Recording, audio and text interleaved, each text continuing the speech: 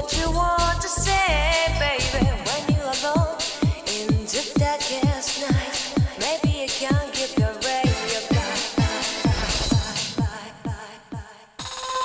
open your heart and show your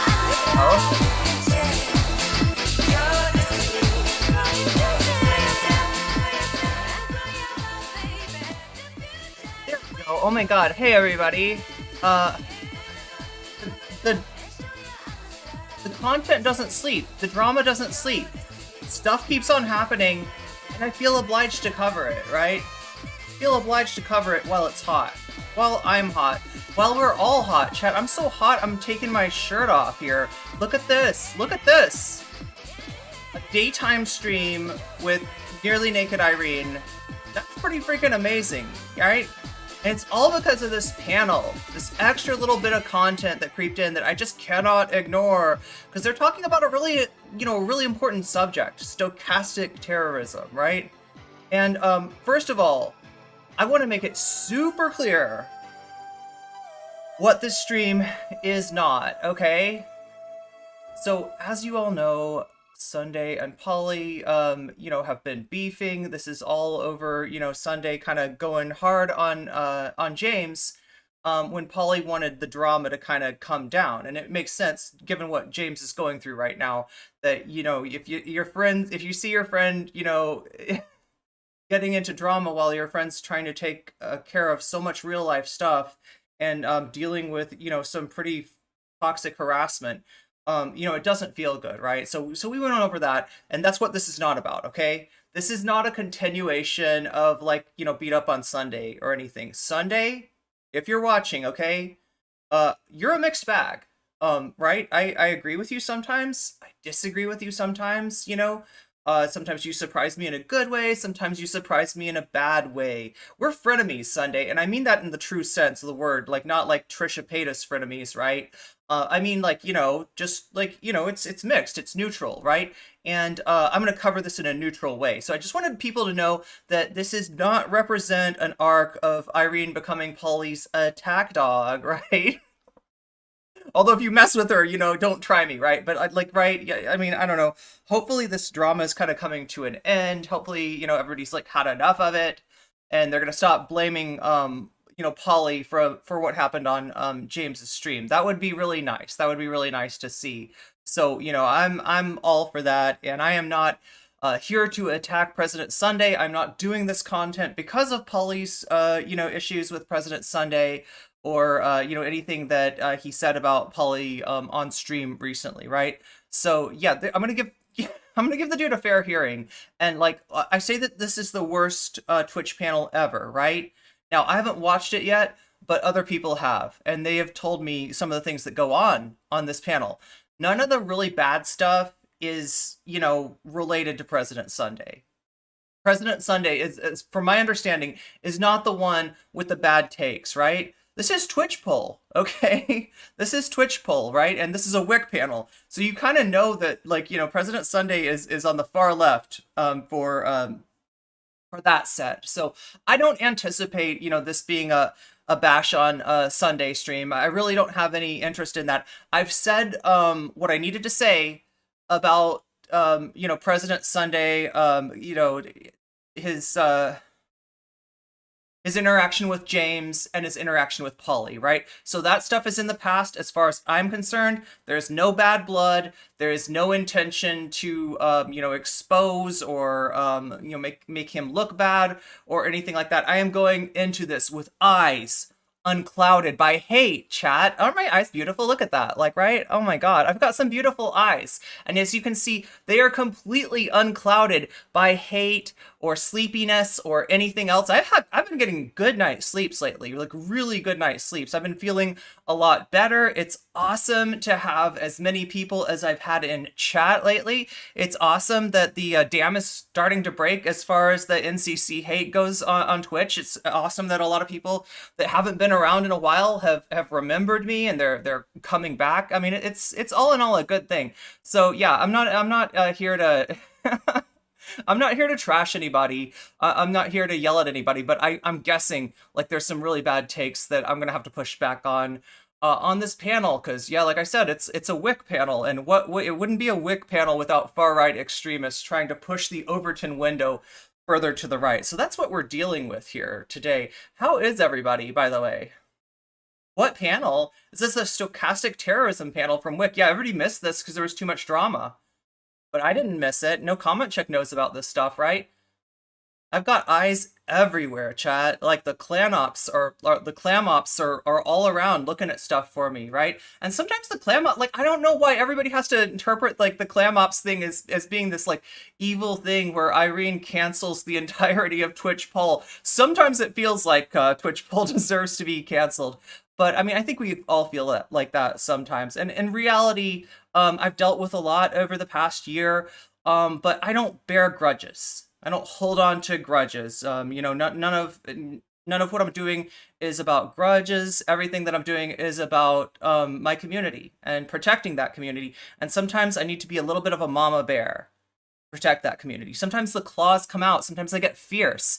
But that doesn't mean that I'm not a kind and loving person. And I think that people that have spent some time in my stream, that have like, you know, talked with members of my community, I think people get that. I think people know that, like, right? Rumors of me being like this horrible ass person are greatly exaggerated. Nocommentchick is a complicated historical figure, like any of us, right? Like any of us, right? She's the same as any of us. Sometimes she makes mistakes. Sometimes she does good things. Sometimes she's nice. Sometimes she's mean. But overall, like, I'm pretty nice, I think, right?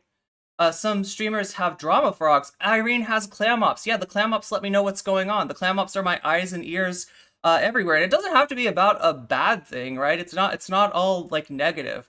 And I feel like overall, there's too much negativity on Twitch, right? And I've experienced it probably more than anyone. So if anybody's out there, you know, I don't know, like I feel like some of these people out there, like Sansol, think that I am the terror that flaps in the night, right? And I'm not. Oh, I've been pretty nice to you, Sansol, okay? I could go a lot harder. I know about some of your content that's like, you know, really makes you look bad. And like, I haven't covered it thus far. So, you know, I mean, you need to chill. And the rest of these Twitchpol people need to chill too, right? I think that we're all going to have the best time if we all kind of chill and take the toxicity, take the negativity down, right, a notch. I've had a lot of harassment. I've had a lot of people, you know, playing games, running ops on me, you know, lying about me and stuff. And, you know, a lot like that's spreading. There's more and more of that, right? When you see like somebody on Twitter just like, you know, doing a Kono Dioda, like talking about like deplatforming everybody, including Polly, right? That's what I'm just like, what? Why is Polly mixed in with this group, right? But like listen, here's the deal. Here's my view on deplatforming. It's useful for far right extremists, right?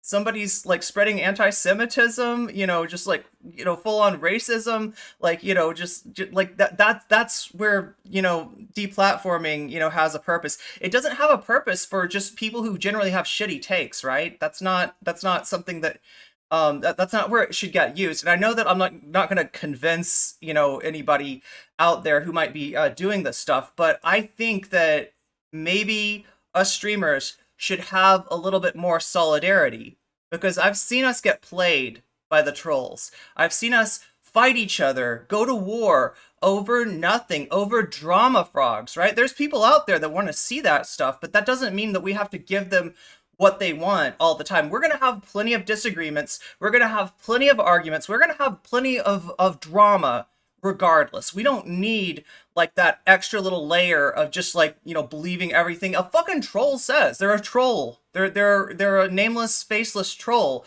Like, you know, why are you trusting them when they tell you like stuff about your enemies? It's pretty easy to see what they're going for. And I would like to, you know, show a little bit of solidarity with my fellow streamers on that issue. You know, we have very divergent beliefs. You know, this doesn't mean that like, you know, I'm letting you off on your takes, right? When you have a bad take, I'm going to be there, you know, calling it a bad take. But I can't think of any of these, you know, Twitch streamers that I would say like deplatforming is like, we're talking about like Nick Fuentes and stuff like that, like, Stefan Molly, all the people that Elon Musk just unbanned. Like that's where like, deplatforming, actually makes sense as a technique. When we start using it against, people who we disagree with, that's just, it just like, really. Yeah, Stefan Molyneux got unbanned on Twitter. Oh my god, thank you, Spark That Blood. Free hoots. Nice, nice, right? Yeah, because, like, in general, just like anybody on Twitch that, if you think I hate your guts, maybe talk to me, okay? Because there's a pretty good chance I don't. There's very few people that I have very bad feelings for. Even if we've had problems in the past, even if I've been very hurt by you in the past, like, I don't tend to hold on to grudges. I don't like to hold on to grudges. It's not healthy for me, and it's not healthy for you. So if we can just put that on the back burner and maybe have some solidarity while all this weird stuff is happening, I think that it's gonna do us all a lot better. Anyway, I have gone on long enough. Yeah, it's a truly dark day. No, he's not just unban. Okay, so Elon Musk is not just unbanning all the creeps that were banned before. Elon Musk is unbanning them and then going and interacting with their posts, right?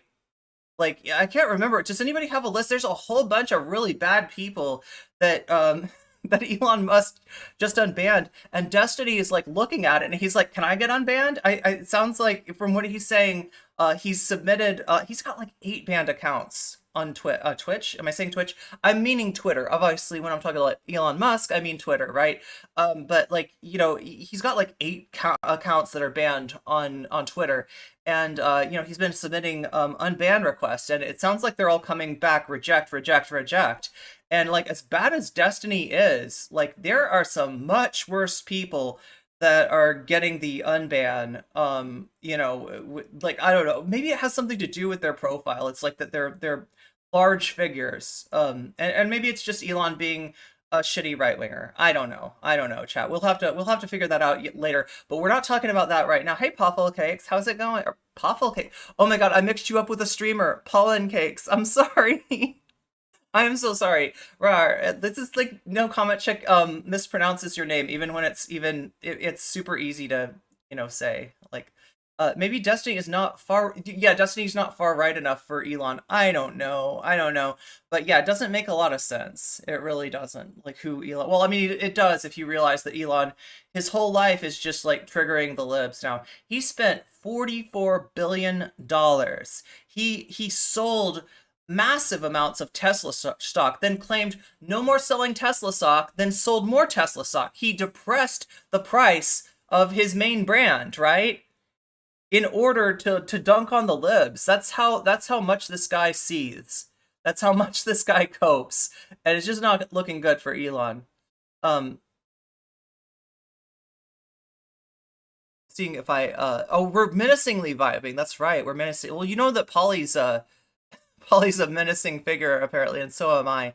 Okay, so let's get going. Let's get started with the President Sunday reaction. If I spent $44 million solely to own the libs, I would milk it too. All to go to the moon and pleasure oneself, apparently, right? I don't know if I can say those words exactly this early in the VOD. I'm trying to be good for the monetization of YouTube, right? That's another reason to be nice. Okay, so let's be nice to our friend President Sunday. No, I mean, obviously, complicated feelings. President Sunday, much like NCC, is a complicated historical figure. Sometimes he's good, sometimes he's bad. I'm guessing that compared to the rest of these, legitimately like far right people that like I don't know. Twitch did not used to be like this, right? But yeah, like apparently now when you have a stochastic terrorism stream panel, you need to bring in some representatives from the far right, and that's what Whick did. Yeah, if there's any shade being thrown at, might be thrown at Whick, but that remains to be seen too.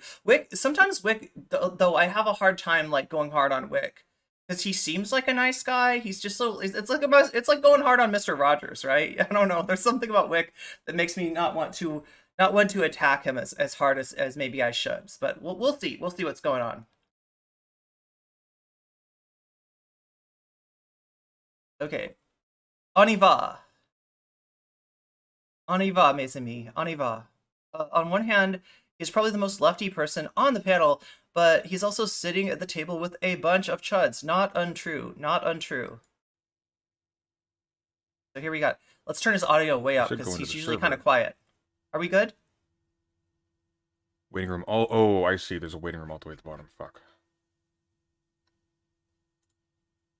I don't know. I mean, Wick's like no hate, but Wick's kind of Wick's kind of a horseshoe guy. Hello. Is this Okay. thing working? I can hear you. Who are you talking Okay, to? excellent. I can Oh, hear that's everyone Wick. else. That's Can Wick. my stream hear me? We just went live on my end. Everyone. I couldn't tell who was hello. Hello. Do you know who Wick sounds like? Okay, chat. Again. I'm not being mean here. Okay, this is affectionate. Okay, this is affectionate, Wick. Wick, you sound like the phone guy from Five Nights at Freddy's. Hello. Maybe it's because you were. Maybe it was because you were clipping a little bit. I don't know. Oh, Smugbug is a terrible person. Yes, I agree. Wait, what? Hold on. Yikes! How loud is Look, that? Is this too loud? Oh god, we've got President Sunday. Oh god. Smug, Fair. for the Oh, love no. of God, turn your gain down. Okay. Do we get a camera today, Sunday, or are we Give just me a get moment. Wazoo? Let me Sure. catch up to 2008 technology. Oh my god, no, Spark, I didn't even realize you've been subscribed for 12 months now. Wow. Take your time. In the meantime, welcome, gang. It's been a week since I've seen you. I went on my little Thanksgiving adventure, but I have gathered together a great lineup today for. Have you now? Have you? The Kings of Scuff Audio reunited. Yeah, possibly. You know, honestly, okay, so there's a lot of software for doing panels, right? Twitch has even got a thing where you can stream with somebody, you can have a guest star. I feel like Restream has something like that. StreamYards is, you know, is good for that. Whereby, some people use a Whereby, some people just use their Discords, right? But I feel like what really needs to happen is like some kind of plugin that just kind of regulates people's volumes, right? Because that's the biggest problem with panels, is getting everybody's volume adjusted. And, you know, to Wick's credit, it's not easy. When you're doing a panel, you got so many things going through your mind. It's hard to kind of sit down and just be like, okay, let me just like, is that too loud? Is that too loud? You know, mainly what you get is you get people saying so-and-so's too loud, so-and-so's too soft, and you try to turn them up, but you never really get a good mix. It would be nice if there was some kind of plugin that did that for you, right? You can have at least 5 people on guest star. I did not know that. With audio and video controls. Okay, so Twitch is stepping up its game. Content for all of you. We're going to be discussing stochastic terrorism today, and why I think, personally, it's not a very helpful term. A few members of my Okay. community and others have decided they wanted to address this with me, so I decided to kind of enter the fray. Usually I'm moderating when I'm on my channel, but Is the tail wagging the dog with Wick? Is that what's going on? I can't tell. today, Portland is Burning will be moderating. He has graciously agreed to do Okay, so. so that's a mod for Wick. So I've given him the mute powers, and please listen to him when he tells you to shut up. It's probably for a good reason, because people can't hear you when we're all talking over each other. Other than that, you guys know how it goes. So hi, how's everyone doing today? Everyone doing good? Doing good, yeah. I fucked my voice up for the promo, you're welcome. And then I fucked up the time for it too. You did. Double whammy. You did. Orland, the last time we spoke, I don't know if you were just wearing a beanie or something, but I thought you had substantially less hair. You're looking good. Wait, you've got a coke? Alright, hold on, that's cheating. I gotta get one there. It's true. I was looking a little Tim Pooley the last time that we spoke, and I apologize to everyone in the audience for that experience. But nice to see you again as well. Thanks for the compliment. I'm gonna struggle to be okay with shouting at Wick. I've never done it before, so Try. There we go. You Okay, will find I'll it be- easier than you think. Trust me. yeah. Okay. Okay. Easier than you I so respect your authority. I don't know if I'm even going to be able to argue with you, but we can give it a go. Okay. Today, Wick wields no authority. All authority shall flow through me, and I would appreciate you giving me the correct amount of respect. So, moving So it looks like Sunday's not gonna put these people on. Wait. Or maybe they were just on his thumbnail. forward, Let's go. Let's go. Okay. Do we have this So whole thing yeah, on here? well, Oh, there we I go. will There we respect go. everyone's time tonight, and we'll just get into it. The topic's stochastic terrorism, and we're going to start with Lactoid. Just move all the way down with brief, Okay, concise. so- I'm looking. I don't know these people. Like, so far, anybody that's been mentioned, maybe Portland is Burning is the only one I've even heard of, and I don't know anything about Portland is Burning. I don't know what their ideology is. They're the moderator. They're a Wick mod. That's all I know. I don't know anything about any of these people besides President Sunday. You, Lactoid, concise opening statements, and then we'll get into it. Open discussion. And Portland will be calling the shots. So, Lactoid, start us off. Let's go. Let's start off with the actual opening. This is what we're doing right now? Yeah, this opening. Go ahead. What's your take right. on stochastic Oh, terrorism? 2 minute Let's hear cap, it. man. The timer's running. Oh shit! All right. So Yeah, I don't know. Sunday's got them on the thumbnail, but I don't know if Sunday has them on. hello everybody. My name is Screen. Lactoid. You can find me in anti. He made himself smaller, which makes me think that behind the scenes he's probably trying to get the panel on here. Communism United, Discord and Twitch. Gotta get that in there. My criticism of the concept go. of stochastic terrorism is, as used in contemporary politics, it is a infinite regression. Oh, that's what I that always is do, yeah. selectively ignored based on the politics of those that invoke it. It is amorphous. Okay, so here's my problem with stochastic terrorism, right? Realistically speaking, it's coming from one side. Stochastic terrorism is used against marginalized people. And there's one side of the political spectrum in the United States that is pretty much doing all the work of demagoguing and demonizing marginalized people. So in reality, stochastic terrorism, while I guess it could go on the left, it doesn't. That's not the prevailing wisdom. That's not the prevailing wind. When you're on the left, you are fighting in some way, the status quo, right? So it makes sense that like this kind of mechanism which operates via, I talked about before, marginalization, and how when you're marginalized, it's like you're downhill from people, right? If they roll a rock at you, it's going to hit you pretty hard. If you roll a rock back at them, it might bump them slightly and might say, ouch.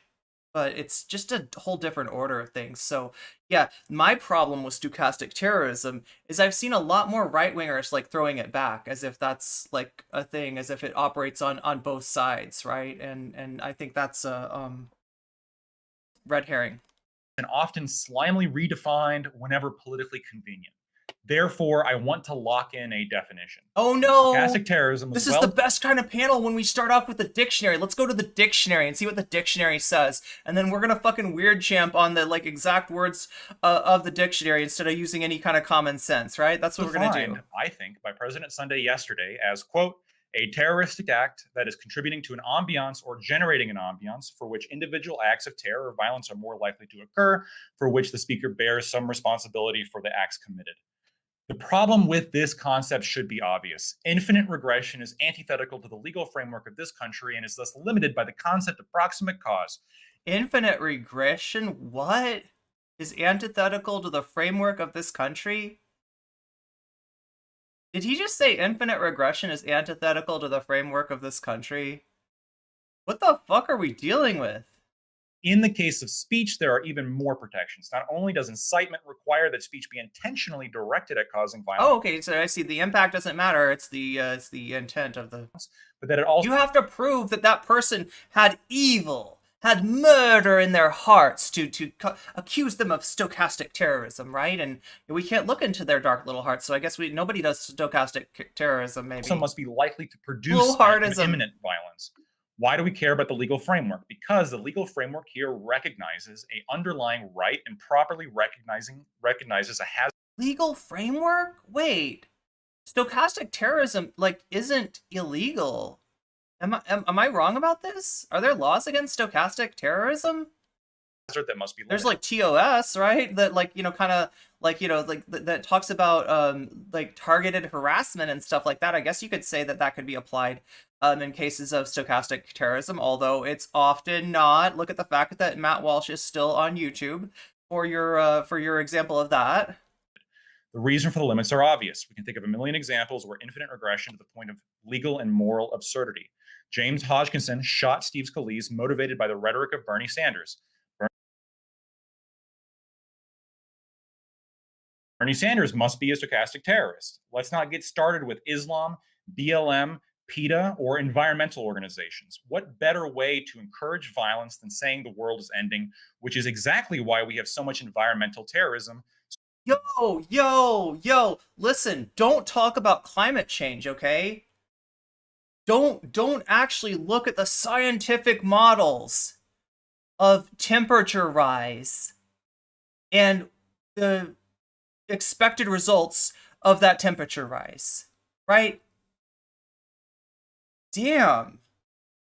So you better shut up about global warming. Who are all these people in the background? Good question. Okay, so let's take a look here. Top left is Lactoid. I don't know. They're gonna go and they're gonna give their intros. They're gonna give their opening statements, right? So they'll let us know. The other ones will let us know what their names are. I think Smugbug might be the one that is using the VTuber.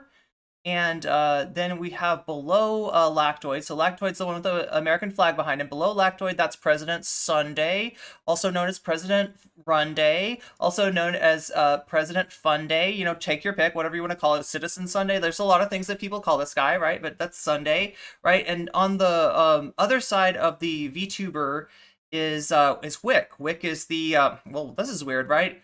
Because Whick is not the panel host. Whick is hosting the panel, but Whick's mod, Portland is Burning, is the actual panel host. Now, the reason for this is probably to facilitate Whick being able to opine on these issues without, you know, it feeling like people are like, you know, that people are getting big-footed because, you know, if the host, if the moderator is the same person as somebody on the panel, then maybe that person has a little unfair advantage. So that's what's going on. These other people, though, I don't really know about. But yeah, so far it seems like Lactoid is trying to use enough big words to convince a portion of the audience that he is infinitely smarter than them. If you don't know what an infinite regression is, if you're confused by like words like legal framework, you know, and really like, I don't know if he's really making any sense. You can use big words and still not make any sense. You could use big words and still not understand them. It's done all the time in the debate world, right?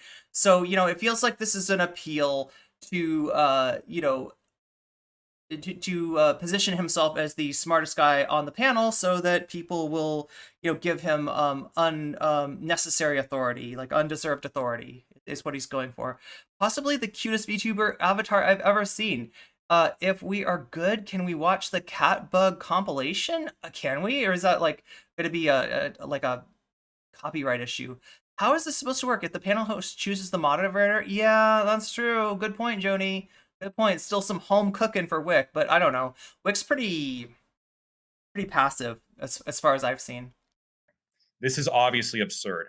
Bernie Sanders can rant about his dumb shit. That does not make him a terrorist, and everyone here would agree. But blinded by dogmatism, our opponents would not agree that conservatives should be able to levy reasonable criticisms. So here's the difference, okay?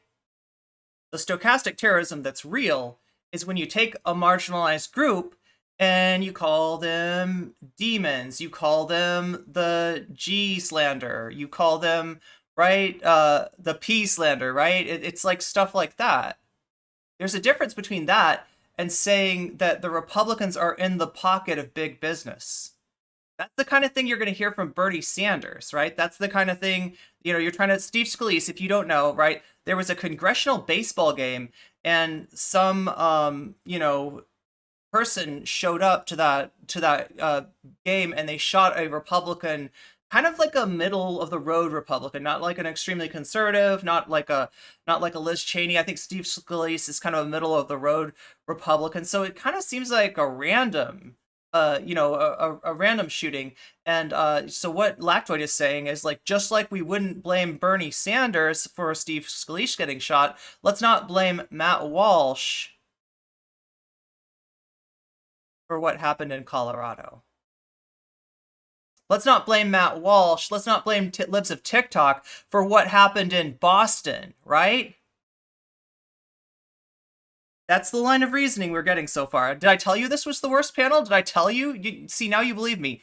I thought it was a live debate of some kind. I'm still wondering what do I think about cancel culture? I love that question.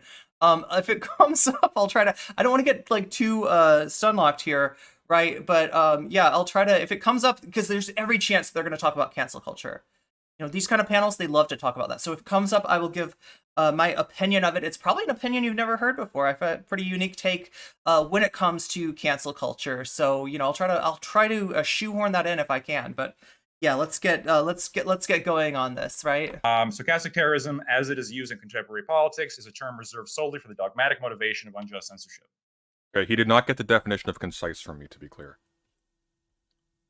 We allot a 2-minute maximum here because Lactoid is lawyer-brained. Weaponized discourse, you're next. Go Okay, ahead. so President Sunday's problem is that like the definition that was cited is not something that, you know, he mentioned President Sunday. President Sunday's like taking you know, is disagreeing that he's saying like that's not what I said, right?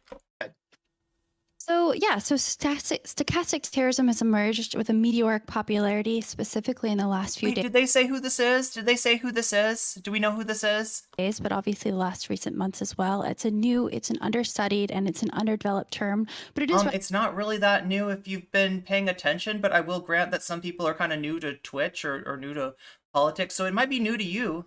relatively intuitive. And I sense this intuitiveness comes from an eagerness did to say the apply the name. term, in part because I think the lone wolf narrative has become deeply dissatisfying, especially given the political standstill on how to take appropriate action against this phenomenon. It is also fun and politically useful to weaponize this term against our enemies, of whom the presence of obviously rising violent rhetoric is definitely a concern. But I am concerned that this term is being inappropriately deployed.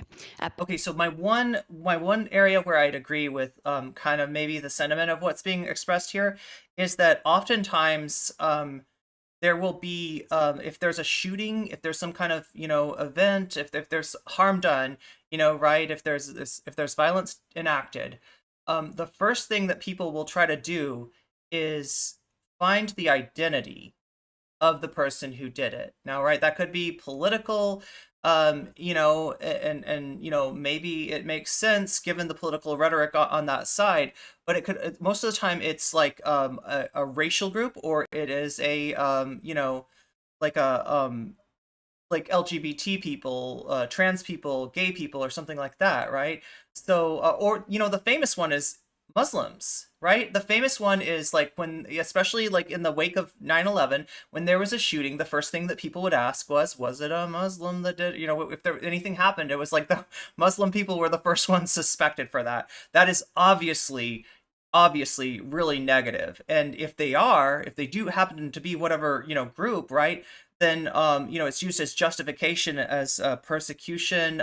You know, we've had under Trump a ban of Muslims entering the country. I think it didn't stand the legal challenge to it because it's obviously unconstitutional, but that was in place, right? So, you know, I will agree that when we're talking about like you know, identities of marginalized people, using that like you know, kind of attributing whatever act of violence was done to that group is really troublesome.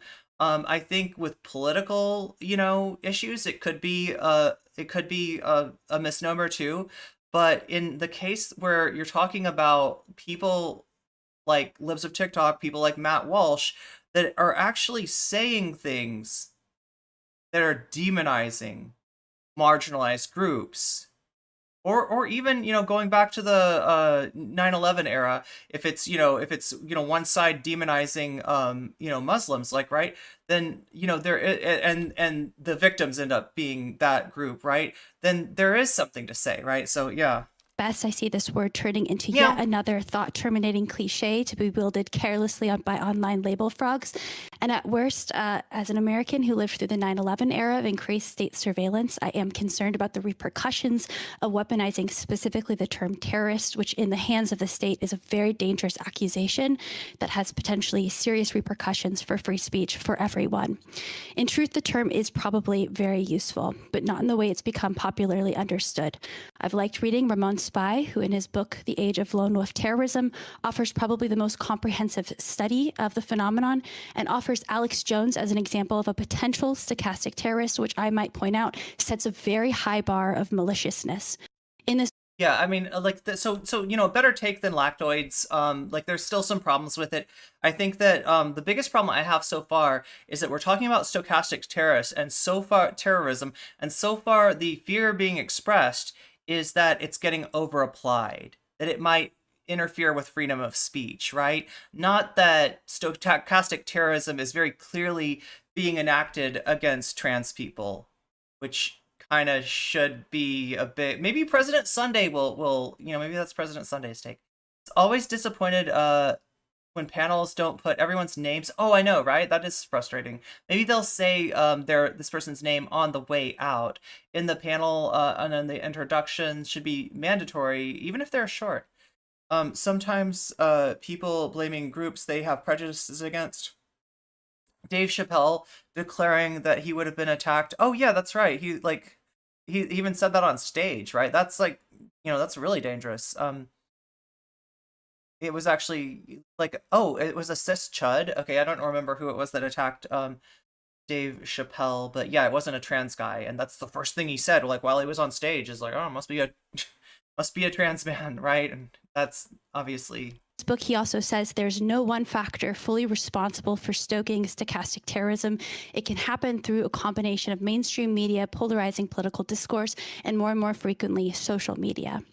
So it's my understanding that if stochastic terrorism exists, and it probably does, it exists in an ambient environment of violent rhetoric, of which it's undeniable both sides are willing to participate in. A study from the Carnegie Endowment for International Peace found that... Okay, so we got both sides. If you're playing bingo at home, mark off your square that has both sides. Both sides has been invoked. 1 in 5 Republicans and 1 in 7 Democrats are willing to, they find politically violent rhetoric and threats justified. So I think that we need to look at, if we want this term to be useful, we need to be able to not apply it asymmetrically or hypocritically. No favoritism. Asymmetric application of the term. What if the phenomenon is asymmetric? Do we just shut up about it? Again, just like, better take than lactoids, but just like lactoids said that, global warming, you can't talk about that because, it implies that there's some kind of real existential issue with with climate change. And so, that could justify some, ecological terrorism, theoretically, right? That's but it's like a little bit better, but it's very Twitchpol brained. Twitchpol is stuck in this framework of having to find bookends. If something bad is going on the right, you gotta find or even just hypothesize something equally bad on the left. You cannot possibly say this is unequal. It's happening more on this side than on that side, even if that's the case. And that's what makes Twitchpol fundamentally useless when it comes to politics, right? Their whole reason for being is fundamentally useless. And as some of you probably know, Twitchpol isn't really about politics. It's about drama. It's about money. It's about skewing the Overton window to the right. It's not about politics. It hasn't been about politics for a very long time. Right-wing people engage in stochastic terrorism. It's not a left-wing. It's not like left-wing never uses violent rhetoric, but usually act on it less often. Yeah, and you have to really look for some marginalized, I don't mean marginalized like marginalized people, but some marginal, let's say it that way, people to find examples of that on the left. That is 2 minutes. President Sunday, you are up. I think it's useful. We live in a world of unprecedented mass media exposure to events, and that can be manipulated to certain ends. And I like the term stochastic terrorism because it highlights that issue and allows us to hold people to account when they engage irresponsibly with that mechanism. I found the last speaker's point about the term terrorism interesting, though, so looking forward to exploring that. Okay, so yeah, best take on the panel so far, President Sunday. Bug, you're up. It's a low bar, but yeah. So I do think it's a useful term. I think it does get misused, and I do think it gets used by one side more than the other. But I do think it's one of those terms that's very, very broad and easily applicable to different smug bug. Okay, that's smug bug. Kinds of rhetoric at different scales. I think that one thing that is probably important to note is that the kinds of people that may respond to that kind of stochastic terrorism rhetoric, whatever you want to call it, fall into a few different categories. There are some people who will self-radicalize in such a way that they were always going to commit violence, but this only became the lens with which they committed violence. So there are non-political school shootings, for example, but there are not always. A lot of them are generally personal compared to some of the like politically violent attacks of so-called one way lone to wolf do it. terrorists or people who respond to Sunday, because I know you're watching. Yeah, that's definitely one way to do it. He's solving a difficult problem, and speaking of infinite regressions, rhetoric that results in a kind of stochastic terrorism. The problem there is that there are also groups that can be rallied towards violence that wouldn't otherwise have had a proclivity to violence. And the more you leave solutions kind of off the table, like not considered, which happens. I wonder though, because you see what he's doing. He's got his image from his stream, and then oh yeah, no, this isn't gonna work actually. So the image that's going to the panel itself, the image that's going to end up on Wick's stream and everybody else's stream, is the one that you see above President Sunday. So his square is going to be just an infinite regression. Ironically enough, even though the person leftoid on the top leftoid, did I call them leftoid? They're definitely not a leftoid. Lactoid, I'm sorry, lactoid, right? Lactoid brought infinite regression in where I don't see how it possibly applies, right? But this is infinite regression legitimately, because if you look in that square on the left side in the middle, right, you got another panel inside that, and if you looked on President Sunday's screen, you'd probably see another panel inside that. Actually, I can't tell. It may be infinite regression. I'm not going to get too hung up about it, but I love the infinite regression. It's a good friend of mine. It's always come in handy. After the Dylan Burns WrestleBrania debate, we had the infinite regression when Dylan got sent into the Shadow Realm, Yu-Gi-Oh style. After Demon Mama and I talked, we got the infinite regression. Like, it comes up when it's necessary, right? Infinite recursion. I'm sorry, not infinite regression. What am I saying? Leftos intolerant, right?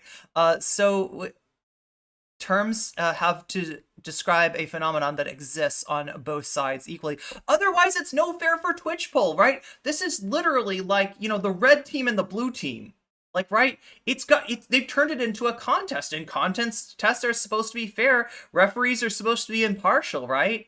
You've taken something that in reality, politics is something that impacts all of our lives. Politics is not a game. Politics is important. Politics has real consequences. Whether the Lions or the Bears win the football game, you're still going to be, living in relatively the same world. I mean, I might decide like what city, cars get overturned in, right? But it's not really in general going to impact the world who wins a sporting contest. But this is a contest that it's not a sport. It's not a game. It's not fun and games, and people do lose a lot in politics. And I don't think I have to. I can point to so many examples, right?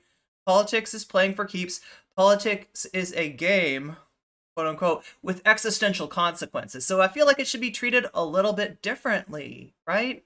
I mean, and also, just think about this. The idea of neutrality in the context of politics, right, is a little bit like neutrality in a wrestling match, right? Obviously, wrestling matches aren't real, but one of the things that they'll often do is they'll have a face, the good person, and they'll have a heel, the bad person, right? It's not always that simple in politics, but, there might be somebody that's a lot less pernicious for you than somebody else, right? Even if you don't agree with them completely.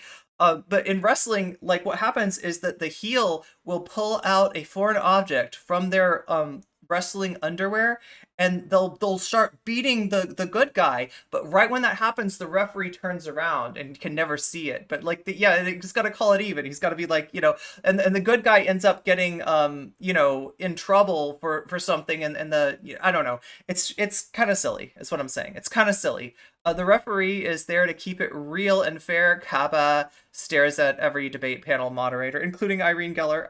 Tends to be a problem on the right more than the left, where they'll leave the quiet part quiet. They won't really talk about the solution so much as this impending threat that requires a solution, and then they leave you to devise it. This is quite similar to a lot of the research that's been done, particularly in how ISIS has found remote ways to radicalize people, in devising your own strategies, building your own method of achieving whatever ideological goals you have, and having those goals be a radicalizing force in your life.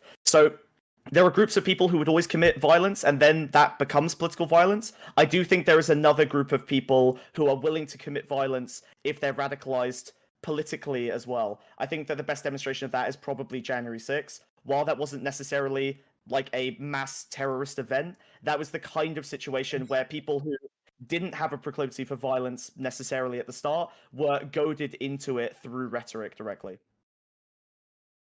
Okay, just a quick reminder. I don't entirely disagree with Smugbug, but I want to point out something, right? That it wasn't just your run-of-the-mill, like, Trump supporters that were there on January 6th, right? A big contingent of the people there, and, you know, essentially the people that were leading the charge were armed. Well, I don't know if they were armed that day, but, you know, usually armed right-wing thug groups, right? Proud Boys, Oath Keepers, etc., right? They were there. They had a plan. That didn't happen by accident. That, like, as much as Trump is very much responsible with this, like, you know, kind of this immature coping rhetoric that he has. It's really just immature. It's like, you know, you lost. No, I didn't. No, I didn't. It was unfair. We'll find some votes in Georgia. No, I didn't. We'll audit the vote in Arizona, right? He just wants you to find some vote. Like, he can't lose. He can't possibly take the fact that he loses. And he throws a tantrum, and that tantrum, like, is believed by his stands. And yeah, you know, some of the stands maybe who wouldn't be otherwise inclined to violence might be more inclined to participate in that. But we got to admit that right-wing thug groups, essentially the brown shirts of the here and now, they're going to do violence regardless, and they had a plan ahead of Trump's speech, right? So yeah, fuck Donald Trump and fuck him being irresponsible with his rhetoric, but also remember there are, and I think Smugbug might have mentioned that too, that there are people that are going to do this stuff regardless, right? Because that's their ideology, that's their plan, that's what they're talking about in their you know, in their parlor chats, in their Gab, in their, you know, secret meetings and stuff like that. Like, you know, this is documented, right? They wanted that to happen. Many were armed. Oh, good point, Eric. The soul of wit, a la President Sunday. Wick, you're up. But is it the soul of Wick? We'll find out. Stochastic terrorism is a misunderstood, oft misapplied, and very unhelpful concept. Oh no, Wick.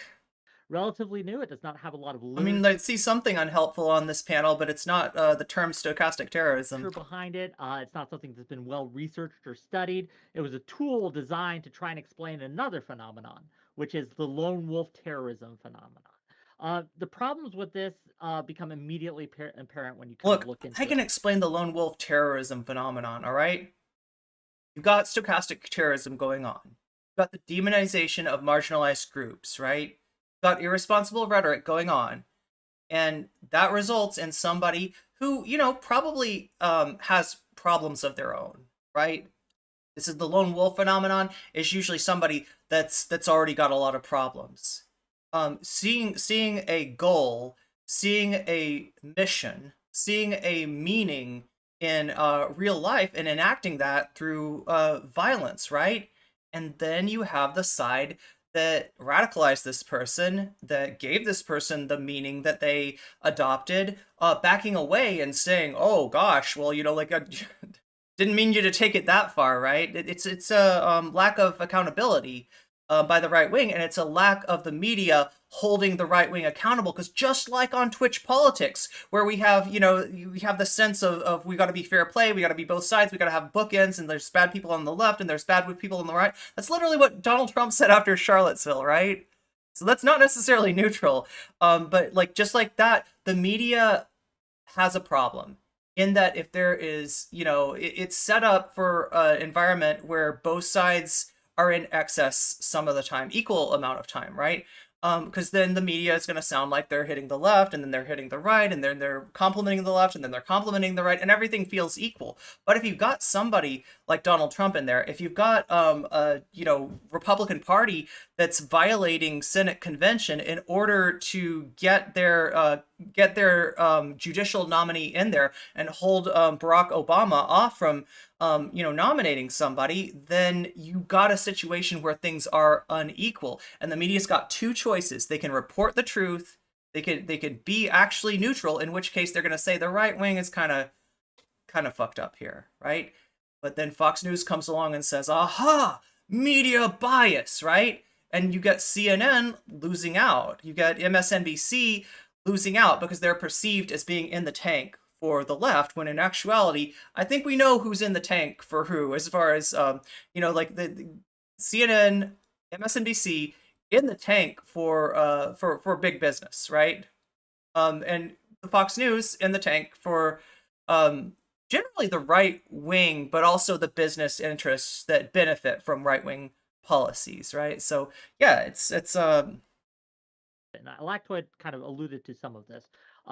The explanations for these types of events, these violent events that are attributed to stochastic terrorism, is all done post hoc because necessity, it has to be, right? It has to be by necessity. It's trivially true that given enough time, violence will be done against any group, person, or institution that is criticized extremely. So if trivially true, so true but not important. if you look, you could probably find someone, right, who's criticized someone who's been attacked. And what stochastic terrorism does, and where it falls short for me, is it looks back and it says, aha, see, that's what did it. That these things were connected. It led to violence. It had to be. The only problem I have with stochastic violence as a term is when it's misapplied by a watchdog group that feels like it's gotta call things even, right? That's where the problem comes for me. But this doesn't necessarily follow. When you look at the individual instances of mass shootings or mass violence, there are a myriad of factors at play, of which rhetoric, if it plays a part at all, is a very, very small part. Stochastic terrorism ignores those other parts largely, at least has how it's dealt with the mainstream, right? To its detriment. It's like we're in a flood and we're running around with fire hydrants to try to put out Wait, Comrade Rose, I'm not sure what you're saying. Who threw the Pelosi attacker under the bus? And then I have seen, the right wing playing devil's advocate for the Colorado Springs guy, like basically blaming those attacks on LGBT people and mainly on the trans community. But I don't know what you would mean by them throwing. My what I've heard from the right wing was that they are hypothesizing that the attack on Paul Pelosi came from a lover's spat between him and the attacker. There's no proof that they were lovers, but if you got a right wing that wants to believe all Democrats are gay, then it's going to be a pretty easy sell for them. Electrical fires that might be started by the flooding, when what we should be doing is grabbing sandbags, repairing Oh my levees, God. and pumping out the water. We got a flood In the open, I'll metaphor. be discussing all this further, but suffice to say that stochastic terrorism, while trivially true, is too broad. Oh, and I see what applies you're to saying, far yeah. more than it intends, and thus becomes unhelpful when trying to reduce these heinous attacks and acts of violence. All right, Stabby, you are up. So I would like to point out that the term stochastic terrorism has immense uses. We are Can everybody actually hear running into a Stabby? historical problem here already. He's a smart Benjamin one. Franklin, I disagree with him, but he has already pointed out that educating the masses is what's going to be the biggest problem with democracy, and we're running into it right now. We have to educate people how to use the term. We don't need to call somebody a stochastic terrorist. We can say somebody is utilizing stochastic terrorism and start to pick apart the stochastic terrorism itself so that we can neuter what they're saying. That's the whole fucking point. In a world with free speech, you neuter what the speech is right out of the gate, and then you can move forward from there. So what are we saying, neuter? Like I don't know if I'm allowed to say that on that Twitch that Matt Walsh should be, right? I'll get accused of stochastic terrorism if somebody actually does that to Matt Walsh. So but yeah, that's like she's this person's really talking about neutering the speech of Matt Walsh. So leave Matt Walsh with a platform on YouTube, leave Matt Walsh with a platform on Twitter, but decimate his arguments so that nobody will take them seriously. Have you talked to Matt Walsh fans, Stabby? I wonder, right? Because I have extensively, unfortunately. Like, right, they engage highly with my content on their Clout Daddy, and I've all kinds of I can't imagine what it would take to destroy Matt Walsh's argument for them, right? There's a lot of cope there. There's a lot of denial there. So it's an uphill battle for sure. We can go all the way back in history, as far back as 1170 to Thomas Becket, when Henry One of Oh, the many Henrys, yeah. okay, it was one of the early ones, like single digits here. One of the Henrys said, well, no one rid me of this meddlesome priest, and he was assassinated. Yeah, So- Thomas a Becket we're talking about. So if you read the Canterbury Tales, they're all going to the pilgrimage to the site of the martyr. The martyr is Thomas a Becket, a bishop or a priest who was slain by, I guess, a knight, beheaded even, after after the which Henry was it? One of the Henrys said, "Will somebody rid me of this meddlesome priest?" That's more like a mafia, sort of thing. Like the mafiosa, the don, doesn't straight up say, "Go and take care of this person and this person," or if they do, they'll say it in a way that where they have some plausible deniability. Like, "Oh, I didn't mean kill him." Like, "Oh gosh, geez, like somebody really took that too far," and that way, the head of the organization stays viable, even if the person doing the attack is arrested and neutralized. I do not ever want to talk to a Matt Walsh fan. There is no comment. There's no point. Yeah, right. There's kind of like no point. Like, all you can do is spit vile poison back at them, right? You can see how They're not here to listen to reason. Before, I believe that Henry was actually very contrite and actually went to repent because that was a very big deal, and he had a problem with it, especially because he believed his soul was now. You can hear it.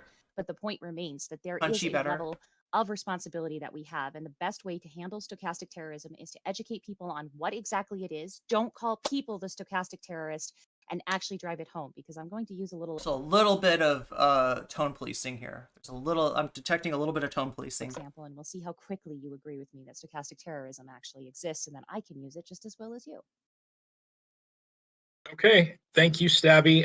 With that, we'll open it up to open discussion. If I tell you guys to shut the fuck up, please do it responsively so I don't have to mute you. Go ahead. Quick question before we begin. Go ahead. Can we take so one? This disembodied voice you're hearing, that's Portland is Burning. That is the moderator of the debate. That's why you're not seeing them on screen. Wick is hosting the debate. Portland is Burning. A mod for Wick is being the moderator, but you're not really. Grow up, Stabby. I'm too poor to comment on Twitch. Wait, what? Do we charge money now? And it just to normalize our audio because Stabby's very quiet. Smugbug and you are very loud. I Wick believe they fixed it. Just the sound of an angel, and yeah. Look, here's one thing. Here's one area where I will empathize with President Sunday. I myself am also a prima donna, so Himedere solidarity, President Sunday. Himedere solidarity, right? We're both princesses. Hey, Portland is Burning. Oh, you are there. You are there. Okay, so you're in the top right corner. Yeah, no worries. Nice to talk to you. How are you doing? Well, you all sound good to me. I'm quite. But you are, right, a non-participant. You are moderating, right? And that's like freeing Wick's hand to be able to jump in there and opine, right? Well known for good audio, so I doubt it's my problem. This one's on you, Wick. Well, maybe. I don't know. Audience, how's the audio? Is anyone too loud or too soft, right? Like, you can adjust, take the time to adjust on your end, Sunday. But if it... Oh, no. Excuse me. The reason why I'm asking is because in between speakers, I have to, like, massively reduce or increase my desktop volume. Oh, because you guys are, with some of you got like Let's- Smugbug in particular. is a I'm kind of teasing calling President Sunday a princess, but I'm serious when I say that I'm a princess. I'm definitely a princess, right? I will definitely complain about this sort of thing. Also, remember, President Sunday has to put this out as a video on YouTube. Some of the rest of them it's just a Twitch VOD, so it's like, it's more about the live. For a lot of these people. For President Sunday, he wants this to be a document that lasts, that people can study and enjoy and learn from, and I don't know. Can you not click on me and then just reduce my volume? Oh in yeah, I Discord? can do that. That's a Discord thing. Yeah. Right. Well, not all the way to 0, buddy. Hey, buddy, no, wait, no, stop! Just so you're aware, Wick's audience will hate you if you say Stabby's too quiet and they turn me up. Because of President Sunday's very generous and short opening statement, we're still within the 2-minute window allotted to him, but I would like to get this over with and get the conversation moving as quickly as possible. I know you'll all appreciate it. Also, I just realized, like, I'm appearing as the whole grid in my square. Is that going to be annoying, or do you want me to? I'm fine with it. I don't know if everyone else cares. Okay. It's going to be a deal breaker for me. All right.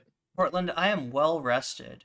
I am bright-eyed and bushy-tailed, and seriously though, like right, that's a pretty rare thing for me. I get tired, and I've been covering so much. I've been doing a lot of content, been making kind of a comeback in this Twitch space as of late, because it seems that Twitch has need for me once again, need for my debate analysis skills, which I'm trying to apply judiciously and fairly. Right, that's what we're all about here. We're gonna need to We're here Go for ahead. your input, right? Like whether you look good doing it or not, that's a thing, right? I never look good doing it. Well, I'll but tell you what, people tell this will make it better. So I'll just do this, Okay. Oh, and then you're not seeing the whole grid, but I still get that Fair on my end. So the premium Oh my version of this panel, gosh. just to be clear, is on President Sunday. Please subscribe. yeah, go for it, gang.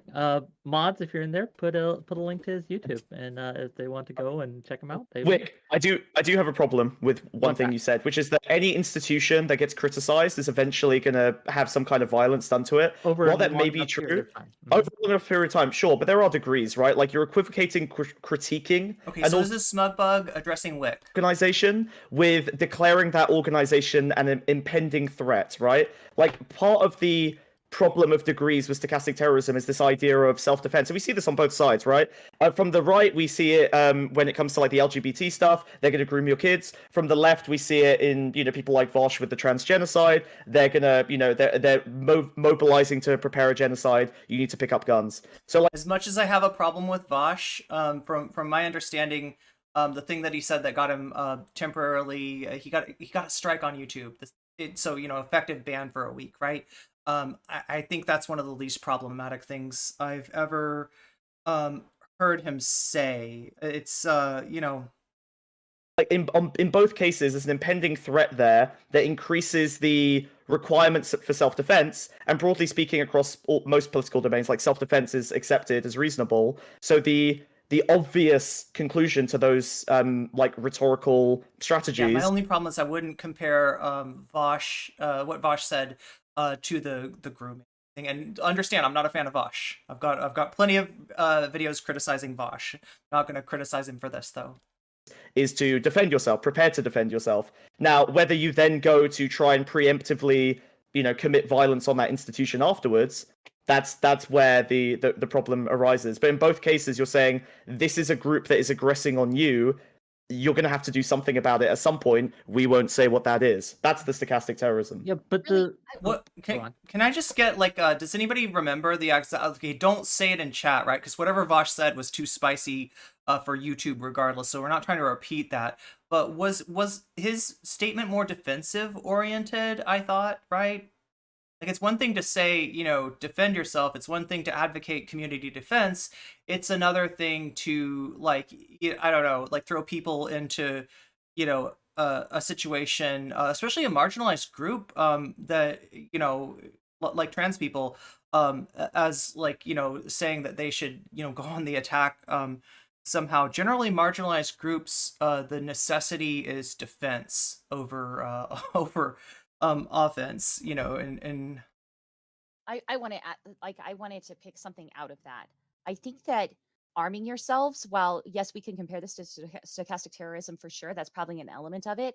I truly do believe, and I'm not in agreement with it at all, but I do believe that the United States, our gun problem, and the fact that we perpetually refuse to do anything about this and the mass violence problem in America, I think that's why people are like, you need to arm yourself, because that's been what we've been selling. So I want to make sure we don't like press that too close to stochastic terrorism, because I think that that's something that's organically rising out of the Stochastic terrorism is going to. Okay, before that starts, I just want to say I somewhat agree. I sympathize with what Stabby's saying there. My only issue with the enacting gun control is that under the current law enforcement paradigm, we've got law enforcement that's going to enact any law that they get unequally. What do I mean? I mean that cops are going to be more likely to take illegal guns away from marginalized people, from black people, from queer people, like right, that's going to be easy mode for them to take the guns off of gun racks in people's trucks. It's just kind of like not going to happen. just not going to happen, right? They can, and it doesn't matter. The culture that you've got with the cops is a fundamentally conservative one, right? So the problem with gun control, as much as I would like to see like less guns, less violence in the United States, right? I think that there's a lot wrong with the sort of gun culture. There's a lot wrong with the fact that when people see a problem with violence, a lot of times the first recourse is to say, let's arm the teachers. Let's get an armed cop in the schools. And so a lot of times that doesn't help, in a chaotic situation, like an active shooter, having more shooters is potentially causing more chaos. It's unlikely to result in the neutralization of the threat, right? You want to think that somebody's there that's a fucking hero, that's a fucking Chad, and they're going to see the bad guy, they're going to correctly assess who's the bad guy, and they're going to, use their gun to take care of that problem, right? In reality, it's very easy for them to make mistakes. It's very easy for them to miss. And it's very easy when the cops come in and they see a guy with a gun to assume that the guy with the gun is the bad guy, right? And, especially with marginalized people, if you are the one holding the gun in a chaotic situation what the cops are called to, your life is in a lot of danger. Okay, so yeah, that's my problem. So I empathize, right, with what Stabby is saying in terms of the gun culture being out of control. However, I don't see gun control being a productive way of dealing with this, given the bias, frankly, of law enforcement in the United States of America, and the fact that any gun laws that are made are going to effectively disarm marginalized people. And less likely to disarm the people that might be dangerous to marginalized people. So yeah, let's go to the Colorado thing. All right, that person, that shooter, was neutralized by two people, neither of whom had a firearm. Yeah, that happened, right? And I'd say that, as much as it sucks to, it doesn't do anything to get us back the people that we lost. But they did stop the harm from continuing. So, yeah, there's my take on gun control. Stochastic terrorism is going to be more likely to be obvious in America, a place where far more people have access to force multiplying violence than any other country, right? So it's going to be one of the most obvious areas. Please. Oh well, all right. Portland is burning. That is completely understandable. This is very much the moist critical school of titling, right? You know how moist critical is always the worst, the most extreme, the wackiest, right? This is, yeah. Oh my god, thank you for the subby. Yeah. No, we're not trying to attack anybody here, right? This is it's I haven't watched this yet. I have heard about some of the takes on it. And my prediction is going to be the problem that I have with the panel has to do with certain of the guests rather than the anything in terms of the panel as a whole, right? So to answer your question, or try to kind of address your point, since it wasn't really a question, yes, I understand what you're saying, but this is why I find the term unhelpful, because it can apply to almost any kind of rhetoric. Look at what happened with Enron, right? What you're criticizing here, or what you're pointing out, is simply journalism in another term. Because if there's an actual threat, we need to be able to report on that threat, right? And we need to not mince words. So if there's actually people that you think and believe are coming to harm you, if there's a fire in the theater, or you believe there's a fire in the theater, we need people to be able to feel free to say that and to express that, and not to try to paint them as responsible for violence that may or may not happen because of that. Okay, so Enron, if I'm not mistaken, God, Sarah, are you here right now? I feel like Sarah's going to be able to correct me if I get anything wrong on Enron. Enron is an energy corporation in California. They famously got clipped, recorded, captured and caught in 4K, talking about, I believe it was like a wildfire, and they were cheering about how they were going to make money off of the disruption to the power grid. and it sounded like not doing like all they could in order to, they weren't focused on the people, they were focused on their profits, right? That's my recollection of Enron. I feel like there's probably a little bit more to it than that, and if anybody has something to add on that, yeah, that's it. This, we're talking about like the mid 2000s, I think, that the Enron thing happened, slightly before the financial crisis of 2008. Big city precincts in the hood are always looking for guns and drugs. In wider areas, they are mostly showing up to dumb Karen stuff and ignoring random. Yeah, good point. Is that a link? Right-wing weirdos in the description kind of bothered me. I mean, there's right-wing weirdos in Twitchpol, right? And I feel like they get a little too much credence, a little too much authority. My perception is that the Overton Window on Twitch over time has been skewed to the right, and I think it's been done so purposefully, but I'm not thinking, like, I'm not blaming people like Whick for that necessarily. I feel like it was people who came before Whick, and Whick's just, kind of swimming in the same soup as the rest of these people, right? Is a tough panel full of some bad takes. Well, I mean, it's great for engagement, right?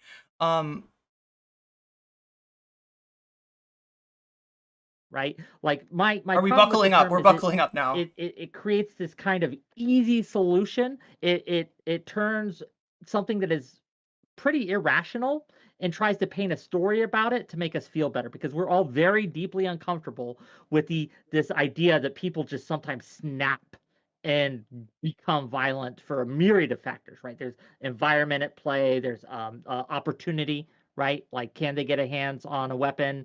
Can they find a target, et cetera, et cetera, et cetera. And a lot of these people, as you mentioned in your opening, right? Like, there's a great many who are just going to, like, they're ticking time bombs. Okay, so that's my response, and I hope it was yeah, and again, I want to repeat that, like, sometimes this whole sometimes people will be gung-ho to find the identity of somebody who perpetrates violence and then blame that violence on their group. And we've seen this happen a lot with Muslim people in the wake of 9/11, where the violence of one person is blamed on completely innocent people who are already under threat, and that feeds into like its own stochastic violence, rather than just seeing that as this is somebody that's in the case of the 9/11 situation, part of a terroristic organization that planned this out, and that has nothing to do with students, families, immigrants that are here, and really shouldn't be placed at their doorstep the way that it often is. So yeah, that's my problem, is when it's like a group. I have a problem with it when it's a political affiliation. I feel like sometimes it's appropriate. And as far as the media environment and how it's contributed to this, look, let me just do a really quick refresher, okay? Fox News is a bit of an anomaly in terms of the American news scene. Not anymore, but right when it came on the scene, they were doing something fundamentally different. They were a creation of Roger Ailes and Rupert Murdoch. Rupert Murdoch's pretty conservative. Roger Ailes is a Nixon, operator, right? Roger Ailes was from the Nixon administration. Roger Ailes felt like Nixon was getting an unfair shake on television. Nixon probably also felt like he was getting an unfair shake on television. Roger Ailes' solution? GOP TV. Like, right? We go around the gatekeepers. We go around the journalists. We go around CBS, NBC, ABC, whatever, existed at the time, right? And we have our own people, and they're going to ask us nice, soft questions, right? And they're going to make it really easy for us to at least put, even if we don't have most of the American people on our side, we can at least get them to call it, we can at least make it look more even by having that super easy, journalistic outfit there, right? Now, Nixon said, Roger, what are you thinking? Right? You young punk, that's not going to work, right? Nixon's old school. Nixon doesn't care about TV particularly. Nixon comes from a time when like radio is more important than TV. So, you know, Nixon was probably wrong about that. TV is important, and he should have thought of that. He, you know, might have done better in 1960. And you know, like obviously, you know, he could have maybe, but do we really want to give Nixon a better chance at staying in the White House after Watergate? I would say no, right? Roger Ailes did get his chance to actually enact this idea through Fox News later. And, you know, they have had their finger very much on the scale ever since. Now, do the other news networks have their finger on the scale? Yes. But they have their finger on the scale for business interests, right? So in general, you're going to get, you know, you're going to get pro-capitalist, anti-communist, you're going to get pro-deregulation, anti-regulation bias, and you're going to get pro-low taxes and anti, you know, high taxes, right? So, you know, there's already a bias there, but it's not, you know, as political as much as it is like economic. Fox News really introduced the political bias into the mix, and you know, like they operated actually at a loss. So Fox News is very profitable now. Fox News is the #1 news network, you know, as far as television goes, right? Television kind of a fading medium in its own right. Fox News is #1 right now, and they are making money. They are turning a profit. When they started out, though, they lost money in order to alter the political landscape, and they did. And what they do is they give people who, you know, have a right-wing predilection, but there's not really a justification behind it, something they should be maybe a little bit skeptical of their own side on, and tells them, you don't need to be skeptical of your own side. It's those damn Democrats. It's those damn demon rats, right, that are at fault. So yeah, that's you know, that's my take on and I think that what this does is this puts them in a situation where when they see the coverage not being even-handed, because maybe you got somebody like Trump who's just an ass clown in there, they feel like they're aggrieved. They feel like there's a bias, you know, and then it even extends past that to the election. Right? Now maybe Fox News wasn't the worst actor in terms of supporting Trump's claims of, you know, the election being stolen. There were, you know, OAN and Newsmax are you know, riding that horse a lot harder than Fox News does. And Fox News has occasionally been critical of Trump because in general they support the Republican Party establishment rather than, you know, somebody like Trump who they maybe even view as kind of a long-term loser for the party. But yeah, like that kind of biased news injected in order to keep what should be a fading political sentiment from actually fading. Like, right, to keep the let's be real straight up about this, to keep the Republican Party from being replaced as the second place political party in the United States by a party that might actually challenge the Democrats, right? By a party that might actually hold the Democrats accountable on the left, right? By a party that is not as wrapped up in the agenda of big business as the Democratic Party has become. Instead, we get to deal with the Republican Party for years and years and years, and they're going to gerrymander, and they're gonna place their judges on there, and they're going to violate Senate conventions so they can have one more Supreme Court justice, and they're going to hang on for dear life, even though their ideology is fading. I feel like, you know, organizations like Fox News are actually interfering with the natural ecosystem of the, you know, political ecosystem in the United States. Anyway, I'm becoming too much of the it's not about me, it's about the debate. Let's get back to that. A little rambly, but you know. What's up, Virgo? Good to see you. Hey, but Stabby, go ahead. I have a challenge for Wick really quickly. I use something often with your chat and in your Discord. You've probably seen me use it before. I say that these 9 beliefs are identical to what the Taliban believes, so that I can directly challenge a conservative when they're spouting something and they're saying, it's actually just a sweet little tradition. And I'm trying to show them, no, it's actually bad. And so I use it as a challenge, as a rhetorical device. If I ever move that to telling everyone else, Matt Walsh thinks that your kids are ready to marry at 13 because that's when they're the most fertile. They're coming for your children. If I ever move that to target the conservatives, would you call that stochastic terrorism? I can't be jailed for it, but I am obviously trying to cause harm to conservatives because I have switched it from a rhetorical device to challenge a conservative's beliefs, and I have moved it to the little terrorists are living in our own. So there's a lot packed Okay, so yeah, Stabby had the problem with was Stabby the one that had the problem with no, I think it might have been Wick that had who had the problem with they were like, okay, stochastic terrorism, yes, but calling an individual a stochastic terrorist maybe not so much. Was that Stabby or Wick? I don't remember. Baldy the Beast, I come from an Islamic background. It surely is unfortunate, I believe, that defending Muslims, because for the most part they are victims too, but Islam is not innocent. Yeah, like a lot of major world religions, are problematic and tend to be kind of conservative in their it was Stabby that said that. Okay, yeah. Into that statement, trying to cause harm. So yeah, Stabby's like saying, okay, I don't know. I'm not sure if Stabby's problem with the rhetoric about Mount Walsh's weird ideas about, age of marriage, age of consent, etc. I think 13 might be a little bit of an exaggeration, but he did have some really, in general, he, wants to consider younger people to be adults. That's disturbing, and that should be disturbing, and I don't think pointing that out is really a problem.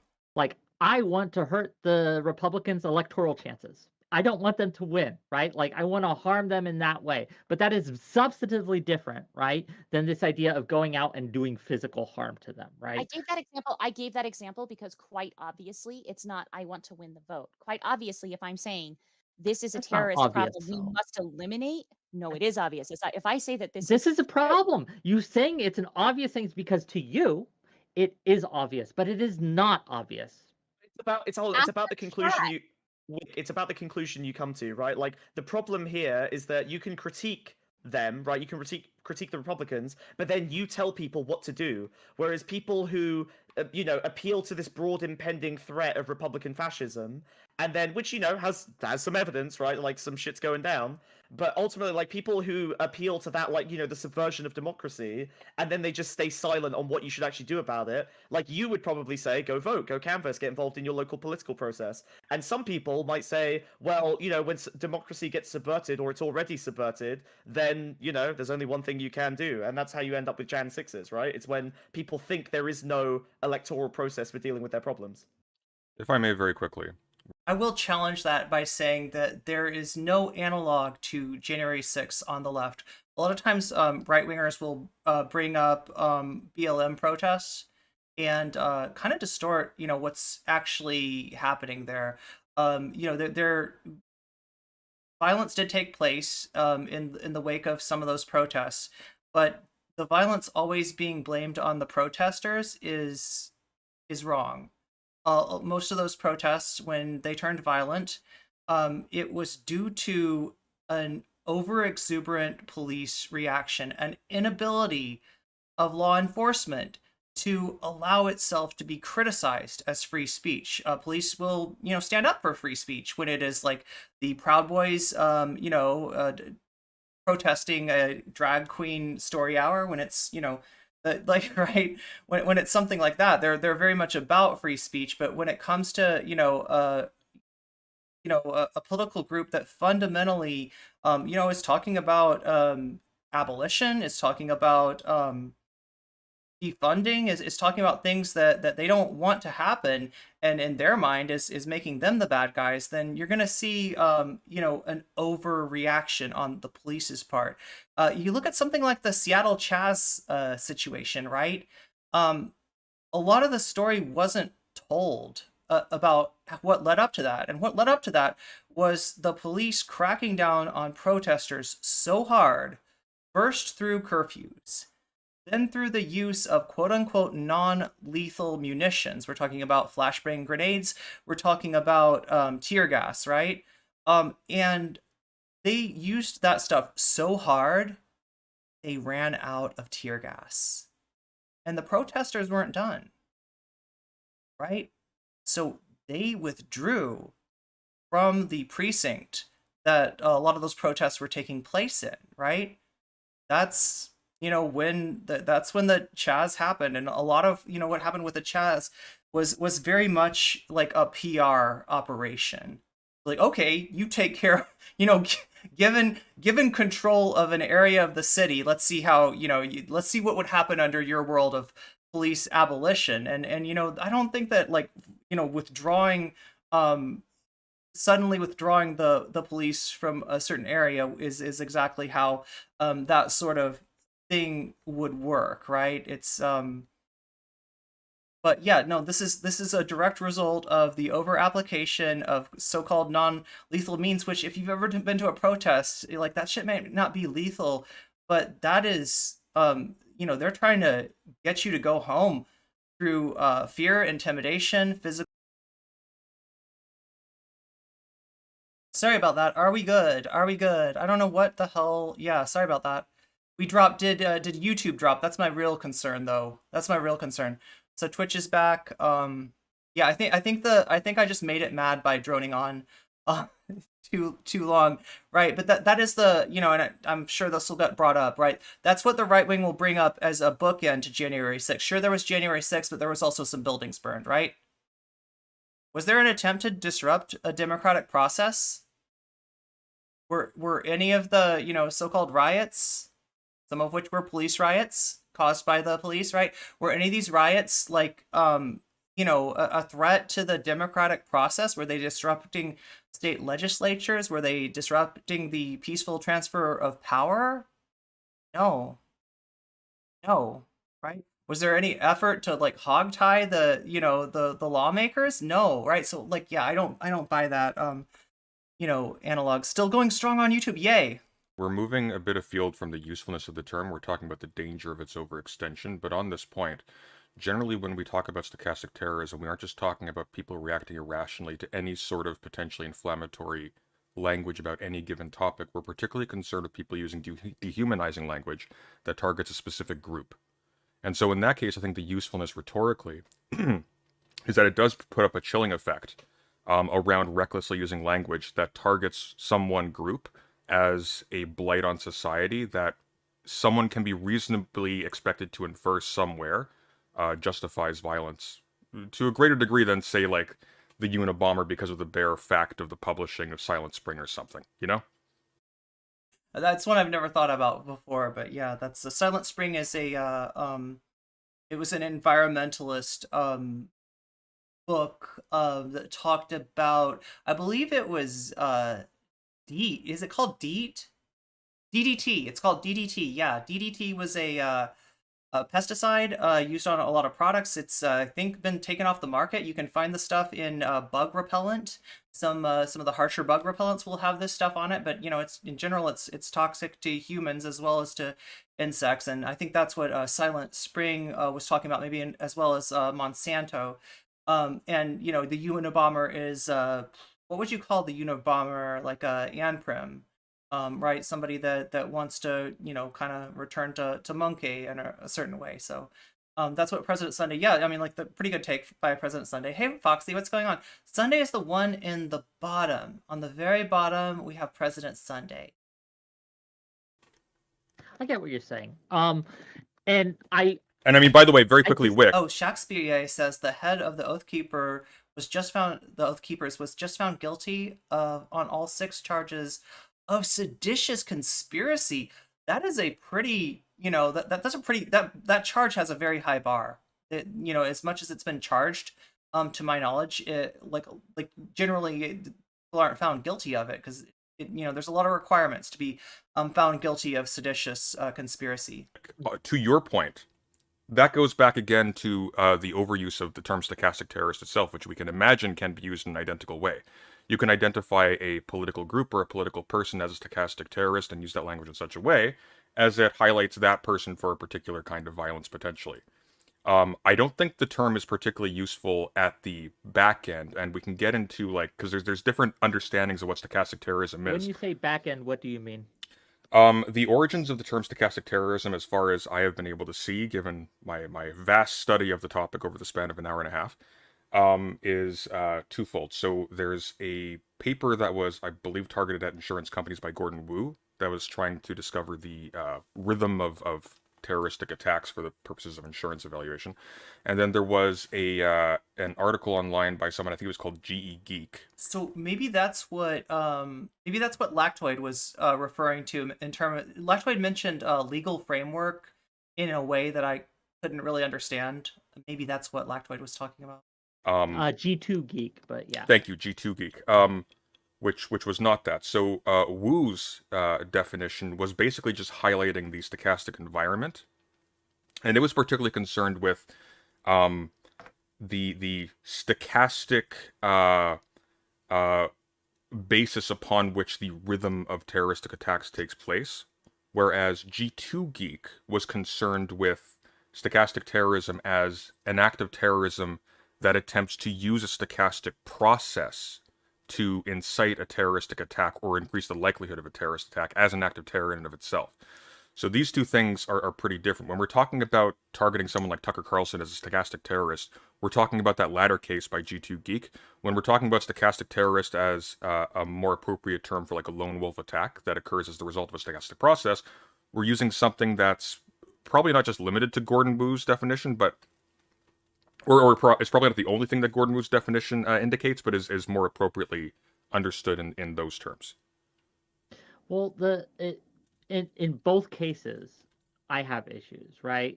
Like, so I'd like in to hear from Lactoid and Weaponized Discourse next. So, sure. But if I can respond just briefly. yeah, So- you can respond totally. I just want to make sure that we get everybody involved, and they I haven't gotcha. spoken yet. I So. promise. Yeah, I shut promise. Also, Portland, I sympathize with you because I've hosted, I've moderated panels before, and it's not easy. It's not easy at all. Like, true, right? Like, everybody this is wants to something speak. that I should do. But to answer your question, if I can remember it after Portland so wonderfully derailed my thought process, it's that when it Good comes man. to things like accusing Tucker Carlson, right? Like this specifically, I want to drill down on this just a little bit here. This is what the problem is currently with the term, right? And Lactoid mentioned it. Shout out to him, right? That it's being asymmetrically applied, right? Like, so he can engage in rhetoric that leads to violence, but then we look at Bernie Sanders, or we look at this attack in 2012 against the Family Research Council. A man came in and he had a bunch of Chick-fil-A sandwiches in his bag and 50 rounds of ammo, and he wanted to shoot them all up. He shot a guard. Then he was thankfully arrested, right? They took him down. They stopped him.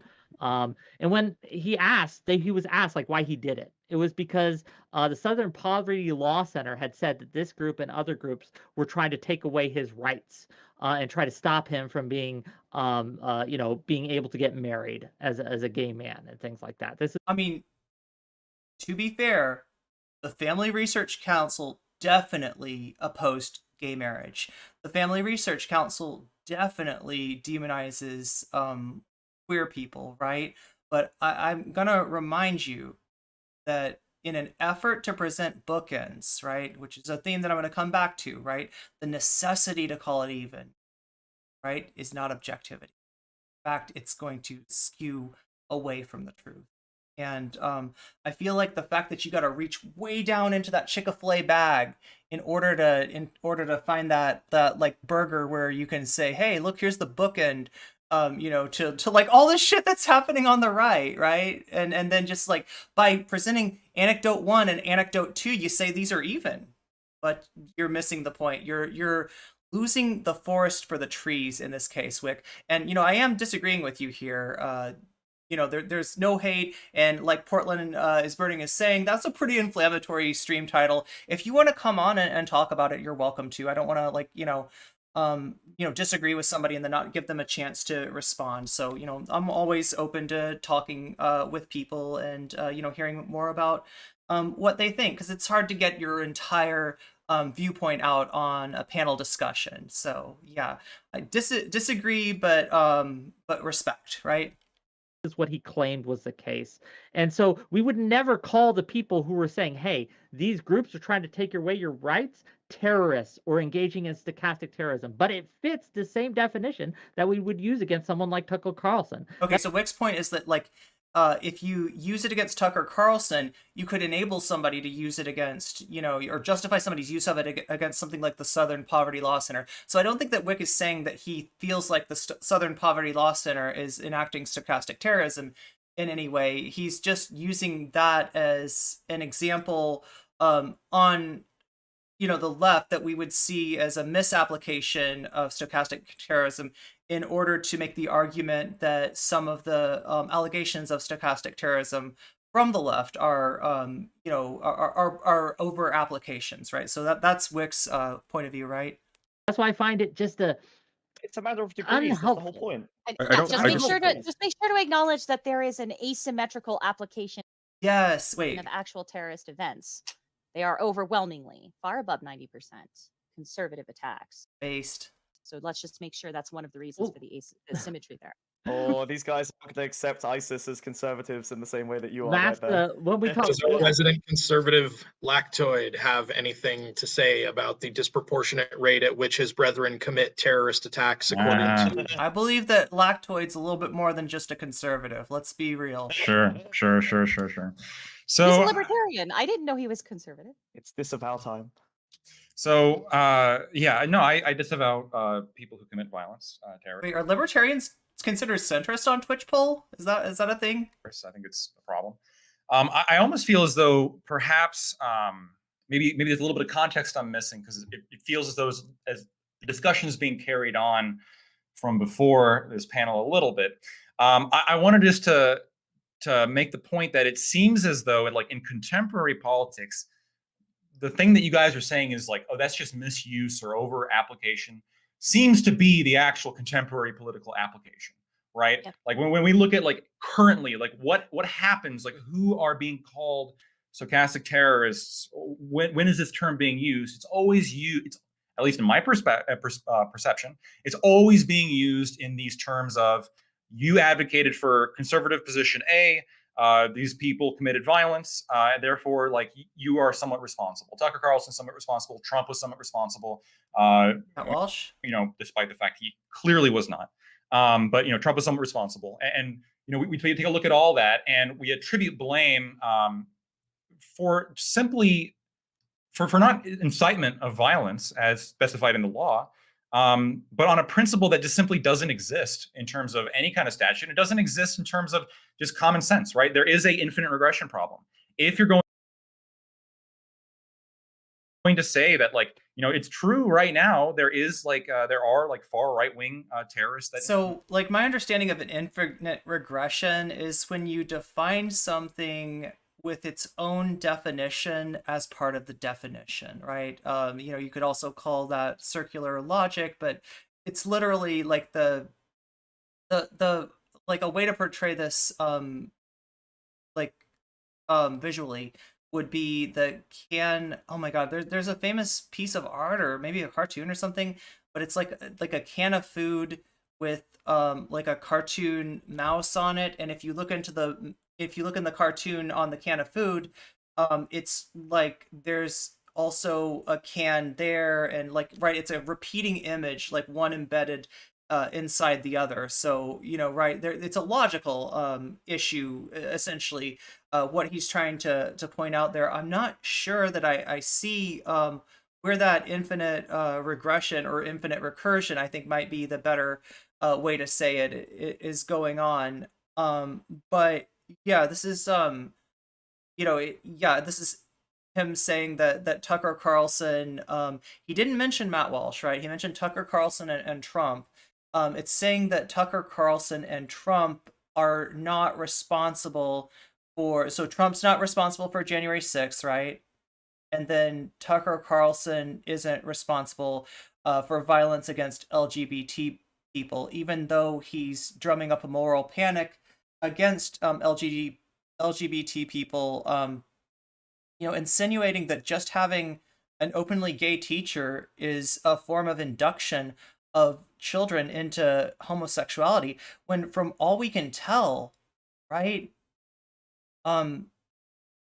people who come out as gay, people who come out as trans, they're not doing it in an environment like the right wing will tell you, where they're on a conveyor belt. That's something that Matt Walsh will use. They're on a conveyor belt, right? They're in a process, right? They're Matt Walsh will basically, tell you that there are, straight cis children that are being turned gay or trans because there's all this pressure on them to do so, when in reality, the pressure, we all know that pressure goes the other way. Being gay, being trans, being openly so, especially in a school situation, is really difficult, right? So I don't think there's no worry about you know, exposure to LGBT people making kids gay or making kids trans. What that will do though is present you know, gay people as normal, as non-threatening, as part of our society, and therefore any gay or trans kids that, you know, any kids in the classroom who end up you know, coming out at some point as gay or trans are going to be more comfortable doing so because they don't see it as this aberration. And Matt Walsh, Tucker Carlson, etc., would like for our existence to continue being seen as an aberration, right? Now, like we talk about the trans genocide issue, this is something that, you know, that came up in the Polly People loner box discourse, right? In a lot of ways, the genocide against trans people isn't exactly a new thing, right? Trans people, you know, were victims in Germany. You know, queer people have been the subject of violence for years and years, in some way, like erasing our existence, not allowing us to exist in public spaces is you know, shoving many of us into the closet, right? And when people like Matt Walsh or Tucker Carlson see increased incidents of gay or trans people, what they're really seeing is the effects of the diminution of that of that ostracizing, marginalizing gay people, right? So yeah. With this argument becoming aggressive, because okay, I disagree with this argument. So you're talking about with Lactoid's argument, because, or my argument. I'm actually not clear. Because aggressive rhetoric and defensive rhetoric have some fundamental difference, in my opinion, that draw a clear distinction. But I wasn't able to weigh. Oh yeah, 'cause you're the moderator. That makes sense. Okay, so you're talking about Lactoid there. So Lactoid survived. You're saying you would have torn that argument apart. Okay, based. Engage in attacks. Based. And we also just got off in 2020 of a mass riots, which no justice, no peace, and the riots won't stop. Did I call it or did I call it? Listen, I just know right-wingers, okay? I've debated them, I've dealt with them, I've dissected their content. I know right-wingers pretty well. Like I know, like I can predict their moves, right? Until we get racial equity. I mean, is that stochastic terrorism? When you say that the riots, I've watched their fight tape. Won't stop until this happens. I mean, if that's not stochastic terrorism under your guys' definition, it seems as though you're applying it asymmetrically. Wait, I don't agree that that's quite the same thing as stochastic terrorism. What? Wait, you're saying that the threat of them saying we're maybe a little too well. Oh my god, we got the griper. Going to do this thing unless you comply with us. That's kind of like regular terrorism, just on a larger. No, so there were people. It would be helpful if we had a list, though, wouldn't it? Though, Lactoid, it would help if we had a list. I feel like we need Irene NCC scandal bingo, right? Every time somebody brings up Filegate, like that's a square. Every time somebody brings up Irene, the alt-right Canadian streamer, that needs to have a spot. Like we need to, like there's all these scandals that I've had that are actually pretty funny, and I feel like we should turn them into a bingo game for when that stuff comes up, because somebody might actually get bingo and then I'd have to give them a prize or something. I hate Lactoid's arguments, but I love Lactoid. I mean, Lactoid, I don't know what a Lactoid is, but it sounds like an Altoid for lactose intolerant people. And, you know, I mean, like, that sounds pretty useful, right? I've literally lived in rural Arkansas and been next door to neighbors to actual Jan Sixers. He's pretty decent conservative by comparison to yeah, literal a literal coup attempt. Conservative commits a crime. What words are banned so that conservatives don't have to have hurt feelings? Give us the list and we can move forward. I'm very confused on the question. I'm not advocating for any banned words. Yeah, and I don't think that we should be the next panel that advocates for lists of stochastic terrorists or stochastic terroristic terms. Like, let's just be very careful. Be very careful. I want to add one more point. Be very point. careful what I actually asked for right there. Yeah, you are saying that there are certain ways that it is being applied to conservatives over much. So What words are we not allowed to say to ensure that we know the boundaries of stochastic terrorism for this group versus all the other groups? Okay, so what words in Lactoid's mind are beyond the pale that lefties use, that Lactoid thinks are comparable to? What? Okay, Stabby, the Excuse concern. Okay, me. Stabby, No. let me be brief. I think I have a solution for this right I'll be afterwards. brief. I do think I have a okay, but I do. Smugbug's got an idea. I'll be brief. Stabby, the point is that is not that his feelings are hurt. To Lactoid's point, right? He is saying that this is being used exclusively against the left's political opponents, and that seems to be the use case for this term. Well, more. Listen, if we really like Wick, I get what you're saying, and I'd hate to miss, like a instance of stochastic terrorism just because it jibed too closely with my own political beliefs. But if we really want to talk about like stochastic phenomenon as of like, let's go to Pizzagate, okay? Now, don't tell me this is too like marginal, right? Because there are a lot of people who believe in Pizzagate. There are a lot of people who believe in QAnon, right? Generally, they're not going to get a platform, having a debate, having a panel with these people would be absolutely absurd, but they do exist. They are out there. They have been cultivated, right? The right wing has cultivated anti-intellectualism for a really long time. That allows the ultra-right to cultivate really messed up theories like Pizzagate, right? So yeah, Pizzagate is a theory, and I gotta, like, I'm gonna try to dodge TOS here, right? Because there's some pretty awful stuff in the Pizzagate theory, that prominent Democratic politicians are secretly holding just like thousands, if not more, children underground, subjecting them to abuse, including like, including sexual, right? And torturing them in the most unimaginable ways possible in order to extract a chemical called adrenochrome, which you can buy online, also, which is not a very strong drug, right?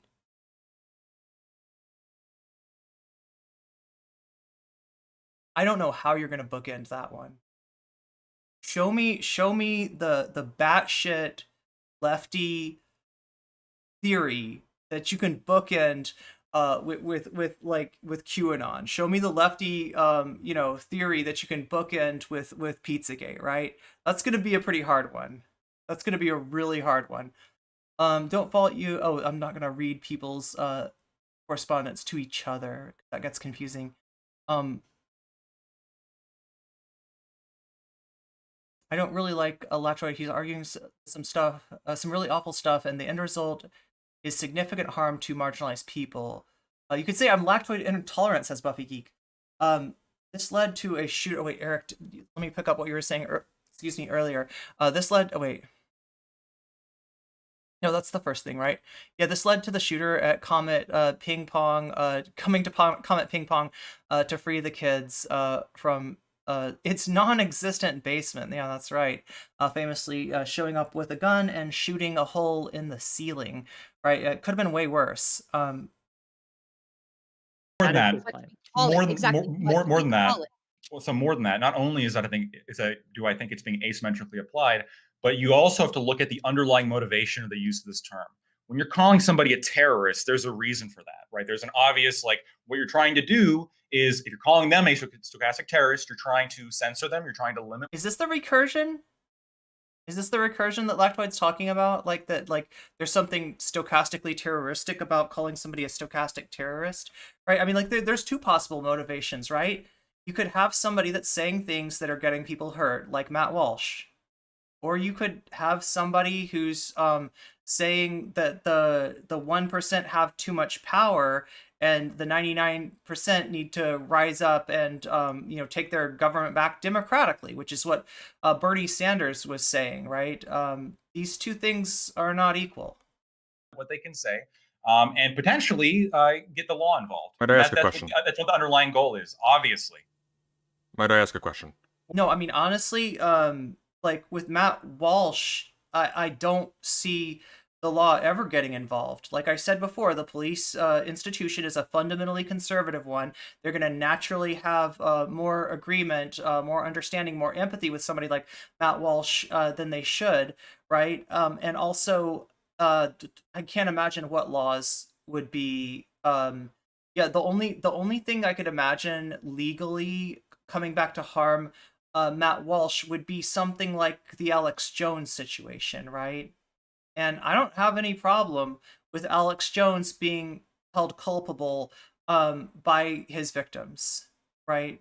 So, if Matt Walsh, this would literally be, for Matt Walsh to be in the Alex Jones situation, we're talking about if he starts to name the people that were victims of the Colorado shooting and accuse them of being inauthentic, hypothesized crisis actors, right? That would be right. And so I don't really see how it applies there. Tucker Carlson and Trump, obviously, Trump is in some legal trouble himself, right? I'm just I don't really see the legal framework being there. When I point out what's wrong with Matt Walsh, and I don't think I've used that language, I don't think I've called Matt Walsh a terrorist, but I guess I don't disagree with somebody who does. What I'm saying is that he's using platforms which have very clear terms of service in violation of those terms of service, which can and do result in the harm to marginalized people that we see. And my contention is that YouTube should just enforce its terms of service on Matt Walsh rather than giving him special treatment because the Daily Wire is paying for advertising, right? It feels like a conflict of interest when it comes to YouTube, right? It feels like Elon Musk is not the right person to decide if Matt Walsh is using his Twitter platform appropriately, right? Same with like libs of TikTok, right? So I don't know. I don't really see it, Lactoid. What's your question? Of the previous speaker, yeah. What exactly is the left-wing corollary for calling all trans people groomers? Yeah, agreed, Portland. Agreed. Exactly. Sorry, I missed what is the left-wing? What is the left-wing on the Matt Walsh point corollary for calling all trans people groomers? Wow, President Sunday. President Sunday, great minds, right? Great minds. Okay. What is the left-wing equivalent for calling all trans people groomers? Probably calling all right-wing people fascists, right? Unless we, the riots won't stop until we have racial equity. What? I don't. During the BLM riots, the riots won't stop until we have racial equity. You think no justice, no peace. Hang on, sure. So you think calling for racial equity is equivalent to calling trans people groomers? Hey, dweeb. If you're saying the riots won't stop until we have racial equity, but that's not no stochastic. Justice, That's specific. Or no justice. No what are you peace. called again? Sorry, I don't know how to address you. Wait, who said the riots? Okay, lesser. Hang on, Stabby. It's gonna be one quick second. I'm gonna be quiet for most of the. So no justice, no peace is like a chant, a protest chant, right? It's kind of hard to put that on like one person, like, right? I mean, like maybe it's a quote that has like a source, but like I don't know what that source is. What if the term stochastic terrorism is simply used by people with at minimum a high school reading level? That would explain why the right doesn't use it as much. Well, I mean, it's a multi-syllabic word. Now, I don't want to be too mean to right-wingers because there are intellectual right-wingers, but I will say that the Republican Party and the right wing in general has done a magnificent job in inculcating its base with anti-intellectualism, right? Right now, they think that if they send their kids to college, that they're going to get communist, like trans, you know, like, right, like they're going to be inculcated or something like that. That collegiate education is like is a form of indoctrination, right? So yeah, no, it's anti-intellectualism is the right wing's bread and butter at the moment. So if anything, you know, it's more of an issue of like culture, where education is valued versus where education is looked at with distrust, right? But yeah, you're not wrong. Stochastic might be a word that they have not encountered in any of their studies, right? Panel. Just very quickly, Lesser President. So you are equivocating between a stochastic process, you know what stochastic means, right? It's randomness. And a deliberate political activity that has set terms for its conclusion. So random being that, like, when it's said, when the like token, the stochastic token goes into the discourse, we don't know where the violence is going to come out. It's not telling this person right here to go do that thing right there. It's saying this thing that is like, given the amount of people listening and, you know, the amount of people maybe that have, you know, huge that aren't dealing with life very well listening, that when you put that token in, statistically it's likely to come out in the form of violence somewhere. We don't know where. That's the randomness that President Sunday is talking about here. Oh, right, yeah, Matt Walsh's Twitter bio. These aren't the same kind of thing. We're not talking about equivalence here. The riots weren't the result of language. The riots were responses to actual actions and were organized political events. Stochastic terrorism is when there is a random process that is instigated at some point, and then through an indeterminate process of dun dun dun dun dun dun dun dun, dun, somebody gets the right combination of messages. President Sunday, if you're watching this, I need to know, are you thinking of pachinko? Is that what it's called, pachinko? It's the game where you drop like a token and there's all these like there's all these pegs and it bounces this way or that and you don't really know where it's going to go, but it's like some places down there it says like you win $300, somewhere down there it says you lose, like, right? It's like a gambling thing, right? Is this the right name for it? Is it called pachinko? It's like a casino game or something? Catholic traditionalists believe that fascism means fascism is a means to an end. That the end that end being absolute Catholic monarchy. Plinketo? Is that right? Am I saying it? Situated in the right place and decides to commit an act of violence. That's stochastic terrorism on the back end. So, or I guess it's on the front end. So can I ask you then, if you go out and you say the riots won't stop until we get racial equity, or if you say no justice, no peace, does this contribute to an ambiance in which individual acts of terror or violence are more likely to occur? Do you see the terror and violence that's being erased by Lactoid? Does anybody else see it?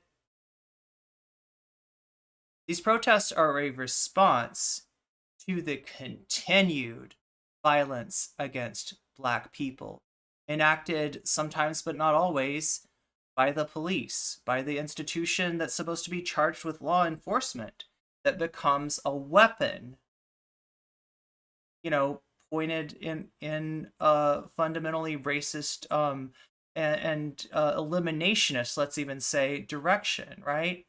That's what's being erased. You're getting this presented to you by Lactoid as if there were just, you know, some Black people and they got mad and they started saying no justice, no peace, and that sounds pretty bad, and we want peace, you know, right? Everybody wants peace, so, you know, these bad, angry people, you know, are just, they're terrible, right? And in reality, he's ignoring that, like, this is a long overdue response, not, you know, some kind of random you know, freak out, right? If calling far-right extremists fascist is stochastic terrorism, then what does it mean that calling milquetoast liberals communist? Oh yeah, that calling milquetoast liberals communist is too. Pachinko are Japanese slot machines. Oh, they're slot machines. Okay. I'm probably Plinko. It's the Plinko board. Okay, yeah. Those protests are a response to continued systemic violence. Yeah. While white supremacist framing, and it causes serious harm when he's allowed to get away with this. And it's really easy for this to happen in the context of a panel discussion, right? Because your imperative is to engage with what the person's saying, and if what they're saying is erasing the important part, the context, really, then it's easy to kind of forget to re-inject that context. Hopefully, it sounds like somebody's gonna re-inject that context, though. Hopefully, Lactoid literally believes in anti-communist action. So I mean, I don't think so. No, this is a political. You don't think so? This is a statement about the conditions of a political movement's conclusion. Actually, I would actually dispute that. It clearly does. Yeah. I don't think just because it contributes to an ambulance. The difference is that the riot is not. It's not a threat that you're going to do something if something doesn't take place. It's putting out the messaging that results in Justify my opinion of stochastic terrorism. Okay, so just for the record, I didn't do anything. Maybe President Sunday's got disconnected. Maybe President Sunday edited something. We have somebody who is there here. Portland is do you know what happened there? Did we miss anything? It's really As important. the moderator, I accept Wick's analysis of the situation and permit the conversation to continue. Oh, it's a very similar game. It uses little metal balls instead of tokens. I do feel it's worth kind of reframing and pointing out that the advocacy for the continuation of an ongoing protest is in no way stochastic, and there's something about the random nature of the calls to violence that are suggested by the rhetoric that Wick was just alluding to, and that is something that correlates a lot more directly with the stochastic nature of the event. So if we could just kind of nail down this definition of stochastic, is talking about increasing the likelihood of a random event, not encouraging the continuation of an ongoing event. I want to address that. But when in my opening I said the definition is amorphous and often redefined. Oh yeah, I almost forgot, chat. I think that is maybe that's what's sort of happening because my understanding and how it's used all the time against conservatives or people generally when they don't like what they're saying politically is. You're saying something that's contributing to an ambiance that makes something more likely to occur. I want to clarify. That's the point against Tucker Carlson, right? I have a clarifying question here. I have a clarifying question. You have said that twice, where it's to label people, and I'm wondering here. And you said to use the police against them or to get them in trouble with the law, or censor them. Hold on. Do we have any cases? Okay, chat. We are blasting off with that tweet right there. We are blasting off. What does that mean? I need you to juice it. If you still have a Twitter account, right? If you haven't left Elon's platform, I want you to go on there. I want you to give that some likes. I want you to give that some, maybe even a retweet if you're feeling wild. Juice that, right? So we're blasting off with that tweet. What's up, Weaponized?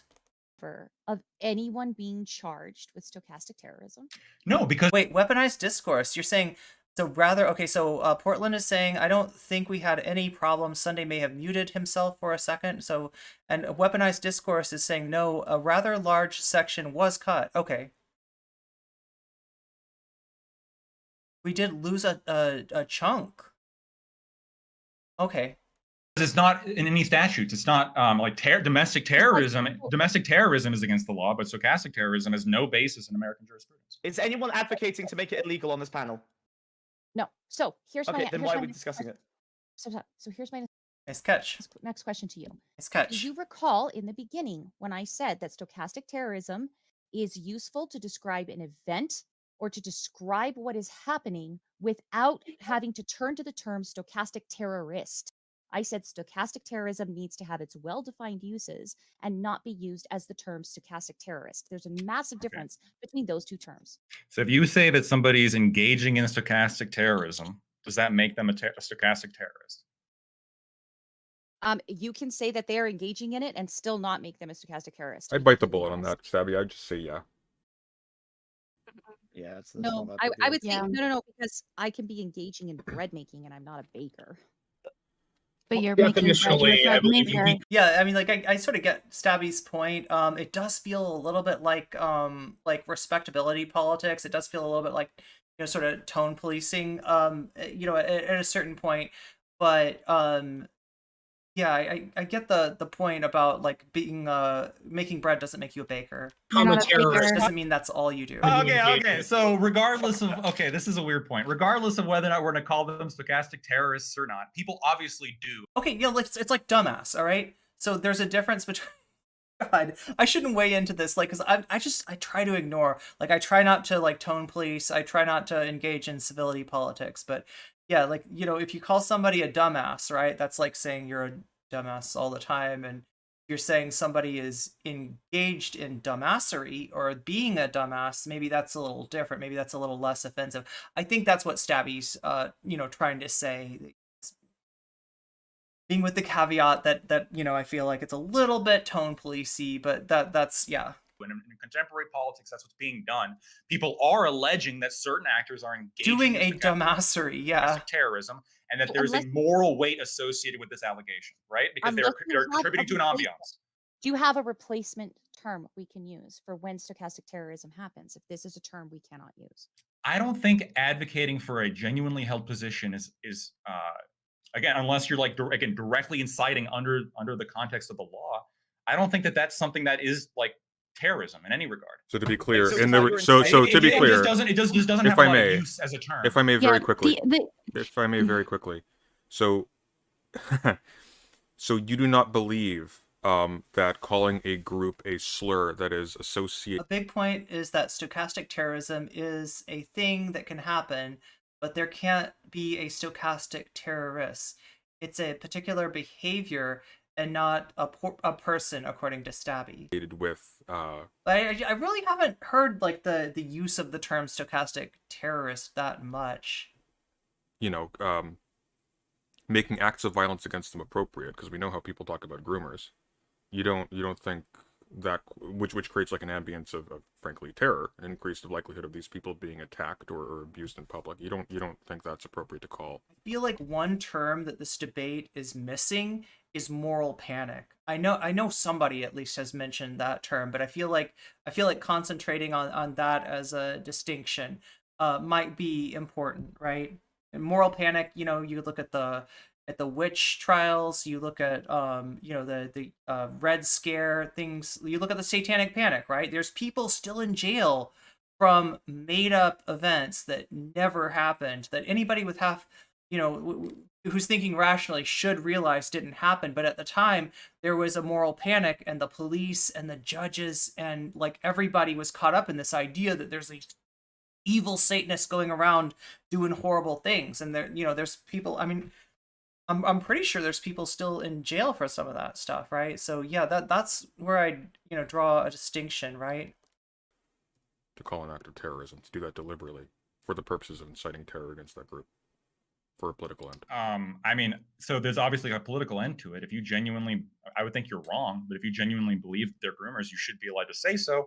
In the same way that when the left calls all right wingers fascist, even though that's clearly stupid as fuck, I don't think that's terrorism. But I don't think anyone's debating because about. we all know what. Here's the difference. When I hear that word, I think of somebody who's actively manipulating a vulnerable person, let's just say, to give it the broadest definition possible, actively manipulating a vulnerable person for, you know, some sexual purpose, which may be, you know, down the line, right? That's literally what the word means. When the right wing says that a teacher who is openly gay, you know, and like has a picture of their partner on the desk, and if the teacher asks, they say, that's my partner, right? That is what we've seen the right wing call a groomer, right? So it's a purposeful distortion of the definition. It's a purposeful expansion of that definition in order to give the impression that these people have, you know, nefarious designs on children, when there's just nothing to say that. It's an absolute, you know, moral panic, right? It's got no basis. What happens to fascists? But nobody. We all know Well, what to do to well, what fascists. happens to fascists is they get in power and they kill a lot of people. Generally, that's kind of what the stigma is around them. Or they get punched, right? Well, no, it's self-defense. They get President Sunday isn't punching anybody. What are you talking about? Like, you're talking to Mr. Rogers here. What do you mean? Like the idea, the justification for You said it, not me. Listen. No, stochastic terrorism. That's why, yeah. So when you call a right winger a fascist of your definition, Wait, yes, in this definition, which you are refuting and making more amorphous and ambiguous, the definition is, or at least one way that you can do stochastic terrorism is saying this institution or this group has a threat of impending violence. The right wing do this when it comes to grooming. The violence is against your children. And the left does it when we say things like, there's no solution to the cops other than, like, dismantle. They're going to kill us. There's no way to solve this democratically. The state is always going to defend them. There's nothing you can do but arm yourself. Or saying that there's, like, an impending trans genocide. Or the fucking... Is the left the one that that tells people to arm themselves for an impending, like, you know, police action? Or you know, in anticipation of some kind of, like, coup or you know, disruption of the democratic process? Is that what the left is saying, right? Like Kenosha riots, right? Like that you could argue that that's a product of or calling Republicans fascist, right? Just like you did earlier in this panel. Yeah, absolutely. I didn't call. Well, you said Republican fascism, Republican fascism that you said was popular and it was upcoming, right? Did you say No, that? I said I was giving you an example of stochastically terroristic rhetoric. Calling all Republicans fascists is stochastic terrorism. Yes, you're implying. You see how this is ridiculous? This is ridiculous. Like, hold on, you're implying a threat of impending danger to you, which justifies self-defense, and that self-defense can easily justify. And again, this is all probabilistic. It's smaller and smaller and smaller groups over time. The people who see it as like a real threat, and then the people. Applies to all extreme criticism, though. Yeah, I mean, like, are the right wing encouraging people to arm themselves because the gay teachers and the, you know, the gay teachers on TikTok are going to come to your house and do something to you? Is that what they're saying? Are they really, like, suggesting a defensive, like, posture, or are they maybe suggesting something a little bit more? Like, it applies to any criticism. From weaponized discourse since opening statements, I'd like to toss it to her because she's on the side against Smug Bug and the rest of you anyways. So what are your thoughts? I mean, I've tried to jump in a bit, but I've also just been watching the volleyball sort of bounce back and forth. And I think this is just the heart of my issue, which is that when we get into trying to pin down what stochastic terrorism is, it inevitably turns into a conversation of the violent rhetoric coming from my side is good and defensive, and the violence coming from the other team is the bad one. And so we need to focus on that because that's the issue. When again, I said I didn't hear that. It was blown out. What did you say? No one is making that argument. No one is saying that it's only justified on one side, and I don't think anyone here has only been attributing it to one side so far.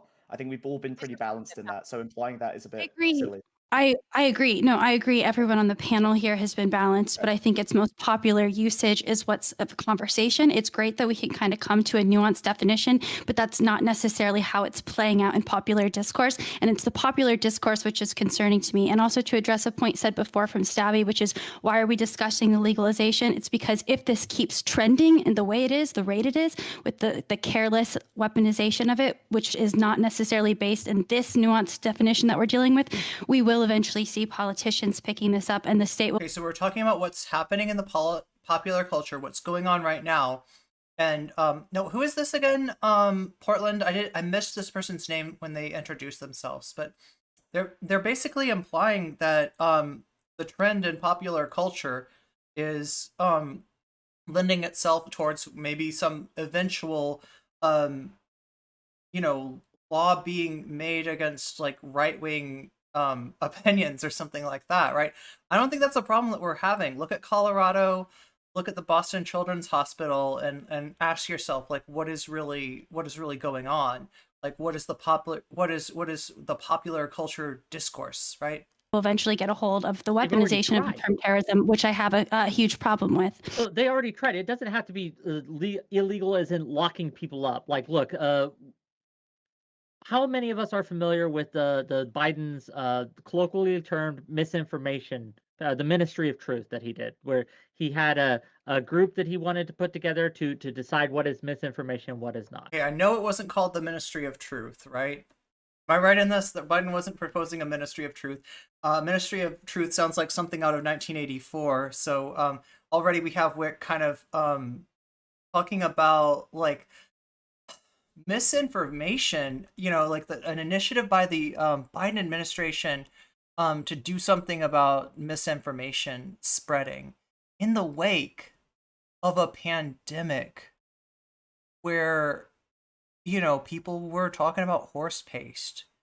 People were proposing the fact that maybe the disease doesn't even exist. Maybe this is a power grab, right? Maybe masks don't help, right? Misinformation that has public health consequences. Misinformation that in the wake of an election, you know, can result in what we had, which was the attempt to disrupt the peaceful transfer of power from the losing candidate to the winning candidate, right? This is like I feel like this is an unnecessary bone being thrown to the right by somebody that really wants to see, you know, bookends, and is very concerned about presenting himself as a neutral party, which is, you know, understandable, but I feel like I've done enough already to point out the flaws in that, right? So that's my disagreement there. Right? Are we all at least Maybe. passingly familiar with this? Yeah. Yes. To an So that's the problem. Well, no, here. we'd be Like, more familiar if you actually cited the initiative, which we're talking about, because I'm pretty damn sure it wasn't called the Ministry of Truth, right? these when weaponized discourse is talking about where it's going to go, like we've already seen forays into kind of turning these things into kind of weapons or tools that we can use to dismantle Cudgels, I think.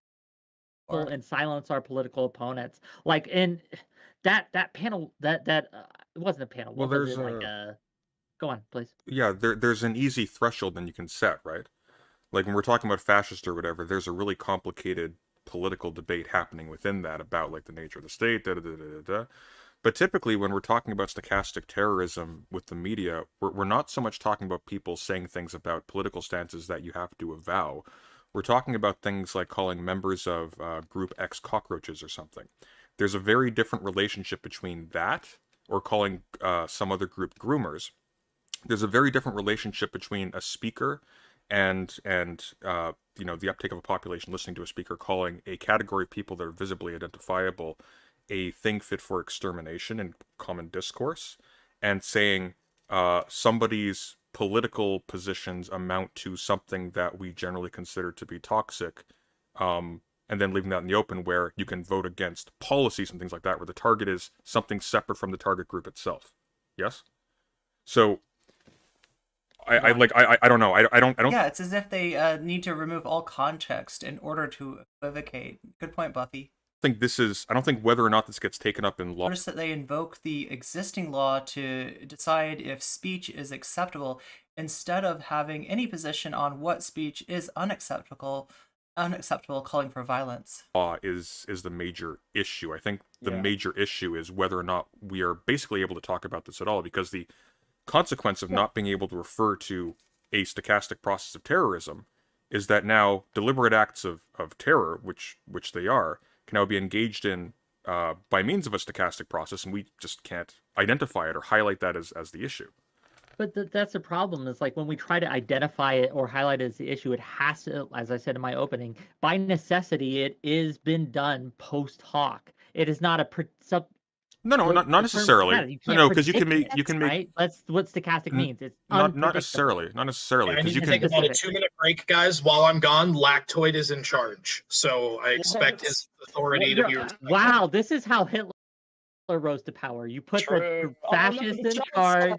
Now he's the chancellor. Biden's policy was the Committee on Public Information. Yeah, that's that.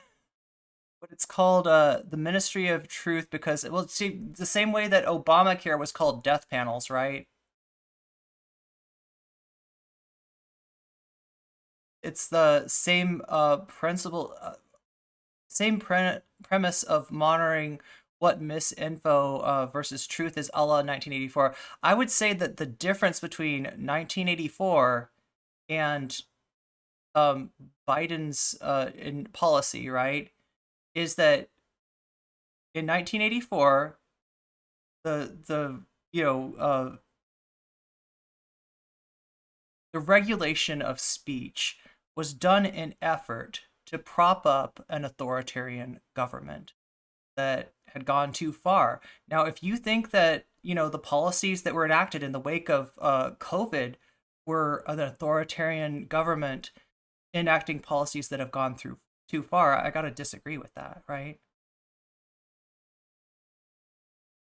If this is not without precedent, this is not without reason, this is not something that takes place because Biden is mad about getting called. Like, this would be like, you say that Biden sniffs people's hair, you say that Biden sniffs like girls' hair, right? And you're getting you're disappearing for that, right? That's the equivalent to like 1984, right? People were allowed to make criticisms of Biden. People were allowed to right, that I don't think that was threatened. I think that if there was anything that was like under scrutiny, it's stuff like spreading misinformation about like a pandemic, a public health crisis in a way that's gonna prevent our ability to deal with it, in a way that's gonna result in sickness and death for part of our population, right? It's and also obviously the election thing, right? But I mean, you're gonna have to describe that a little bit better to me, to get me on board with thinking that that's like a government overreach or an attempted government overreach or anything like that. The very fact that we're talking about this initiative right now is something that the 1984 government would not be allowing us to do. So yeah, I mean, like, it's like, talk about fire in a crowded theater, right? That's Now we're all done. Yeah. Okay, how do I start muting people? How does this work? But Wick, I wanted to point something out really quickly, and it's that when that's why I'm saying we have to educate the public. You have to actually educate what stochastic terrorism is. One, Who does the first educating, right? That's It the would- problem. all Who of does us, the educating? all of us. Let's It's a educate them. democracy. For the love of God, I'm gonna bite the bullet. All of us. Jesus fucking Christ. Every Mm-hmm. parent, every person at a fucking town hall meeting. Okay, moving forward, so I can finish the fucking thought. That's my fucking point. In a democracy, we have to educate these people. This is what Benjamin Franklin was so worried about. He was literally talking about this, and it sounds classist as fuck, and probably was, but this He is still exactly died. what the problem here is that we have to educate on how to use the term stochastic terrorism. The first reason we want to show people how to use it is so that they can understand what is happening when they see somebody engaging with stochastic terrorism. And the second reason we want hey, Mad Jack Churchill, don't your team in Overwatch needs you, like, right? to be able Don't to be too educate people is hasty. so that they know, my God, I'm engaging in stochastic terrorism.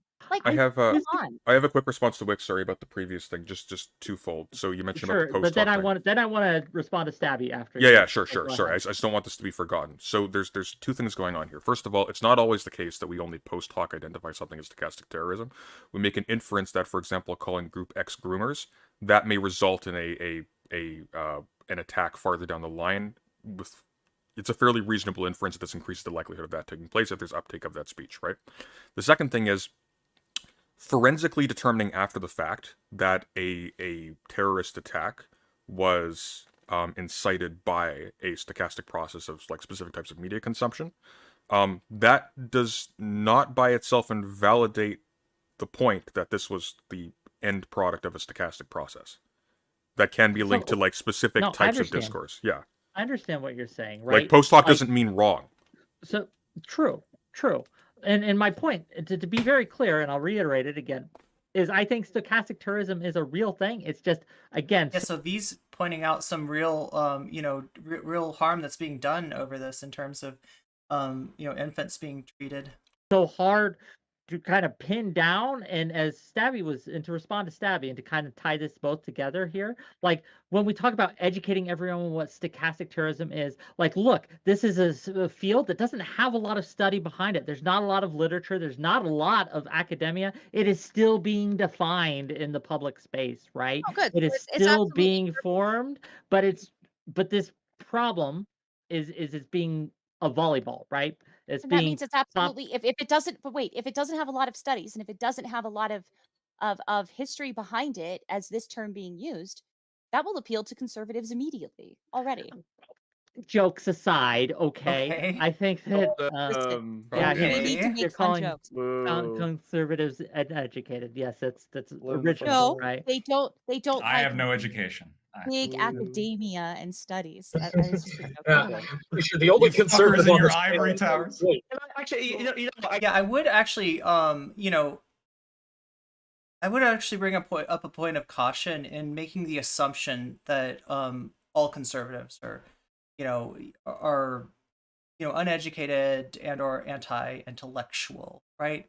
A lot of the leadership of the conservative movement is not, right? There's think tanks out there right now trying to figure out how to make conservative government in the United States viable past, really its utility, past it doing anything, positive for any percentage of the people, right? There's a lot of, that you're putting yourself in danger by underestimating your enemy, right? There are intellectual conservatives, there are educated conservatives, there are smart people right now socially engineering you and me, right? So don't get it in your head. Also, the anti-intellectual sort of base that the right wing, the conservatives, the Republicans, and then later, that have been nurturing, and then Donald Trump has brought to kind of a head, right? That is not necessarily in place in other countries.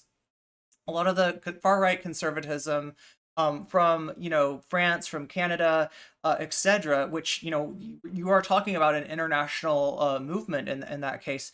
A lot of that is headed by people who haven't had any exposure to the even the ideals of anti-intellectualism. So it's not like a universal thing, right? It's not lack of intellect that makes people conservative. It is maybe lack of education that keeps them believing things that might be thrown aside given enough critical thinking skills, right? But yeah, let's try not to universalize that too much, right? Actually, there was one thing I wanted to ask Weaponized Discourse, which is that do you think that, because you mentioned one of the problems is that you feel like it's being used more by one side than the other, maybe not on this panel, but more generally. And I do Exactly, Zara. I think Exactly. it's true. I do think the left has the greater tendency to appeal to the right using stochastic terrorism as part of their rhetoric, right? That is true. Broadly, I think that happens. Do you think that maybe that's because on the left we tend to look more for those kind of abstract ills, whereas on the right they're less keen on looking for these And good point, Buffy. like abstract potential causes of harm, because that just doesn't align with the way that their framework for analyzing the world anyway, right? They tend to point to individual instances of terrible things happening and then blow that up as, hey, this is the narrative, this is the story, this is the bad thing happening, this is what's going to happen to all of us if we're not Yeah, careful. it's anecdotal. They'll take an anecdote, like the riot thing that Lactoid proposed earlier, right? They'll take they'll take the most chaotic looking scene that you can find and try to copy paste it in our minds all over the country and say this is what Black Lives Matter was about, when in actuality, that you're just erasing a lot of peaceful protesters, but resolute protesters who've had enough of the institutional violence against Black people and feel like they've got to make press that point in a way that's like uncomfortable for a lot of people, that's uncomfortable for the institutions, right?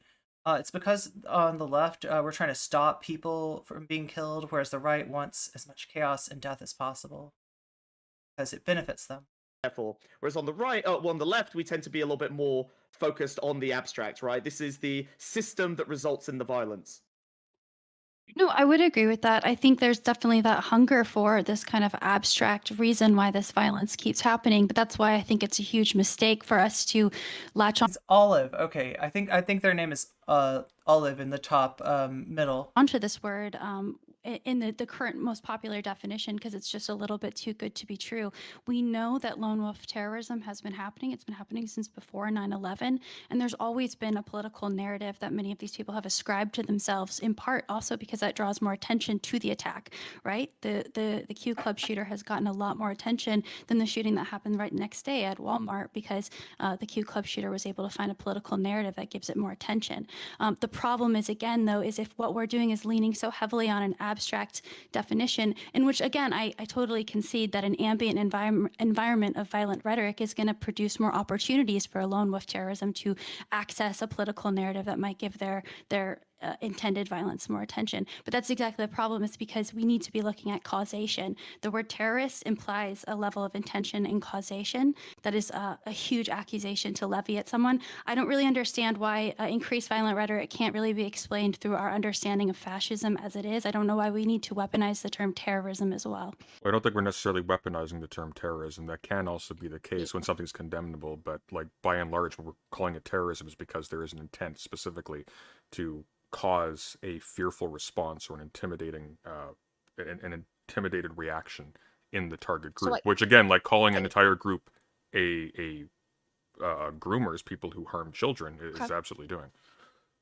Right, but so if I say I need to defend myself, right? If I say I really need to defend myself and then someone goes out and proactively murders someone, I can't really say, hey, like my message to self-defense, you had no right to go murder proactively. When people are going to maladapt someone's message, then how can they be held liable? Well, that's not maladapting someone's message when you call them criminals, right? Or groomers or child molesters. That's not maladapting the message. The message is the malicious thing. Sorry. You can absolutely maladapt it, though, right? Like you can absolutely maladapt these terms and say, "Hey, calling everyone criminals." You're right. Mr. Girl would maladapt it, sure. Yeah. I mean, this absolutely can happen, right? There's a reasonable conclusion here, which is that like if it's self-defense, right? Yes, you can say, well, you're maladapting the self-defense. Yeah, but if you say the fascists are going to be killing you in a few months or a few weeks, or if this election doesn't go the right way, or democracy is going to be subverted, this election was stolen, you no longer have an electoral process. Ooh, that was smooth. Sorry, violence is the violence is the only option. Then yeah, like you are basically telling them that the threat is incoming and they have to attack first. This is how a lot of actual violence gets started. It's preemptive violence with the view that the enemy that you're attacking is likely to attack you. Can I ask something real quick? Did Tucker Carlson actually say that all trans people are groomers? Did he make that statement? Doesn't matter. It's an example. It's hypothetical. No, is there anybody who has said anything like Matt Walsh, yeah, for sure. Like Matt Walsh has said all trans people are groomers. Maybe not that specific phrase, but they want to groom your. Oh, look it up. I'm pretty sure one of them or both of them did. Pretty recent.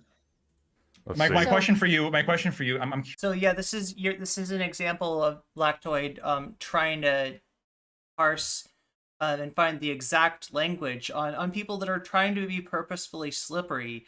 Part of stochastic terrorism is leaving yourself wiggle room for plausible deniability.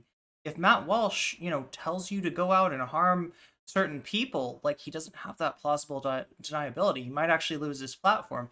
But if he says it in a way that just implies what Lactoid was asking about, did he call all trans people groomers? No, he constantly referred to us as groomers without using that, without using the word all, right? But what are you left with if that is a word that you are substituting for queer people, for trans people, then what is your audience supposed to think, right? It's easy to lead somebody down a path without those exact words. And in fact, when we talk about stochastic terror or stochastic violence in a mob sense, in an organized crime sense, that's always how it's applied, to leave the head of the organization with the ability to say that they did not ask for this act to be carried out. They just, kind of heavily implied, basically, right? Why is this person using a cat bug as their VTuber? I don't know. They could get in legal trouble. Oh my gosh, I didn't even think of that. Yeah, the cat bug is a licensed intellectual property, right?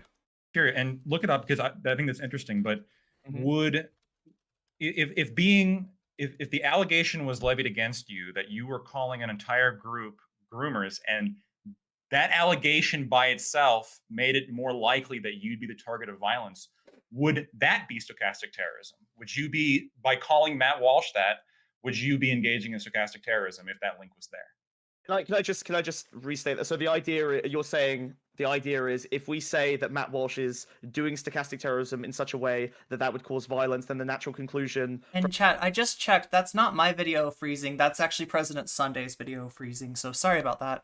What's up with Kex Maroon? Charles Manson. Oh yeah, Charles Manson's another great idea. Yeah, I had no idea. You know, he's like, ha ha ha, right? But I can fix your watch. Oh my God, Manson's a real scary guy. I'm curious that Lily Cade hasn't been brought into the discussion, to be honest, because there's an example of somebody making direct terroristic threats you could contrast with Walsh's presentation. From our side would be that someone has to kill Matt Walsh to prevent the stochastic terrorism that will prevent the violence. Yeah, what about that? I would say that would probably be a kind of stochastic terrorism to a lesser degree, yeah. You see how this is ridiculous? It's terrorism within terrorism within Everything is terrorism. terrorism. That's how subcategories work. Okay, wait. Okay, so did you hear what just happened? Lactoid said that's terrorism within terrorism within terrorism. Yeah, so he's mentioned in the beginning that he called it an infinite regression. I believe maybe the term is infinite recursion. But that's I still don't get what he's saying. Where's the terrorism within terrorism? Where's within terrorism? Like, right? I don't even necessarily see like a circular definition here. I'm not engaging in stochastic terrorism. You're engaging in stochastic terrorism by calling out my. So that's what is that what he's citing as the infinite, quote unquote, infinite regression?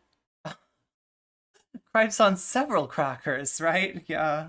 One at a time. I want an explanation for the nesting dolls and terrorism from Smugbug. I will. Please. Thank you. Right.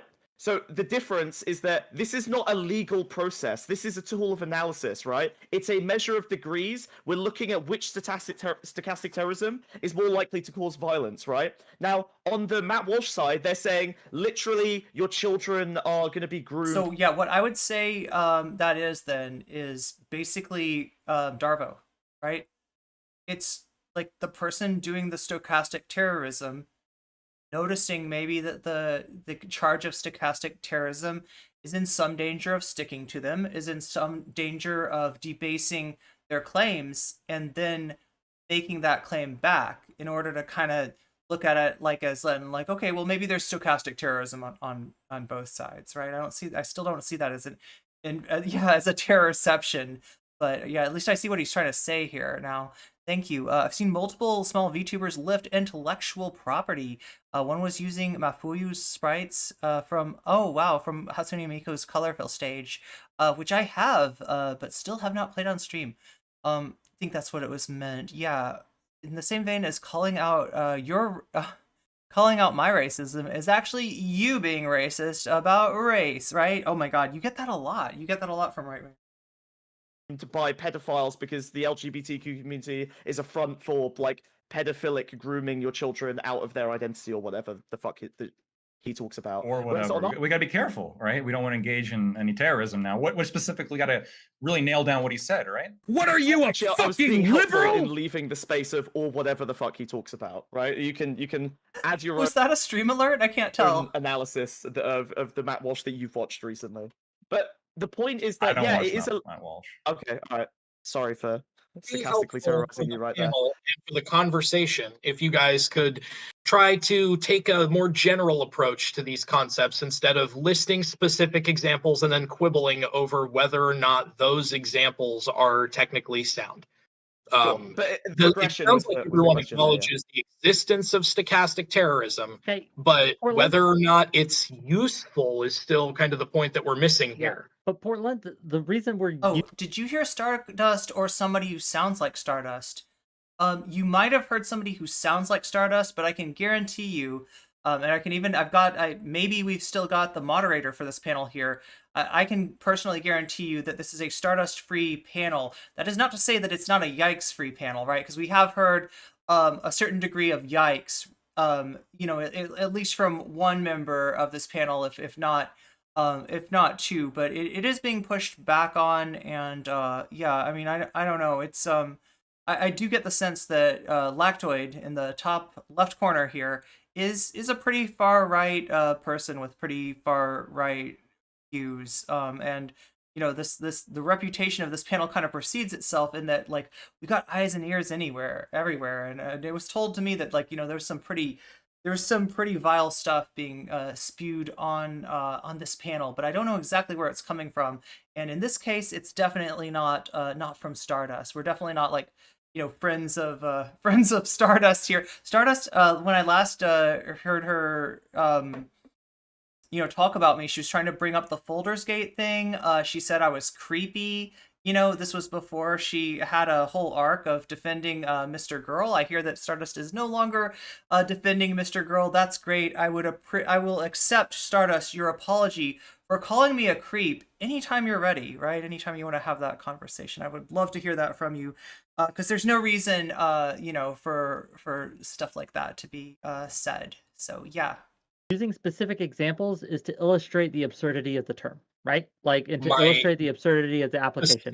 And these examples are helpful in that case, because we can look. I will not be argued with. I am moderating with an iron fist, and I surrender. Hands up. Don't shoot. Example. I don't think it could be okay. Stabby, go ahead. Actually, she can go first because I want to ask her a question. Wick, why? Weaponized discourse and then Stabby.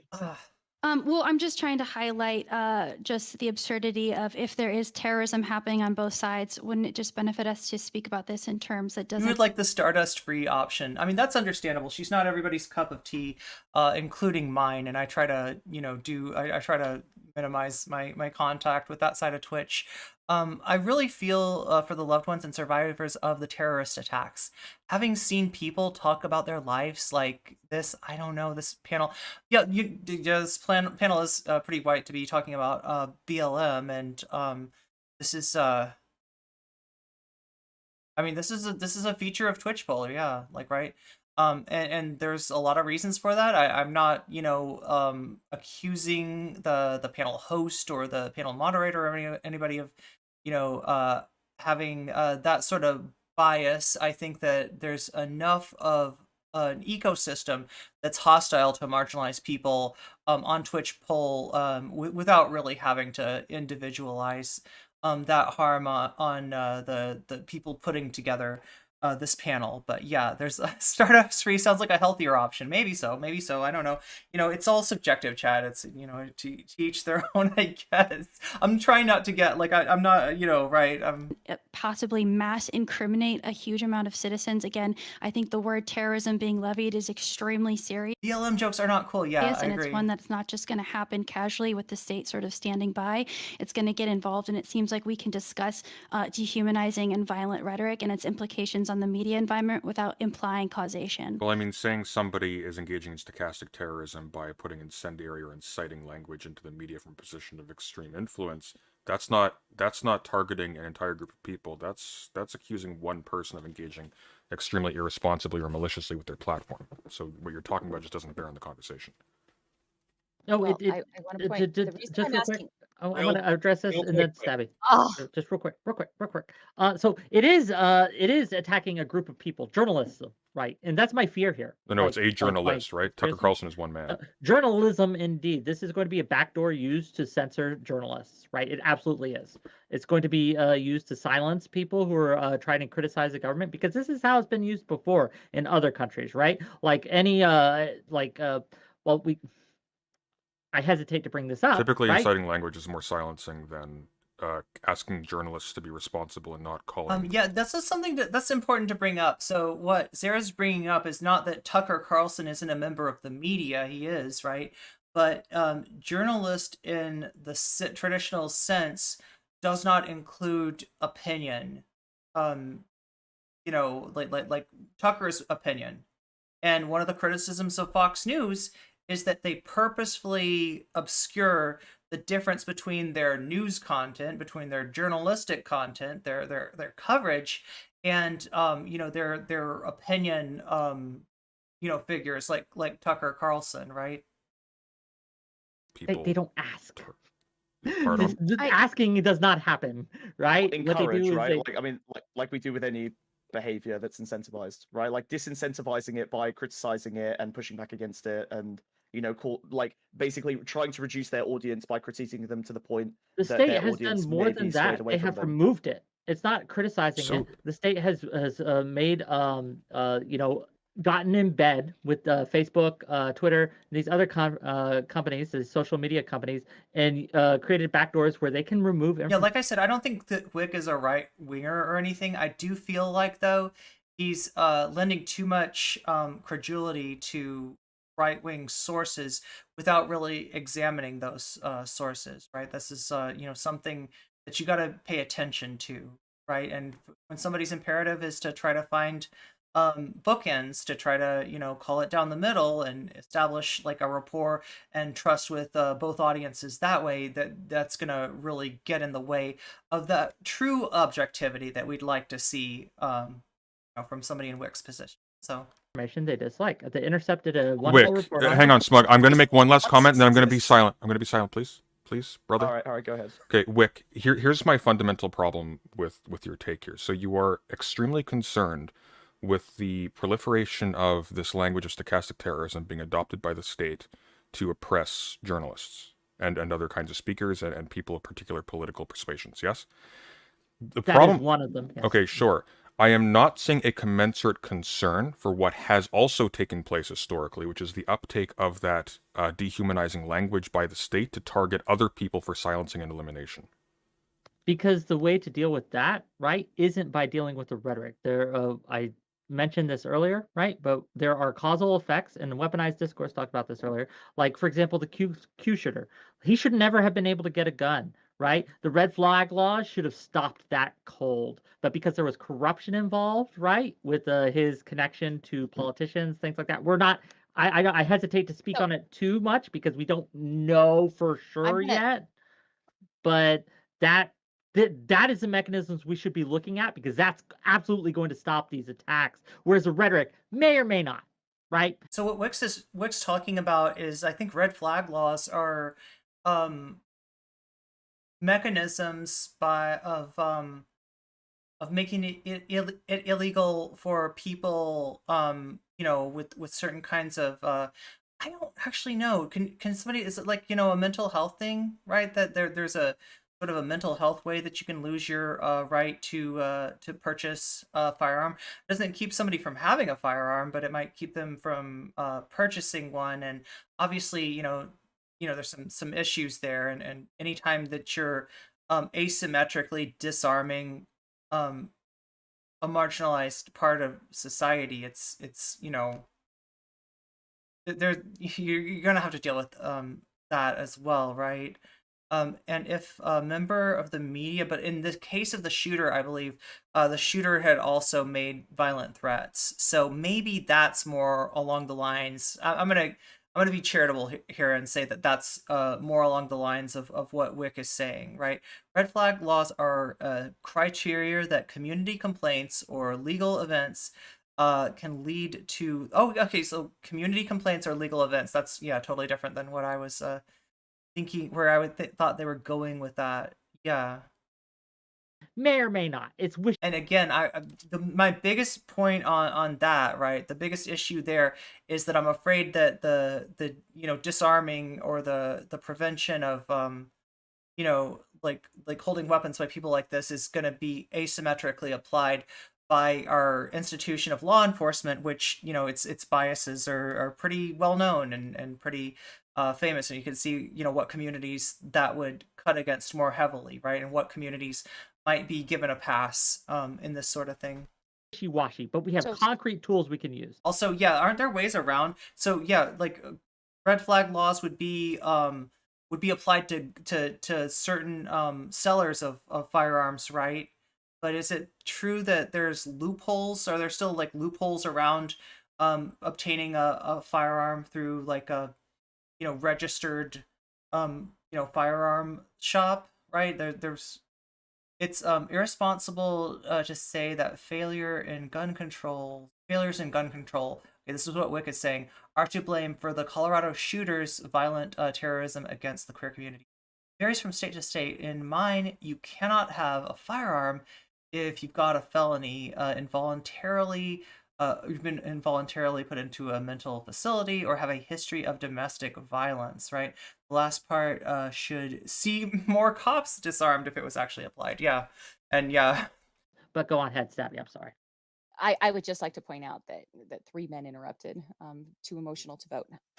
Anyway, there's an Okay. example of a fun stochastic terrorist meme about men. Anyway, my question is, that's what I've asked like 3 separate times. I've asked this 3 separate times. Ghost guns, handguns, and gun shows are loopholes that you can think of off the top. What do we use in lieu of this? No one else has asked this. They just want the term to not be used ever. So what do we use? Because we're not supposed to call it far right extremism. We're not supposed to call it right wing terrorism. We're not supposed to call it fascism. You're not supposed to call anybody a Nazi. I get all of those. All of those make complete sense. Oh, red flag laws are state law. Oh, so we do run into the problem with enforcement with the red flag laws then, right? In terms of the cops are the ones that are enforcing it, not necessarily businesses that sell guns. So red flags, they're state laws that are different by the state and are for individual ownership, not gun sellers. Gun sellers are required to do federal background. Yeah, that makes sense. Federal background checks, but the red flag laws are not part of the federal legal framework. Many firearms laws are state-based. So now we're trying to find a term that can be applied to anyone, anybody, regardless of their politics, and we're trying to use this term. And now this has to be banned too because it's not supposed to be said about conservatives. Please explain out these like set terms for what they Okay, so we missed a little chunk there too. need to pull out. Like that's going to be. I mean, we may be thankful. This debate does seem to go on a bit. So that's going to be really critical. Maybe but, like, it's for the when better. You mentioned the backdoor thing. It's just boring stuff. I don't know. I'm worried about. Like you don't want to leave that in the hands of Facebook, right? You don't want to let like Myanmar genocide rhetoric end up like sitting around for too long. You don't want ISIS. Oh God, good point. Inherited firearms, yeah. Videos radicalizing people on Facebook. Like you do need some kind of mechanism by which you backdoor in and remove messaging that is obviously dangerous. You need a backdoor to remove fucking child porn. Like these are all going to be really important things when it comes to managing social media. So acting like the backdoor existing is a terrible thing. It's a little bit of a cope, Wick. I'm going to be honest. I think that the putting it in the hands no. But specifically, can you close that loop for me, though? I appreciate what you just did there. But can you close that loop for me? Like we need to make sure. I think we have looped right now. Okay, right, to address you, we need Stabby. to use this term. Stabby. But what else do we use? Well, I'm saying that the concept behind the term, whatever word you want to use, I would be against it because the concept behind it, I feel, is flawed, too vague. Just say it's stupid or wrong or inaccurate. To address Smugbug's point, right? So traditionally, the government, the state, has not been a good caretaker of these things when it comes to censorship. In fact, they have usually used these things. Huh? You want to leave it up to the social media corporations that we all trust. Well, on the left I think what we should do, right? Like, honest opinion here is take the power away from both the corporations and the state to a certain extent. The mechanisms to do so are fraught. This is a problem that I do not have a simple solution for you, unfortunately, right? But I think that, again, when we put So take it out of the hands of the government, take it out of the hands of the corporations, without anything other, without any further exposition by Wick, this kind of sounds like Wick is either saying, like, just have free speech, dude, or that, I don't know, maybe there'd be like a democratic like means for, testing this. I really don't know where Wick is going with this. If not the state and not the corporations that own the platforms, right? Then really by what means? It needs to oh yeah, child exploitive material is probably a better term for that. And Facebook has one of the highest levels of CEM, which is that term, than of any social media site. In the hands of the state, the power to censor whatever it wants, really. It's a recipe for the disaster. It cures worse than the disease. It's going to be used as a tool of oppression rather than protection. This is just historically the case. So that's my concern.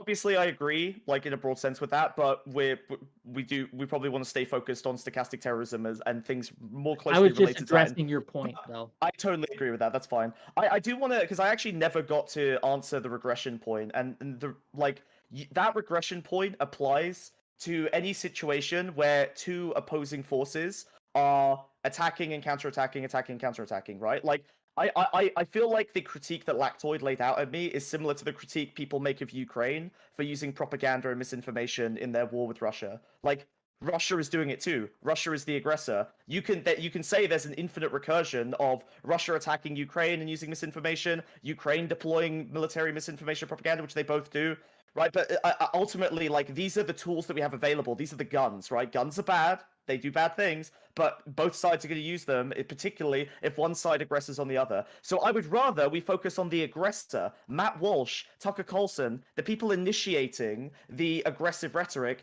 are the aggressors in this situation, and you can't say that self-defensive. So yeah, we do have the main proponent that Smugbug is arguing against here, Lactoid, kind of leaving Matt Walsh out of that mix. Lactoid's mentioned Tucker Carlson, Lactoid's mentioned Donald Trump, but Lactoid says that, I guess he doesn't watch Matt Walsh, so therefore not familiar with his content. It may be a convenient omission as well. We really can't tell, right?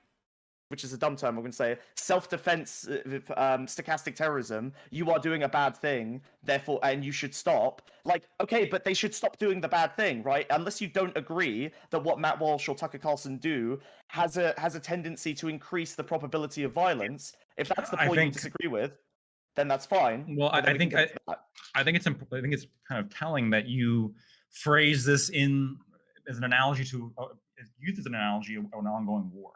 And I don't think the analogy completely holds, even within the analogy, because I could just simply say, I think misinformation is wrong, and I don't think Ukraine or Russia should do it. Right? You can hold. Have you ever used the phrase "culture war" before? Yeah. So sure. I don't use that term, but I know it's definitely used, right? The culture war. So I think here's where there's a little bit of departing, right? I mean, war is somewhat of a suspension of moral order. Do I understand why they're doing wrong things given the situation? I suppose maybe in some circumstances. Am I in favor of a lot of what Ukraine is doing? I'm not. I think their propaganda campaign has a lot of problems. And that panels need a round of fact check of all the participants beforehand. We can talk about that. I think the underlying motivation here needs to be highlighted. When we're talking about usefulness, what is the purpose of calling Matt Walsh a stochastic terrorist? What is the goal when you say something like that, right? When Matt Walsh is simply expressing his honest opinion, maybe he does. Now, I don't think he's called every trans person.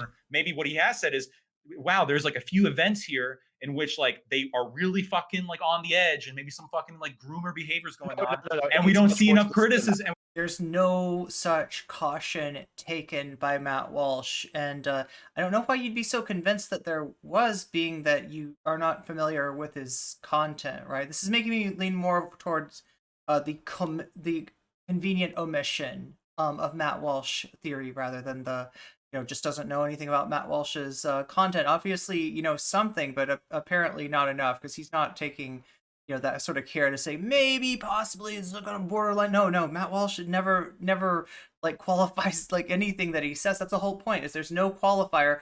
There's no all trans people or all queer people or all right, but there's also no maybe, possibly, allegedly. There's no qualifier either way, right? So that's how it's said for maximum wiggle room, for maximum plausible deniability. We don't see enough criticism. It's more explicit than that. But so you can say maximum stochastic effect and maximum plausible deniability. It's optimized on both sides. More extensive, right? But I think that's a fair criticism. That's a criticism that I would levy. And the fact that, and unless I see something different from Tucker Carlson or Matt Walsh, or because I have no choice. What are you, their agent? We're talking about whether or not the term can apply. Period. If that example doesn't fit the bill, then fine. Well, give me an so. The example is what you're trying to deny they did. If they outright said trans people are groomers, I think we both agree already, because you're trying to make this defense, that the term stochastic terrorism would be appropriate given our description of it so far. I don't think that. I think if you genuinely hold the belief that all trans people are groomers, you should be able to say that. I don't think that's what he said. No, hold on. I value truth. Wait, you don't think that's what he said because you value truth, but you sound like you don't know the truth, and yet you're stating you're like signing an affidavit here. Like, there's no need to endorse something that you're unaware of. If you really don't watch the guy's content, then Wait, hold on. If you genuinely think that Jews control the media or democracy or the banks, it's okay to say that and push that rhetoric, and it's not stochastic terrorism because you think it's true. So it's not. I would deny that it's stochastic. Oh, come on, Howard, just say yes. Well, I'm denying that it's stochastic terrorism. That's an important part of this. Second of all, I think you should be able to say that if you genuinely doubt something or you genuinely believe something. Okay, if you believe something is fact, do you not want people to be able to say it? So all you gotta say is, I believe the thing that causes stochastic terrorism, and you're good, right? And like, there's no real way to verify that, right? We're going God with He's a Matt Walsh toady. Okay, so Nazi Germany's. I feel like he's a little bit more familiar than he wants to admit, right? I feel like somebody that totally just was like, I don't know, wouldn't vouch for Matt Walsh so much. Propaganda, was that stochastic terrorism? The anti-Semitic propaganda in Nazi Germany, was that stochastic terrorism? Did it increase the propensity for violence against Jewish people as a result of the What? No, the state action. No, the state action was wrong. I mean, am I in favor of the fact that they taxed the Jewish people and then used that money to like run propaganda campaigns?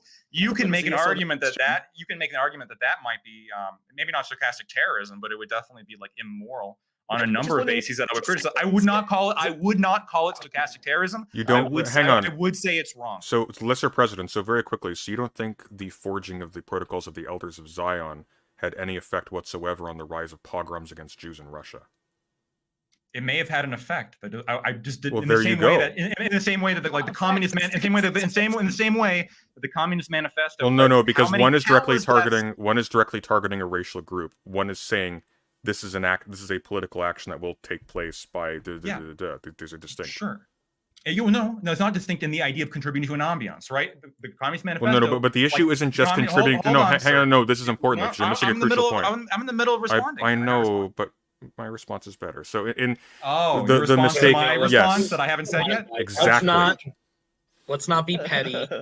Let Mr. Lactoid finish his point. Oh, it's a Whick panel, yes. And then President Sunday, you can respond. Trying to compare the Communist Manifesto, yeah, that's really. Thank you, sir. So, when we're talking about, again, so the question you asked me, did the Protocols of the Elders of Zion increase the likelihood that the pogroms occurred? So what President Sunday was trying to say, and I thought he was going to get it out, so I was going to give him a chance to do it, right? But the point of the Communist Manifesto isn't even like a moral or what do you call that? The ought statement is called like a, oh my god, there's like a word for this that the debate bros use all the time. It's slipping my mind because I'm not a debate bro.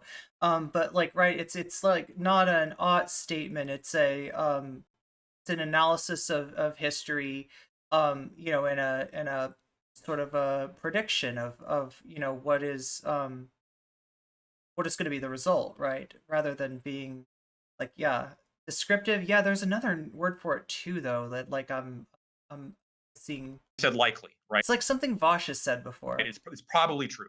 In the same way that the Communist Manifesto likely increased the probability that the Holodomor happened, that the mass killings of the Soviet Union and Holodomor. Sure, you can lecture me on mispronouncing words. That's rich. But we can talk about Vietnam or Cambodia or all these other areas. I think what he's implying is that you're not familiar with the words that you're using, and that you might be kind of pulling this off of Wikipedia, right? In which this book and these writings and these theories led to a lot of suffering and led to a lot of destruction. And under your it's like is-ought statements, and yeah, descriptive versus proscriptive is one way to see that. There's one other word that they well, like a couple of years ago. This is the thing with debate bro circles. It's like these terms, like they'll pick up a word that they think makes them sound smart, and they'll kind of like run with it for a while. Like they'll what is it, like the I don't like Vosh because he's a ginger. Good point. He is a ginger, right? Prescriptive. Yeah, I mean, like we know what we're talking about, right? The terminology isn't that important. first question under the Protocols of the Elders of Zion, do I think that somebody, if they genuinely believe this, should be allowed to publish that book? Of course, in the same way, I think people should be allowed to publish the Communist Manifesto and disseminate that, even though that book is responsible for far more murder. There we go, right? Communist Manifesto is responsible for like every, I mean, it's definitely responsible for, I don't know. Never mind. I'm gonna try not to TOS here. Descript. Yeah. Than any piece of right-wing literature you can point to. There's a difference between a state. There's a difference between a state policy. Hey, what's up, Vigilante? Being enacted down the line that's associated nominally with a political ideology from a different country, and a document meant to imply that a specific racial group that is a part of your state is actively controlling things and not to be targeted for extermination because they're a threat to the people. I mean, this is a hugely important concept, right? A lot of conservatives will sort of pull this up and say, like that they'll say that the Communist Manifesto is targeting capitalists, and would kind of throw these allegations back. And what I would say is that works of literature that push us towards blaming societal ills on a group of people, like a religious group, a sexual identity, a racial identity, etc., do function as sort of a rear guard against any sort of progress in terms of our economic system, in terms of our systems of production, right? It gives somebody an enemy to go after, and thereby they ignore the real inequality, the real injustice, like the real powers that are in control of their own lives in terms of their sort of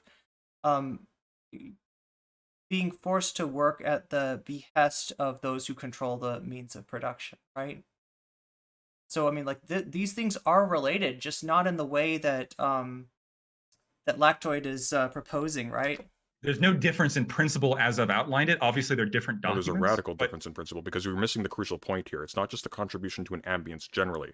It's the deliberate contribution to an ambience to the end of inciting terror against a group. And you know for a fact that the people who wrote the Protocols of the Elders of Zion intended for the programs to happen. No, they didn't. We can bite that bullet. Wait, we can say yes. Yes. And probably yes, bite they the did. bullet that Yeah. Nazi propagandists intended for bad things to happen to the Jews. Yeah. I think President Sunday was going to say, like, it doesn't need to be, yes, but it doesn't need be so, or something like that, in order for it to.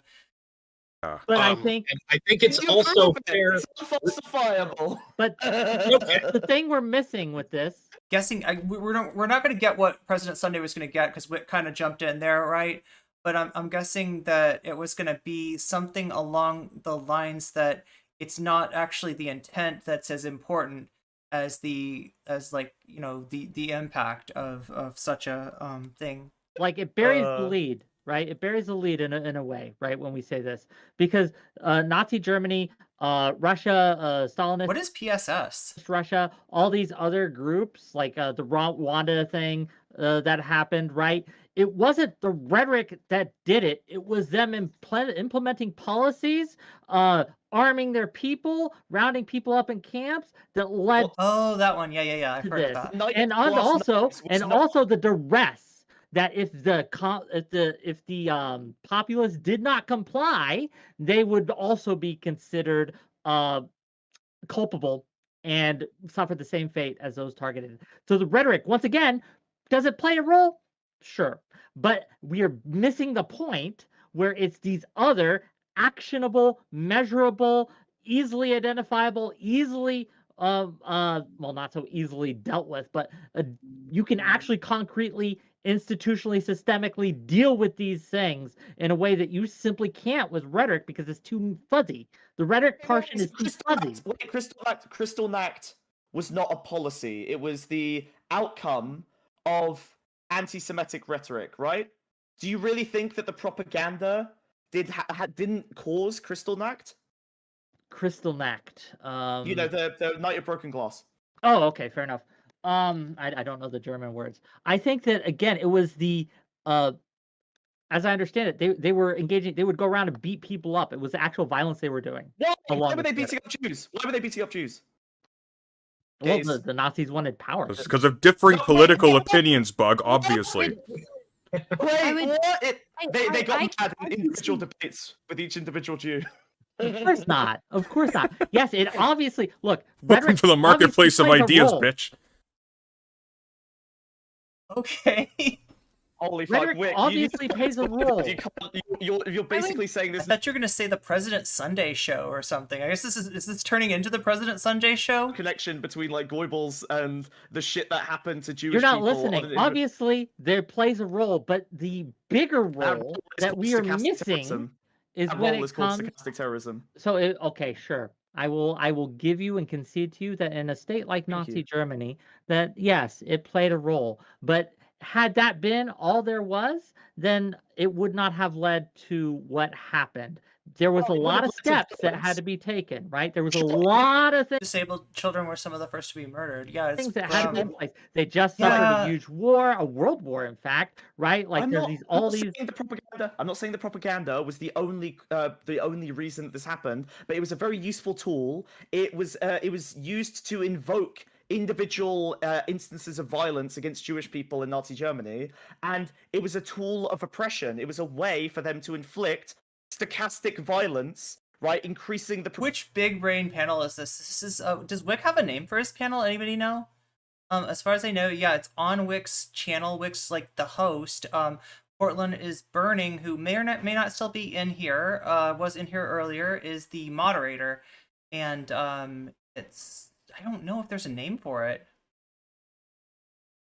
If they're talking about this, why not hire a W?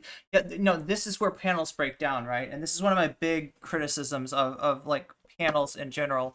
They will take on subjects based on perceived and real engagement with those topics, right? Some of the most engaged upon topics are also the most misunderstood topics, are also the topics in which the most people are lacking any sort of like, material grounding in terms of understanding, right? And so, things like the debate with between Professor Flowers and Vosh, I feel like you can't do a debate on a subject that you really need to be doing some education about. Like Vosh's audience didn't need to see a debate on that topic. Vosh's audience needed to be, and Vosh himself needed to be educated, right? And that's what we run into with these panels a lot of times, right? proclivity and the oppression for violence. Lack of insight, a lack of understanding, turning a subject that just people are ignorant about into a political football is dangerous in and of itself, right? It's not a statement of it's not me making a moral statement against panel hosts or anything like that. It's just a tendency of, I guess you could say, like the institution itself, but one that's nevertheless harmful.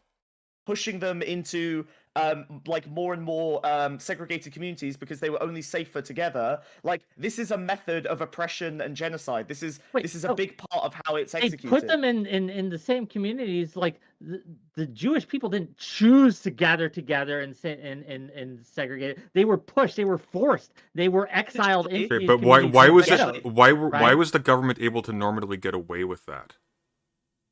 Well, they had guns. No, Right? And anyone who opposed them was shot or disappeared. It was the security apparatus of the state. The Wait, a normative claim versus what's the antecedent to that? Maybe that's the word that I was looking for earlier. You just stop putting far people on these panels. We don't need their opinions. We already know they are already extremely vocal on it. Yeah, I mean, I'd say there's a danger in the tendency of Twitch politics to it's not exactly deplatforming. It's more like reputation poisoning of people on the left, right?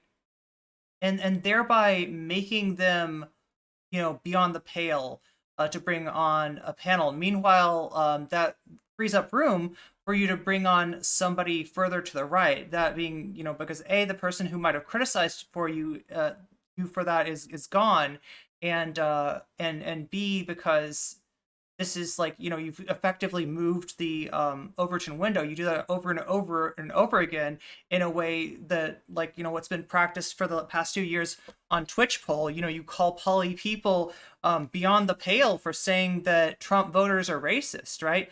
You say that, you know, Polly People saying that there's a trans genocide is just like too much and it's unacceptable and we shouldn't put up with it, right? And then you free up more space for a more extreme right winger. So that is unfortunately par for the course for this you know, ecosystem. Jack we understand how efficiently we understand how efficient prescriptive. There's another word though. Yeah, prescriptive and prescriptive and descriptive, right? But then there's normative and the government did that. Maybe it is descriptive. Question is, why was that not a political disaster for the government? Because there was an ambience in which this group was acceptable to be targeted by the government. This was not the basis of some kind of governmental collapse. I hear what you're saying, but the conditions of centralization by the time Kristallnacht happened in 1938 were they're unparalleled in Germany. Hitler had already centralized and had enormous use of state violence at his disposal. So, I mean, I completely concede that I think Kristallnacht is an example of stochastic terrorism, but it's almost impossible to compare this to the state conditions of any other state, really. Oh, now there's another fallacy, right? It would be nice to think that Nazi Germany was a one-off, was a black swan, was like the perfect storm, and couldn't happen here. That's a very dangerous thought process to entertain, right? Because when we isolate it and you know, reify, I don't want to say reify, but do you know what I mean? When we give it that position as being the example of the bad thing happening, then we start to think that like it's a lot rarer than it actually is. When, you know, the reason that the anti-Semitism that Hitler utilized, you know, the feelings, the bigotry that Hitler utilized to, you know, to do what he did, was already present in Europe. Europe had a history of pogroms, right? And so, yeah, that's I don't know. I don't want to necessarily put that on the person who was just speaking, because I don't know if they were meaning to say that or if that just came off as a implication, right? But it's an important thing. It's something that I've been thinking of more and more lately. Trying to build neat little fences around the fascist. Yeah. No, it's not. I mean, that it can't happen here. Mentality is really, really dangerous. Okay. Okay. Yeah, there's been plenty of there's been plenty of time. No, it was just so like okay. There have been so many times when violent rhetoric, propaganda, dehumanization have resulted in stochastic violence that ends up oppressing a group, right? The genocide or the attempted genocide in Rwanda was not a state-backed thing, or it wasn't a state-run thing, right? It was the result of propaganda. Yeah, no, it was the It was result both. It was of both. So there was a Well, wide. sure, The it was state, the militias, the state militias, and the state troops went around arming the Not- civilians and saying, if you do not help us, the we will kill you civilians too. That is absolutely state-led. Why Absolutely were the state-led. civilians? Why were the civilians willing to be armed and Because go if they immediately? kill don't, they others? were killed. If they did not, Hang they on, were Wick, killed. Wick, Correct. Wick, Wick, Are you Wick. fucking kidding me? There hadn't been a. There were Tutsis in government. There were Hutu moderates that were also targeted. Like, this is not. This was not simply state-led. What's up, Cool Bean? There had to be receptivity in the populace for this. They had been calling Tutsis and Yenzi for an extended period of time through state media. There's an extensive literature on how radio was critical in making the general population amenable. By the way, it wasn't just militias. Neighbors turned on neighbors during that as well. There were also militias, but that's not exhaustive. WD, if you want to try.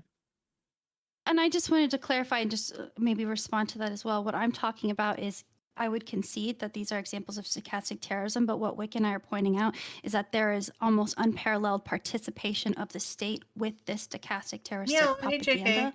And this is why, I mean, we can discuss how this happens, and that's super useful, but I don't necessarily see we're seeing the same participation of the state here. And so to redirect the conversation to the use of stochastic terrorism here, I think is a little, it's difficult for us to compare these examples. No, I understand. I appreciate that, but the problem we have is that we're now talking about something that is like the most extreme versions of stochastic terrorism.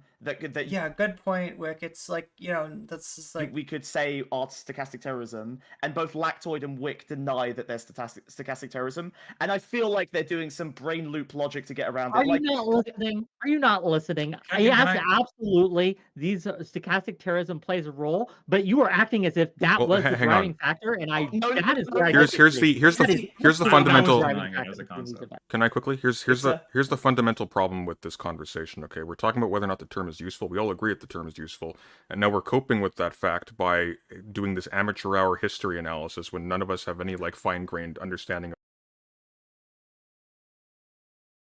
What's Wick doing with his hand? Of these case studies. Wick doesn't even know what crystal knot was. So like, I don't know the German term for the broken glass. So he knows the English term. It's fine. If I may, I want to Kind of like the LA riots a little bit, right? Or I want to just. I think that this is the reason that the clam ops brought me this this piece of tape, right? Suggested that I cover this on stream. Wow. Did I just hear what I think I just heard?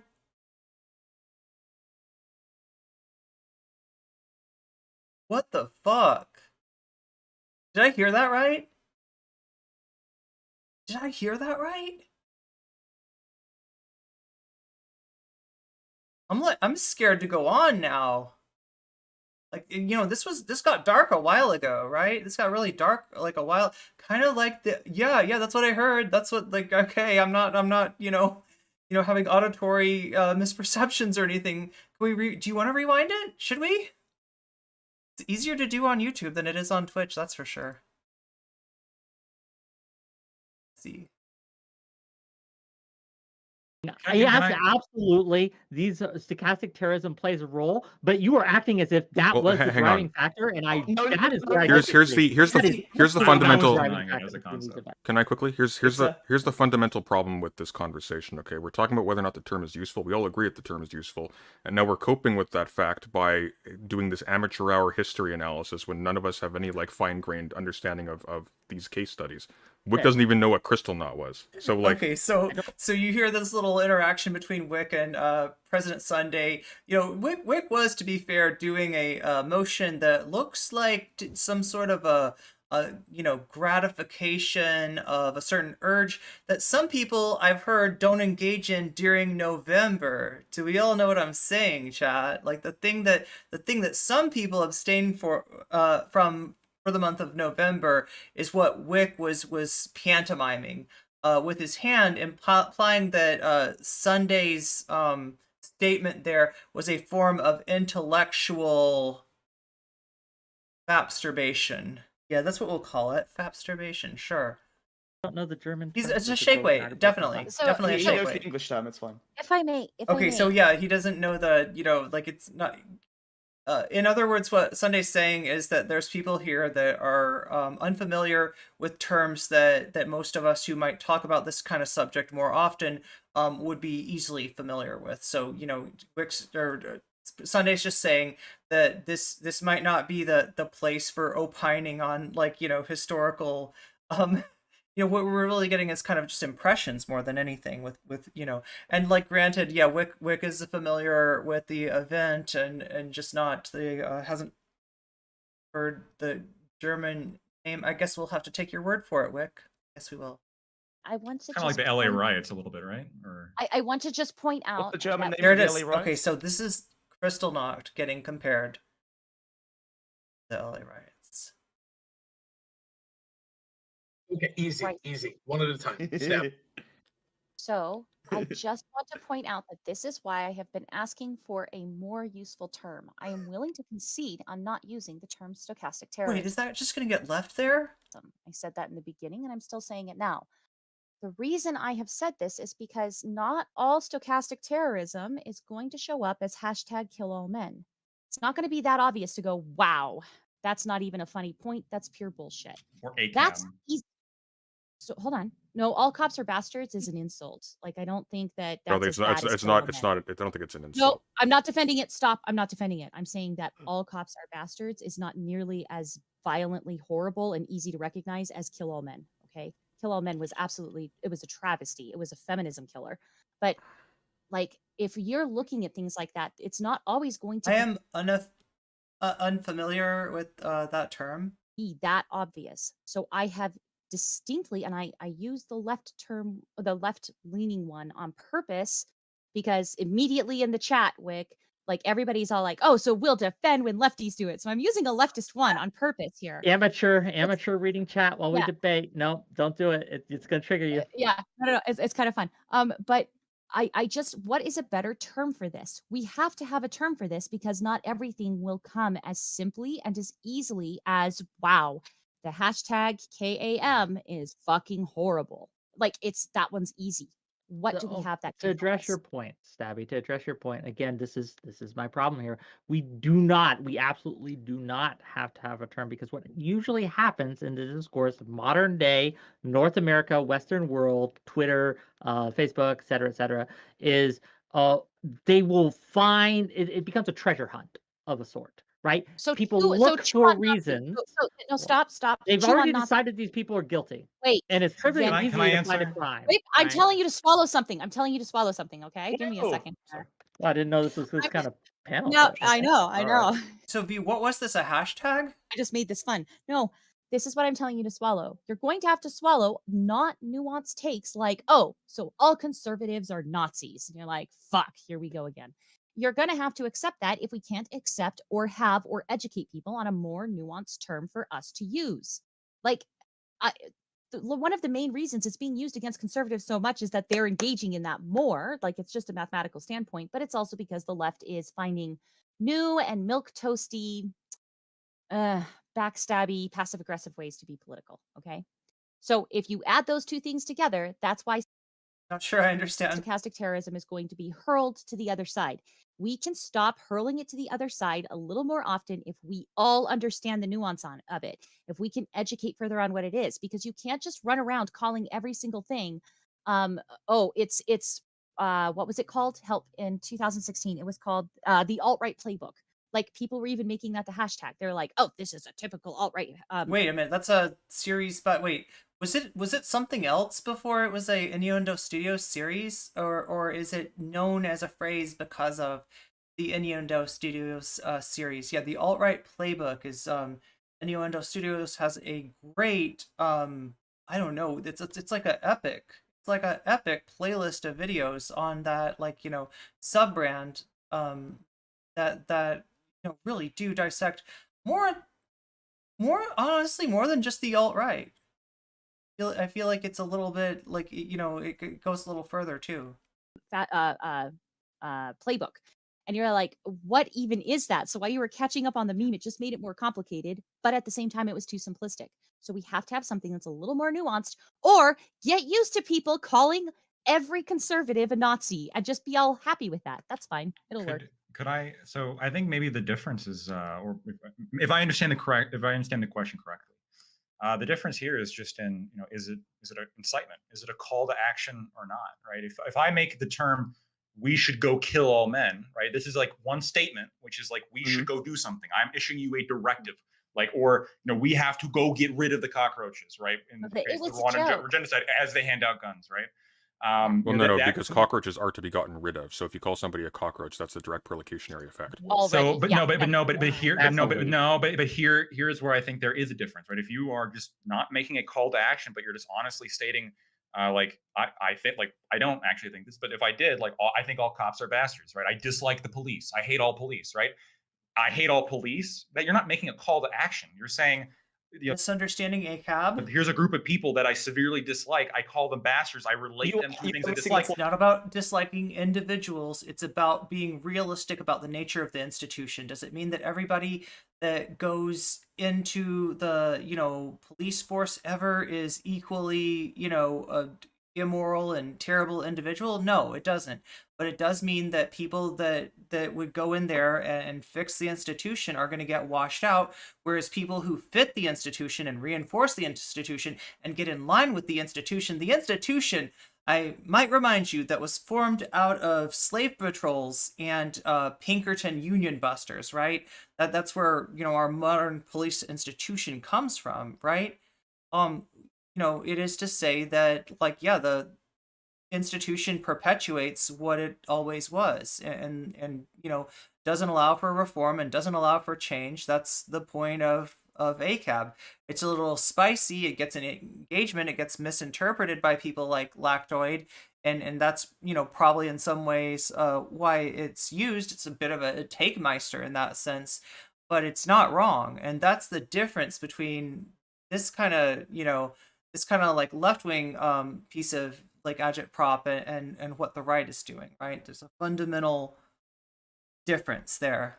Because now one way is saying, like, well, I'm interpreting sort of intent, or I'm interpreting some sort of culpability on your behalf for having this opinion, and that, like, this is related to violence somehow. Or you're saying, man, this guy really hates police. Maybe he wants to defund them. Maybe he wants to get rid of their money. Bastards are not a pest that we... Can you give me 1 second? Sure. Can you give me 1 second? Sorry. I mean, kind of.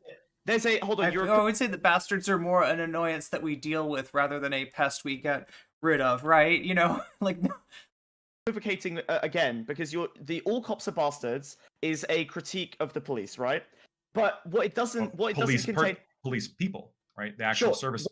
Yes, right. But the difference is that you're not attributing to it an impending threat. Now, there's rhetoric you can add on top of that where it becomes an impending threat, and that's when we start to get closer to like more dangerous stochastic terrorism. The most dangerous stochastic terrorism is, this is an impending threat, it's looming, it's coming soon, and you have no solution other than violence. That is the worst kind of stochastic terrorism, where you're saying you're about to get killed, your children are about to get, groomed or taken out and have their identity like besmirched by a pedophile or whatever, and it's gonna happen if you don't do something about it. Even if you genuinely believe it, because one example.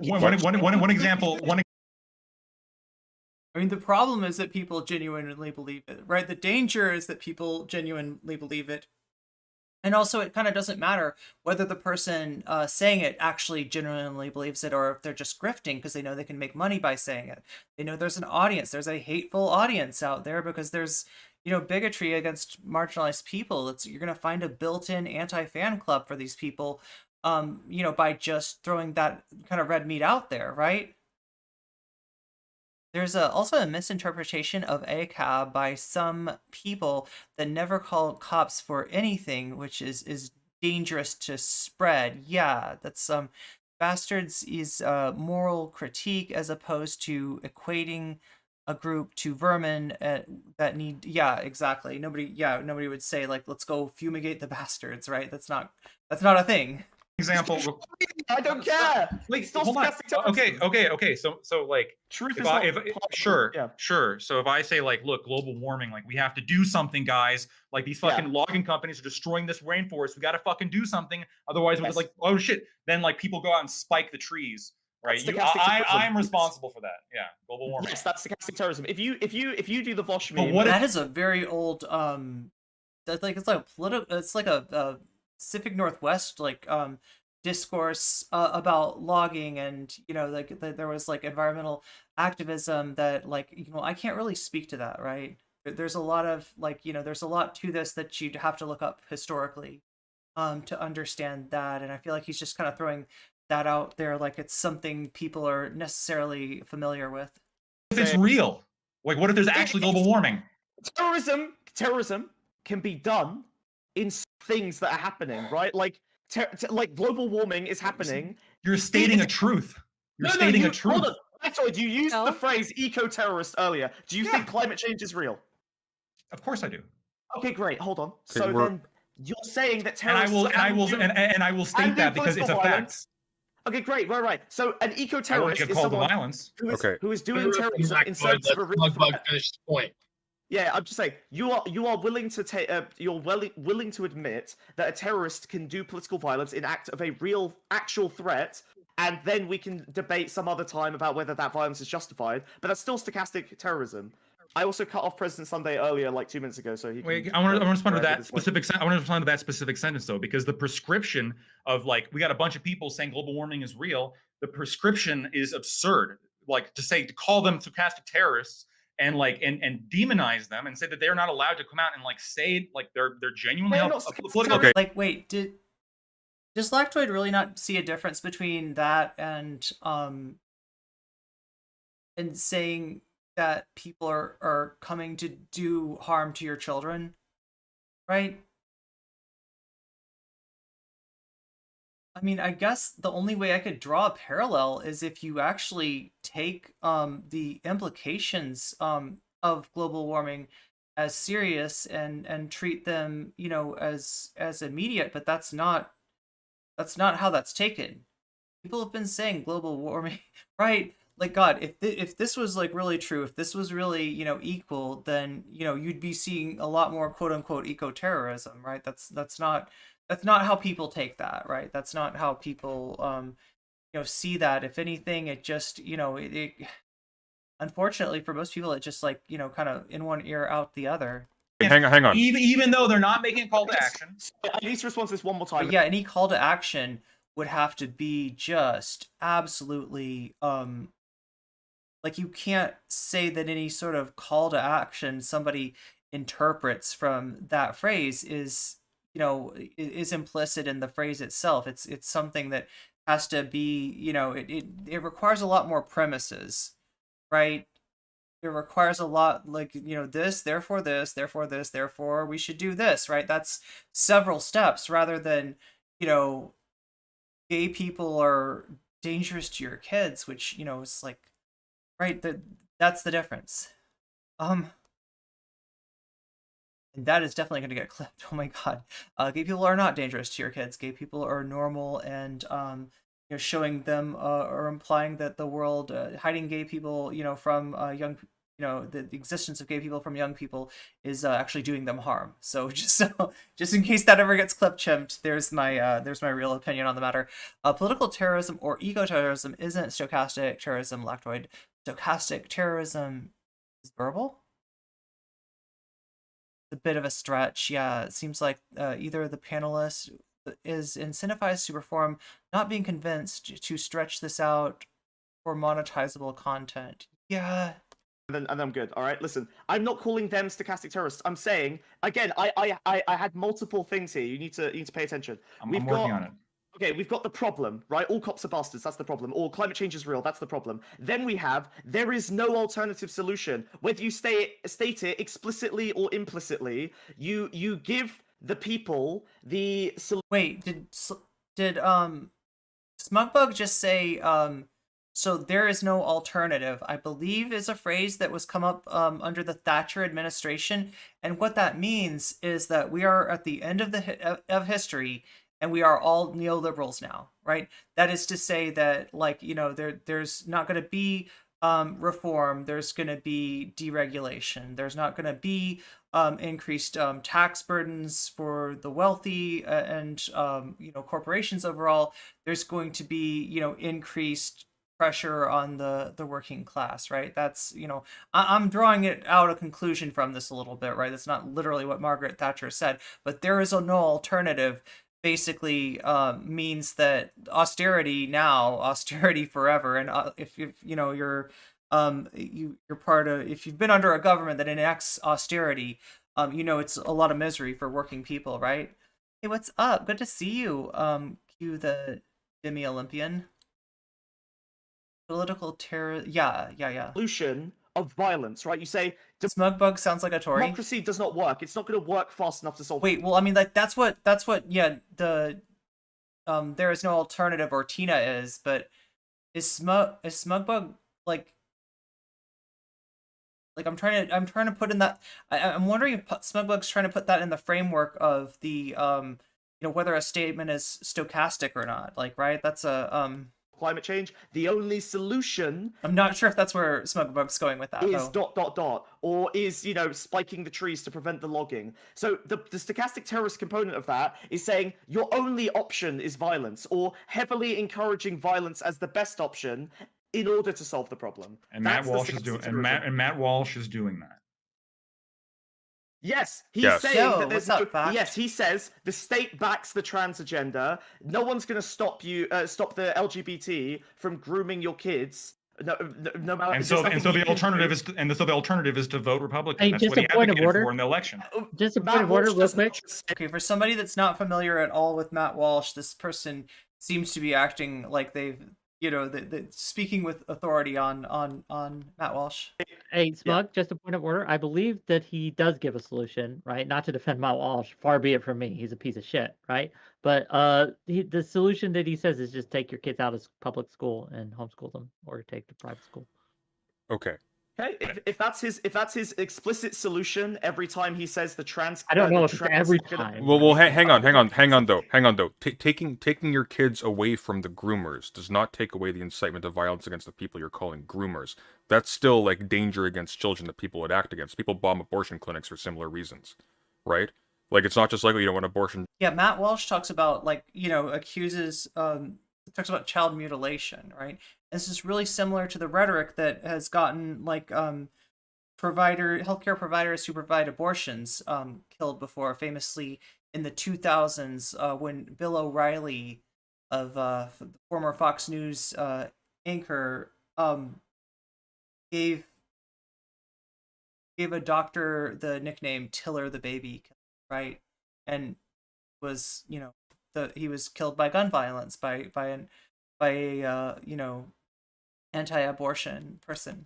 Don't get one. No, they think that bad things are happening to children, so they intervene violently on their behalf. And without much thought, right? That's a pretty, that's a pretty strong appeal to, like, what is it, like the system one order of thinking. Is that what it's called? I might be getting that wrong. That would be an example of stochastic terrorism. Society's children, but right? again, this is look. too broad. Look. Here, we're all missing the point. Guys, one at a Listen. time, please. Okay, can I Wait, go? Go ahead. Okay, we're all missing the point, like, completely here, with the exception of Smugbug, who needs to rename his name to Basebug. We all agree that a stochastic process can be used to incite terrorism. We are hung up on the word terrorism because we assume that it's bad, even though we also are defining it as, like, a specific political act that can have a particular end. It can be useful.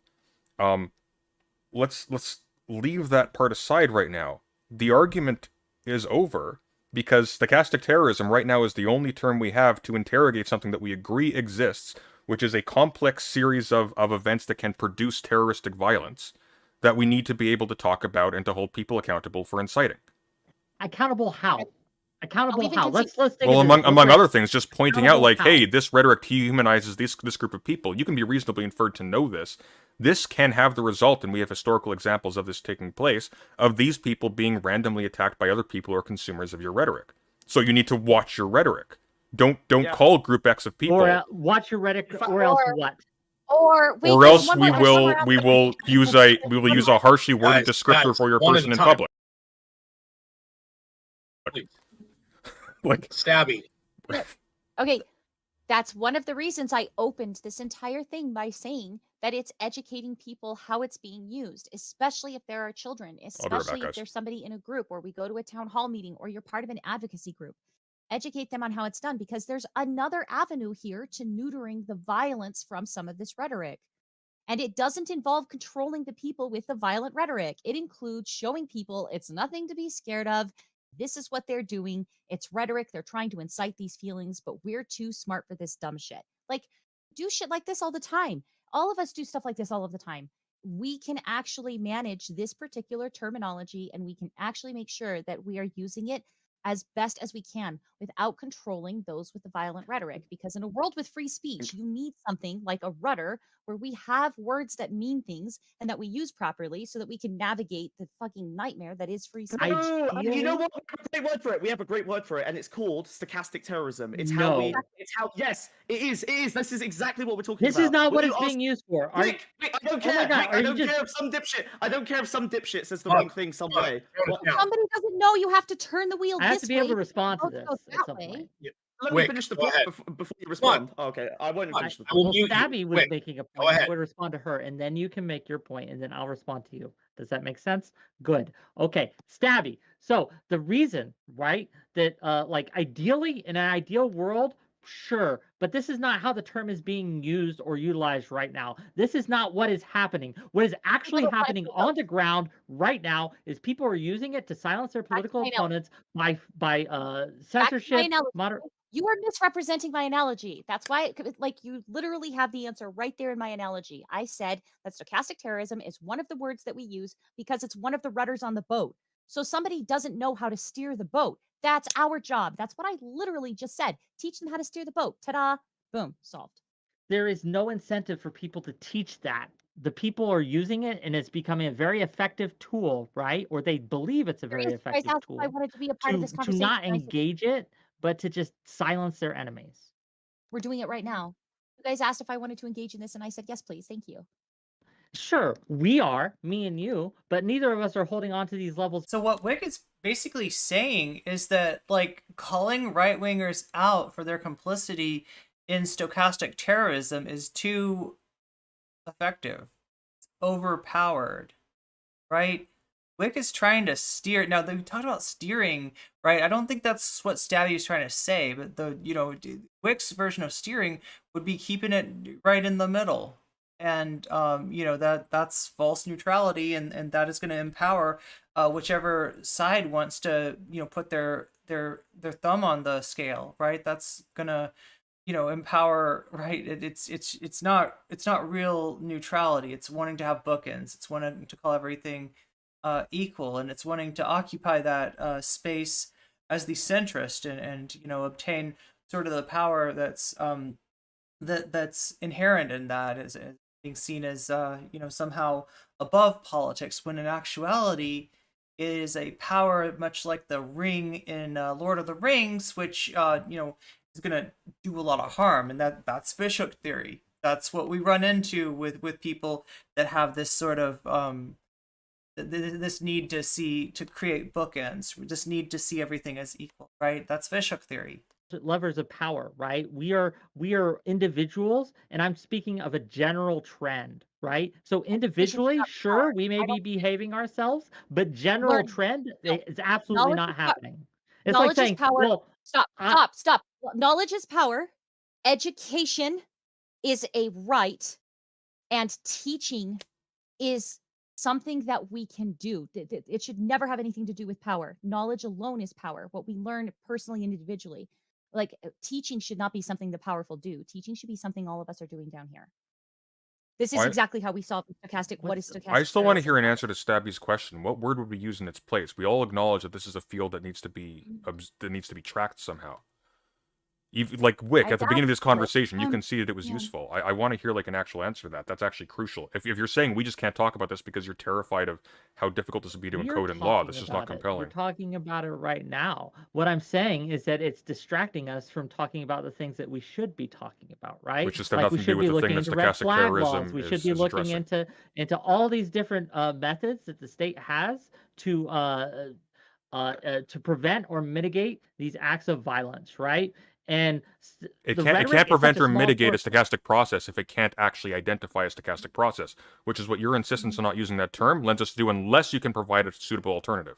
But what we're doing is we're trying to mitigate upstream, I should say, effects, like such as red flag laws, things like that. That would have absolutely stopped and mitigated the Q So I have shooting, more He right? could crude- use a I knife. have He a could more make a crude- bomb. I There are have a millions of things he could do. I have a more crude way to restate what I Yeah, good point, V. Yeah, wake up, had chat. asked for before, if I may. So if we are supposed to control the people using the word stochastic terrorism, but not the people using the stochastic terrorism, what do we have in the interim? Since obviously we think using the word stochastic terrorism is somehow worse than terrorism. It's like not that. just the word. Like you keep getting hit not- on. This wait, is not the word. I don't care about the word. The phenomenon is useful to analyze. But this is literally the basis of the panel. Is the term useful? What do you mean you We don't care agree. about the word? That's why we're here. It's the concept I useful. would offer because it seems like, Was that a middle finger from Wick? you know, It might not have been. and I agree. I'm really attached to the It could idea have been of any a finger, stochastic, honestly. stochastically occurring process, which activates the phenomenon of the lone wolf shooter, right, and directs it with a political rhetoric towards a political objective. But I guess my question is, why is keeping the word stochastic? Why is something like stochastic violence insufficient? It's so descriptive. I think it's great. I don't see why. It's an excellent word. It's why it came into parlance in the first place.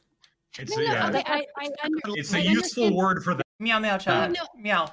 Stochastic terrorism came into parlance Stochastic because it was describing It wasn't. ambient. No, it wasn't. It wasn't a idea- lefty. It wasn't a lefty who originated the term. It was a guy writing a paper for insurance companies. No, Okay, but it that was was Yes. coined in the popular.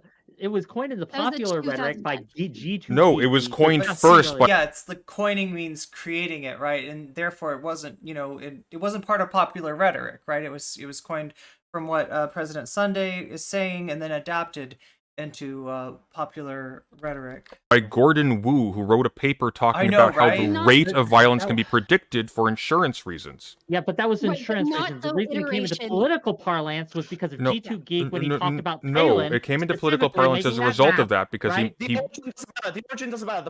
The point is what it means, which is the probabilistic increase in political violence. The That's origin- basically what. The origin matters because Wick is trying to pivot to saying he disagrees with the concept. The problem is he's already agreed earlier in the conversation that the word signifies something very real that takes place. So he's now functionally against us even talking about a stochastic process resulting in terrorism at all. Stochastic process. I asked about what does the word terrorism offer, and how can you argue that what we're seeing is terrorism as opposed to a stochastic process of violence? Political violence. Because terrorism, Political. no, it's not just political violence. Terrorism is very particular. It's political violence meant to incite terror for a political end, right? Yeah. So that can be, for example, Okay. to spook the groomers from coming out of the closet and teaching their ways to the impressionable younglings. There, that's an act of terror, right?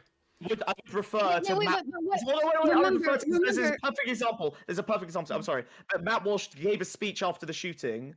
He put out a video, which I'm sure plenty of people here watched, saying, "Why do you have to do this? What if you say that it's actually as dangerous to be what you are? If what you claim is happening, why do you still do it? Why can't you stop yourself? Why can't you prevent yourself from being compelled to do drag shows in front of children? Is it that important to you? Can you really not help it?" This was literally a speech he gave the day after the fucking shooting, And or within I a need couple to of point days of out- the shooting. And I need to point out that on Prime Kai's panel about the shooting, we didn't talk about the shooting once. In fact, somebody who's here on this panel right now, as well as Fabian, they were both, instead of talking about the people who were shot, we had to talk about, well, them talking about like their lifestyle and their rhetoric is what we need to focus on. So Yeah, but now you've turned. So now you've just Prime Kai is another Twitch panel host.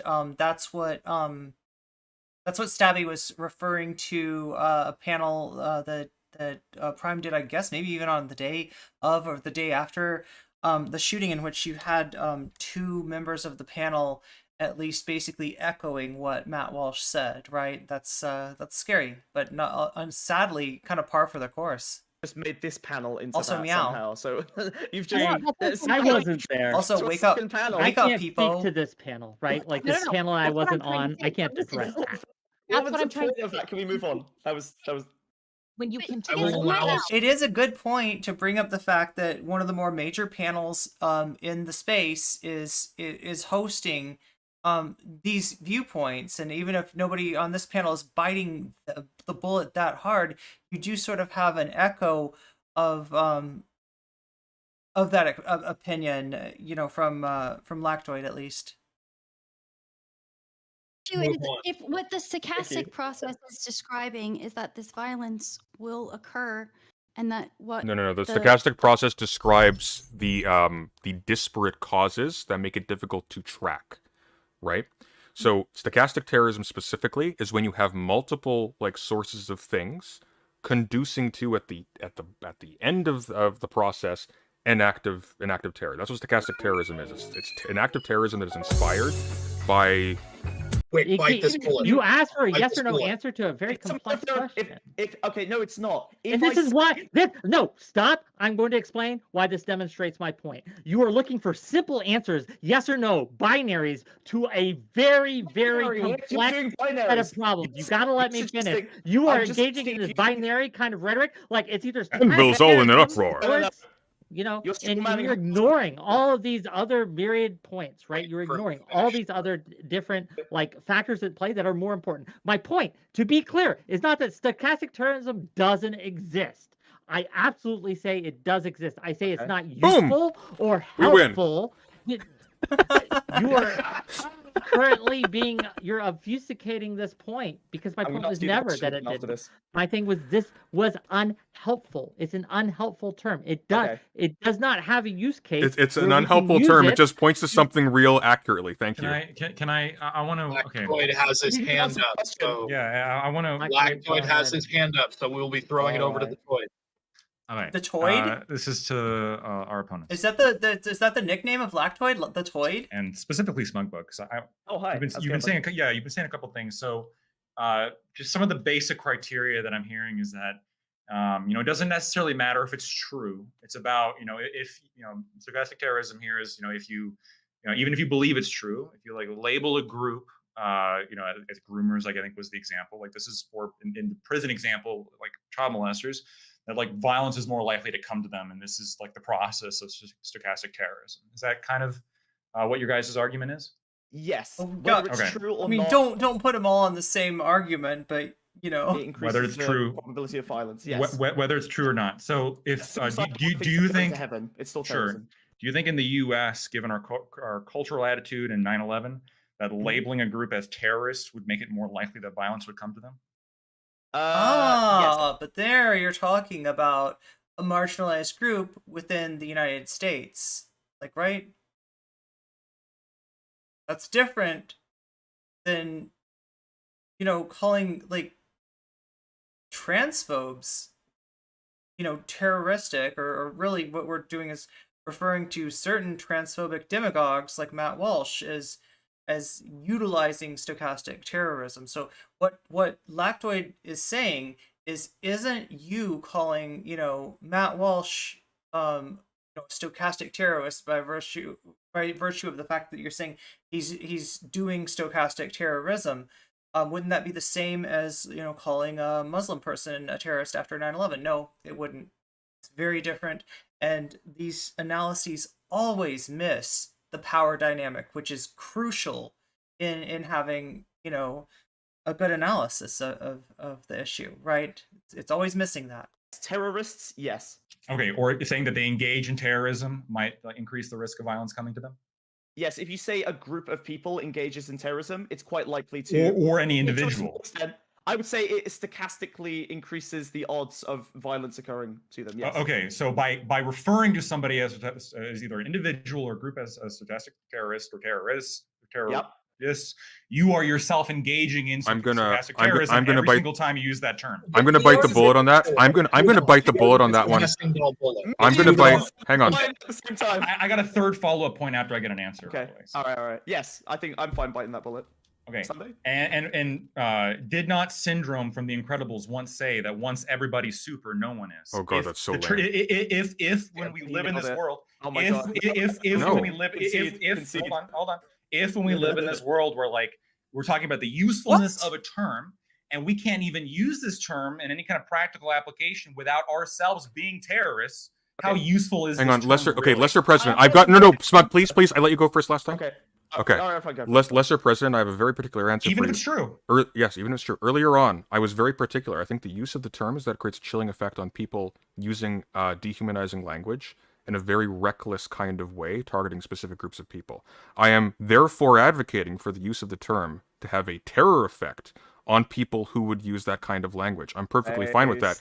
Now we litigate whether or not a certain type of political action is That's the bullet that he was referring to biting. Justified or allowable. And in the debate world, that means that your opponent's asking you a question, trying to force you to either agree with them, right, and abandon your position, say that they're right, or you are gonna answer yes to a question that they think makes you look bad. And if you say I bite the bullet, you're saying I don't think that makes me look bad. I think that's right. So that's what Sunday's doing there. Given its consequences socially, that would be a level of particularization we can have following from that. I know what kinds of threats of terror we're willing to accept. I know for debate people that's obvious, but I'm not making the assumption that everybody in here is a debate person, right? Because of course I will the state rules by fear ultimately in every single and case. I do the same thing. Sure.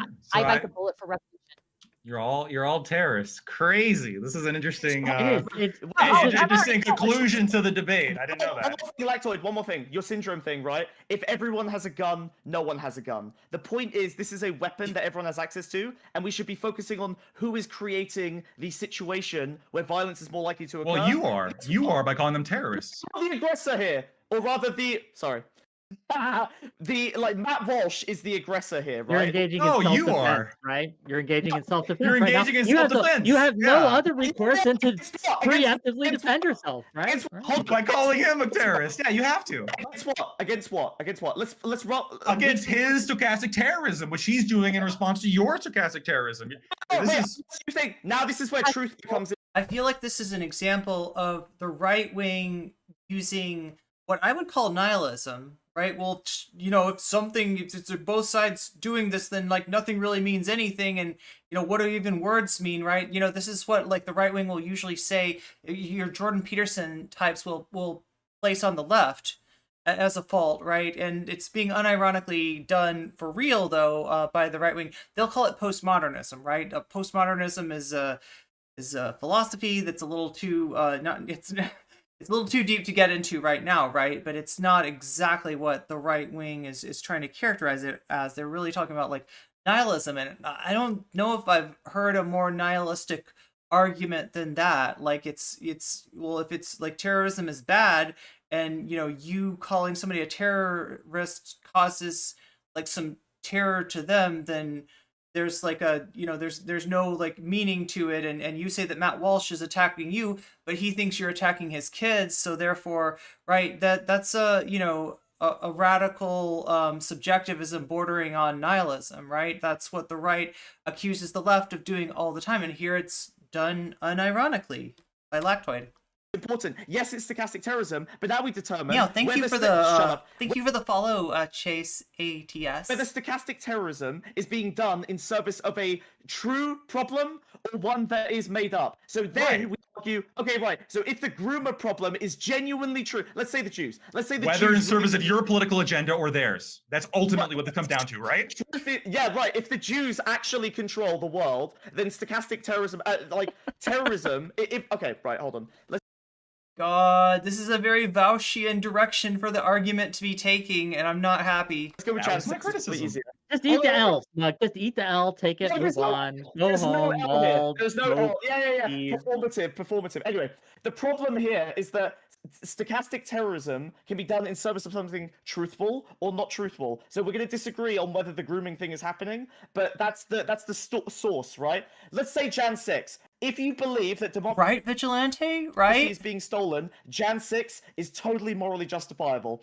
If from that perspective, if it isn't being stolen, then Jan 6 is a terrible disaster, and we have to determine the truth to decide not whether it's stochastic terrorism, but whether the stochastic terrorism is justified. Because if democracy was truly stolen, Jan 6 would be justifiable. That much would make sense if the election was actually stolen. I'm happy to bite that bullet. It's an obvious one.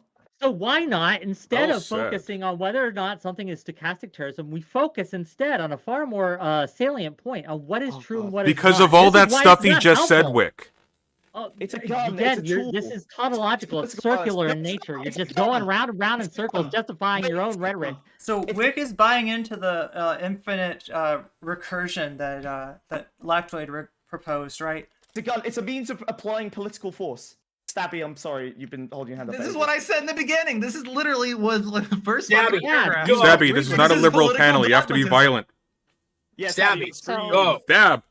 That's why I think that one of the reasons that we Pardon. want to use this word and we want to find its boundaries and make sure that we're using it properly. I did like what Olive said, weaponized discourse. I very much liked that portion about, you called it stochastic violence, correct? Okay, I like that I one. was asking. I was genuinely asking. Yeah.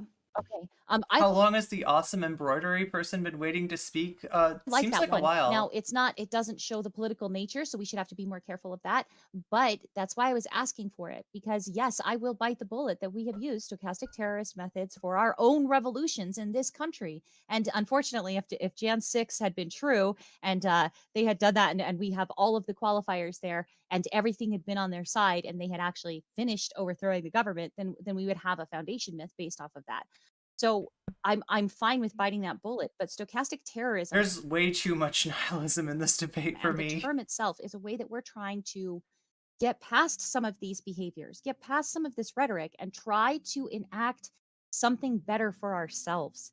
Try to get people to understand as they approach it. Create a because chilling quite effect frankly- on it. Yes, Right, absolutely. Right. Personally, I don't just want to use the term stochastic terrorism to reach people who are saying, if we're gay, we have to arm ourselves because all the conservatives are trying to kill us. And you're like, whoa, calm down. That's bad rhetoric too. Let me show you what I mean. I don't want to just reach them for hope. I want to reach the fucking people engaging in something they might not even know is stochastic terrorism. How many things could we actually nip in the bud? I said neutered before, if we can start approaching it with more nuanced versions of language. I said we wanted the rudder on the boat. So instead of being I hate to think that people really think that the reason that the right wing is not being reached, right? The reason that there's like a disconnect there. Because it was Oh my so God. peaceful up here, but now there are freaking communist invading radicals. Thank you so much, Skinny Muching? If I'm pronouncing your name right. Thank you for the follow. Yeah, this is, wait, what the fuck was I just saying? Oh my god, I completely got sidetracked by the communist invading radicals. Yeah, fuck. so pro free speech and worried about the government coming after stochastic terrorism that we ban the word stochastic terrorism. Step back for a second and let's learn how to fix the goddamn Ban the rudder. concept, Stabby. Be careful. He said concept. No one's banning the word. No No one- one's yeah, no banning the one- concept. No, There is like a de facto banning of the concept when you're tone policing like that and basically eliminating those who hold what is a reasonable position and what is a necessary position. And in the case of what you're getting from the top left here, you're holding that out as like, oh geez, I'm not gonna bring Polly back on a panel, right? You know what I mean? You've already rejected that viewpoint, and this is part of how fishhook theory is actually something that we call it fishhook, because you've got left, you've got the right, you got the center, right? There's horseshoe theory that proposes that like actually what it is like a horseshoe. You got the left and the right, and the extremes of those like almost touch, like they're very close to one another, and then you got the center, which is fucking based, and you should be a centrist, right? That's horseshoe theory, right? Fishhook theory says it's like a fish hook, right? It's a fish hook that it's like left, and then it goes to the right, and then there's this fish hook here, right, where the right actually the center actually ends up being straight and being idiosyncratically close to the right, advocating for meta positions, I'd even say, that benefit the right and that make right-wing discourse more viable, right? This is this has been said in a few different ways before, but yeah, fishhook theory. I wouldn't say you can't. I'm just saying it's unhelpful. They're burning the books. Come on. I think the real terrorists were the friends we made Oh no, I knew you were gonna say that today. True. The only, there we go. you know what? The only ship we need is a friendship, gang, and we've been and a star to sail her by. Friendship. We are kind of winding down, right? So looping Hold pretty on, hold on, hardcore. hold on, hold Yeah. on, hold on, hold on, Oh, hold wait. on. As the moderator, hold on. Okay. We are kind of winding down, so Fuck you, what I'm a I'd like to terrorist, do- moderator. I accept the accusation, the label with pride. I'm a terrorist. I'm just not the most terroristic on the panel, so I'm good. I would like to give R.I.P. Wick's everybody channel. Oh my god. True. I'd like to give everybody maximum of 2 minutes to make some closing statements. And you will be timed. You will be muted if you exceed your 2 minutes. And we will be going with President Sunday first on this round. Go ahead. You can't prove I was there. I have an alibi. They're all liars. Next. Brief as always, much appreciated. Stabby, please give us your closing thoughts. I think that we need to be careful about how we use language, try to educate one another, make sure that you're having these discussions. I think that's what's most valuable. You can definitely come and watch panels like this, but definitely engage in this with your friends so that we can use these things properly, because stochastic terrorism can be done by Yeah, I don't find it funny. So I definitely think that it's a term that we need to have as useful, and don't just use it for anyone. Also, please ban from your lexicon, this is a stochastic terrorist. We don't need more labels for people at this particular point in time. What we need is to understand what stochastic terrorism is as a concept. So let's just stay focused on that and don't just start calling people stochastic terrorists. So don't make them victims. Over to Wick. So yes, anytime you bring attention to a thing, whether it be a positive or a negative manner, you increase the chance that people will interact with that thing in either a positive or a negative manner. This is This is the attention economy. This is what Chud Logic was talking about in that video I did on him a long time ago. Trivially true. And this on its when you get to the root of it, this is all stochastic terrorism is saying, that if you are negative about a thing and draw attention to it, some people maybe someday down the line are going to react negatively to it. This is going to be used as a weapon, and it's being used as a weapon right now to attack journalism and attack free speech. This is why I find it not only unhelpful. Wick, I gotta disagree here. And based, I mean, like, granted, this is a bit anecdotal, okay? But the person on your panel, the upper left corner, really does not want us calling like Matt Walsh, Tucker Carlson, Donald Trump stochastic terrorism. Terrorists, right? That is one sign, I would say, that it's working, that it's effective. While Stabby is concerned of the over application of the term, I would say that's not so much the problem as the as the fact that there's honestly a lot of it going on right now, right? I don't see a lot of people using it disingenuously, right? I really like, strawberry ice cream. The people that are advocating for chocolate ice cream, they are stochastic. I don't see a lot of people throwing it around where it doesn't belong. So yeah. But kind of a dangerous topic, not a topic, but a dangerous concept if you will. That isn't to say we shouldn't talk about it. It is a new concept, and it definitely does need more research, and it does need more people. It's only new in the sense that, like, some people are just finding out about it now. It's a kind of an ongoing discourse that's been, talked about, like, probably, since 9/11 or so, like, right, is people studying it. As of today, however, with the information I have on my hand, on my fingertips, if you will, I just don't find it helpful or useful in engaging with the world and trying to do what I think we all here want to Well, do. I mean, like, what Wick needs to do is keep interacting with, people like Lactoid, because this kind of shit show drives engagement, and, it's very inconvenient for Wick if he has to, call, now, not that, this applies to what Lactoid was saying today or anything, but, if you're going to call right-wingers out for stochastic terrorism, which doing a lot of these days, right? Then it's going to make it harder for you to work with them. Wick's a person that needs to be able to work with them in order for his content model to work. So I'd say we got a little bit of a perverse incentive here, and it's kind of hard to, take somebody's word for it when you can see kind of where their incentive lies. So, there's my disagreement. Is to stop these heinous attacks on of violence and incidences of violence against people. Yeah, thank you.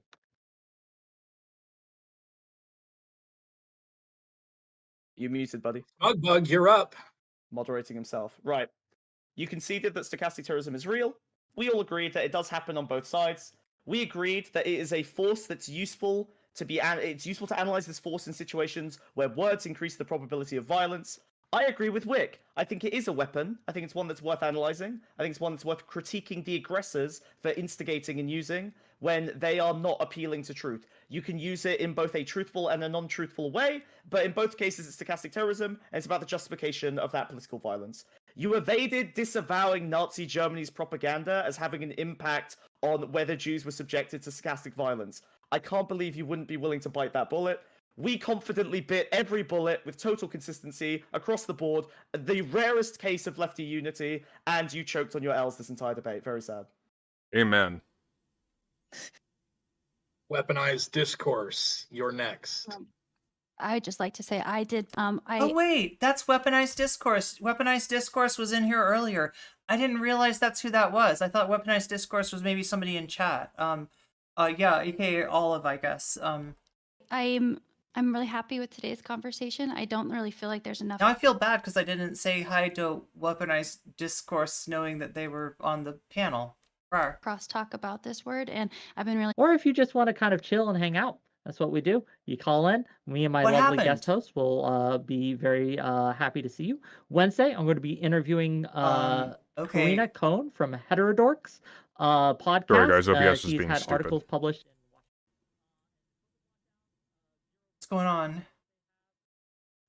Oh my god. Friday, we're going to be debating. We're not The trying to person do who really a liked quick commercial those here. classes where they told you to bring a question in, weren't you?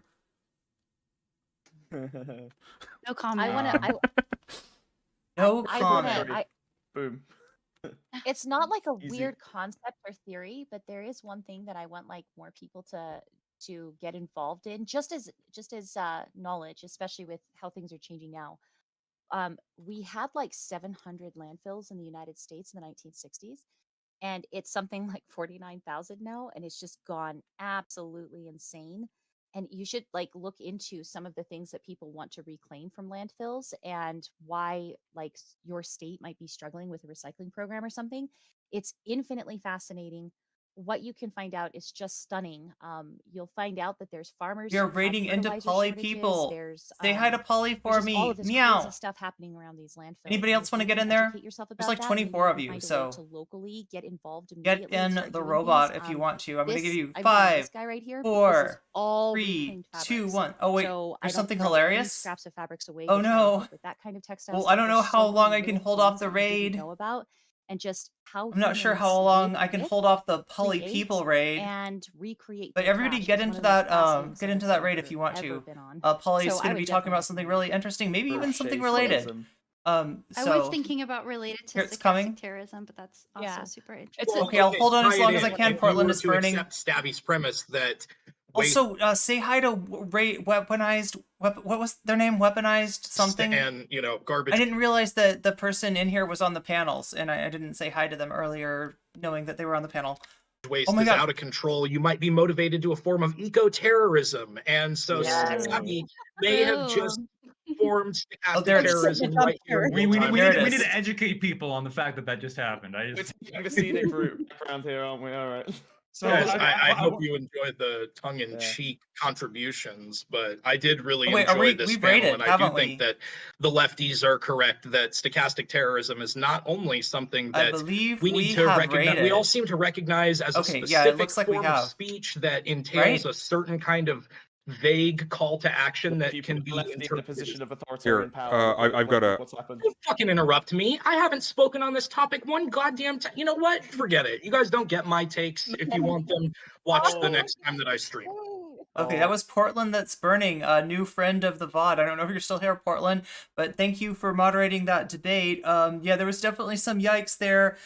No harm, no foul on the people that put it together, though. There's just a lot of toxicity in Twitchpol in general, but yeah, some choice comparisons there with like the whole Crystal Nox thing. That was surprising. But anyway, yeah, I'm gonna we read it out, and I'm gonna be back. Oh, I should have told people I'm gonna be back on tonight. Yeah, I'm telling the wrong people. This is YouTube hearing it now, right? I'm gonna be back on tonight. Later on, we've got more stuff to cover. We're gonna cover some Demon Mama stuff. Demon Mama had some choice words for woke scolds like myself. We also have a Bad Empanada video on Demon Mama, and oh my god, what else? I feel like there's one other thing that I'm missing. There's one other thing we've got, but trust me, it's a banger. Whatever it is, the thing that I'm missing, it's a fucking banger. So make sure to be here for it tonight again. I'll probably start streaming around 8 or 9 o'clock Pacific. That's 11 to 12 o'clock Eastern. That's pretty late, right? But we're doing the late night owl hours these days. In addition to this, there's just so much content, and I can't cover it all at once. But yeah, I got to take a little break, take care of myself, and make some content, right? That's all I do. I just like spray content out of my fingers. I'm like the piss master of content, basically. That's what I'm saying. If you know that Rick and Morty reference, then you are up to date on Rick and Morty. You have alerts turned on. Nice. All right. Well, I will talk to you all later. Have a good one. Not even that much later. I'll be back on in a few hours, I guess.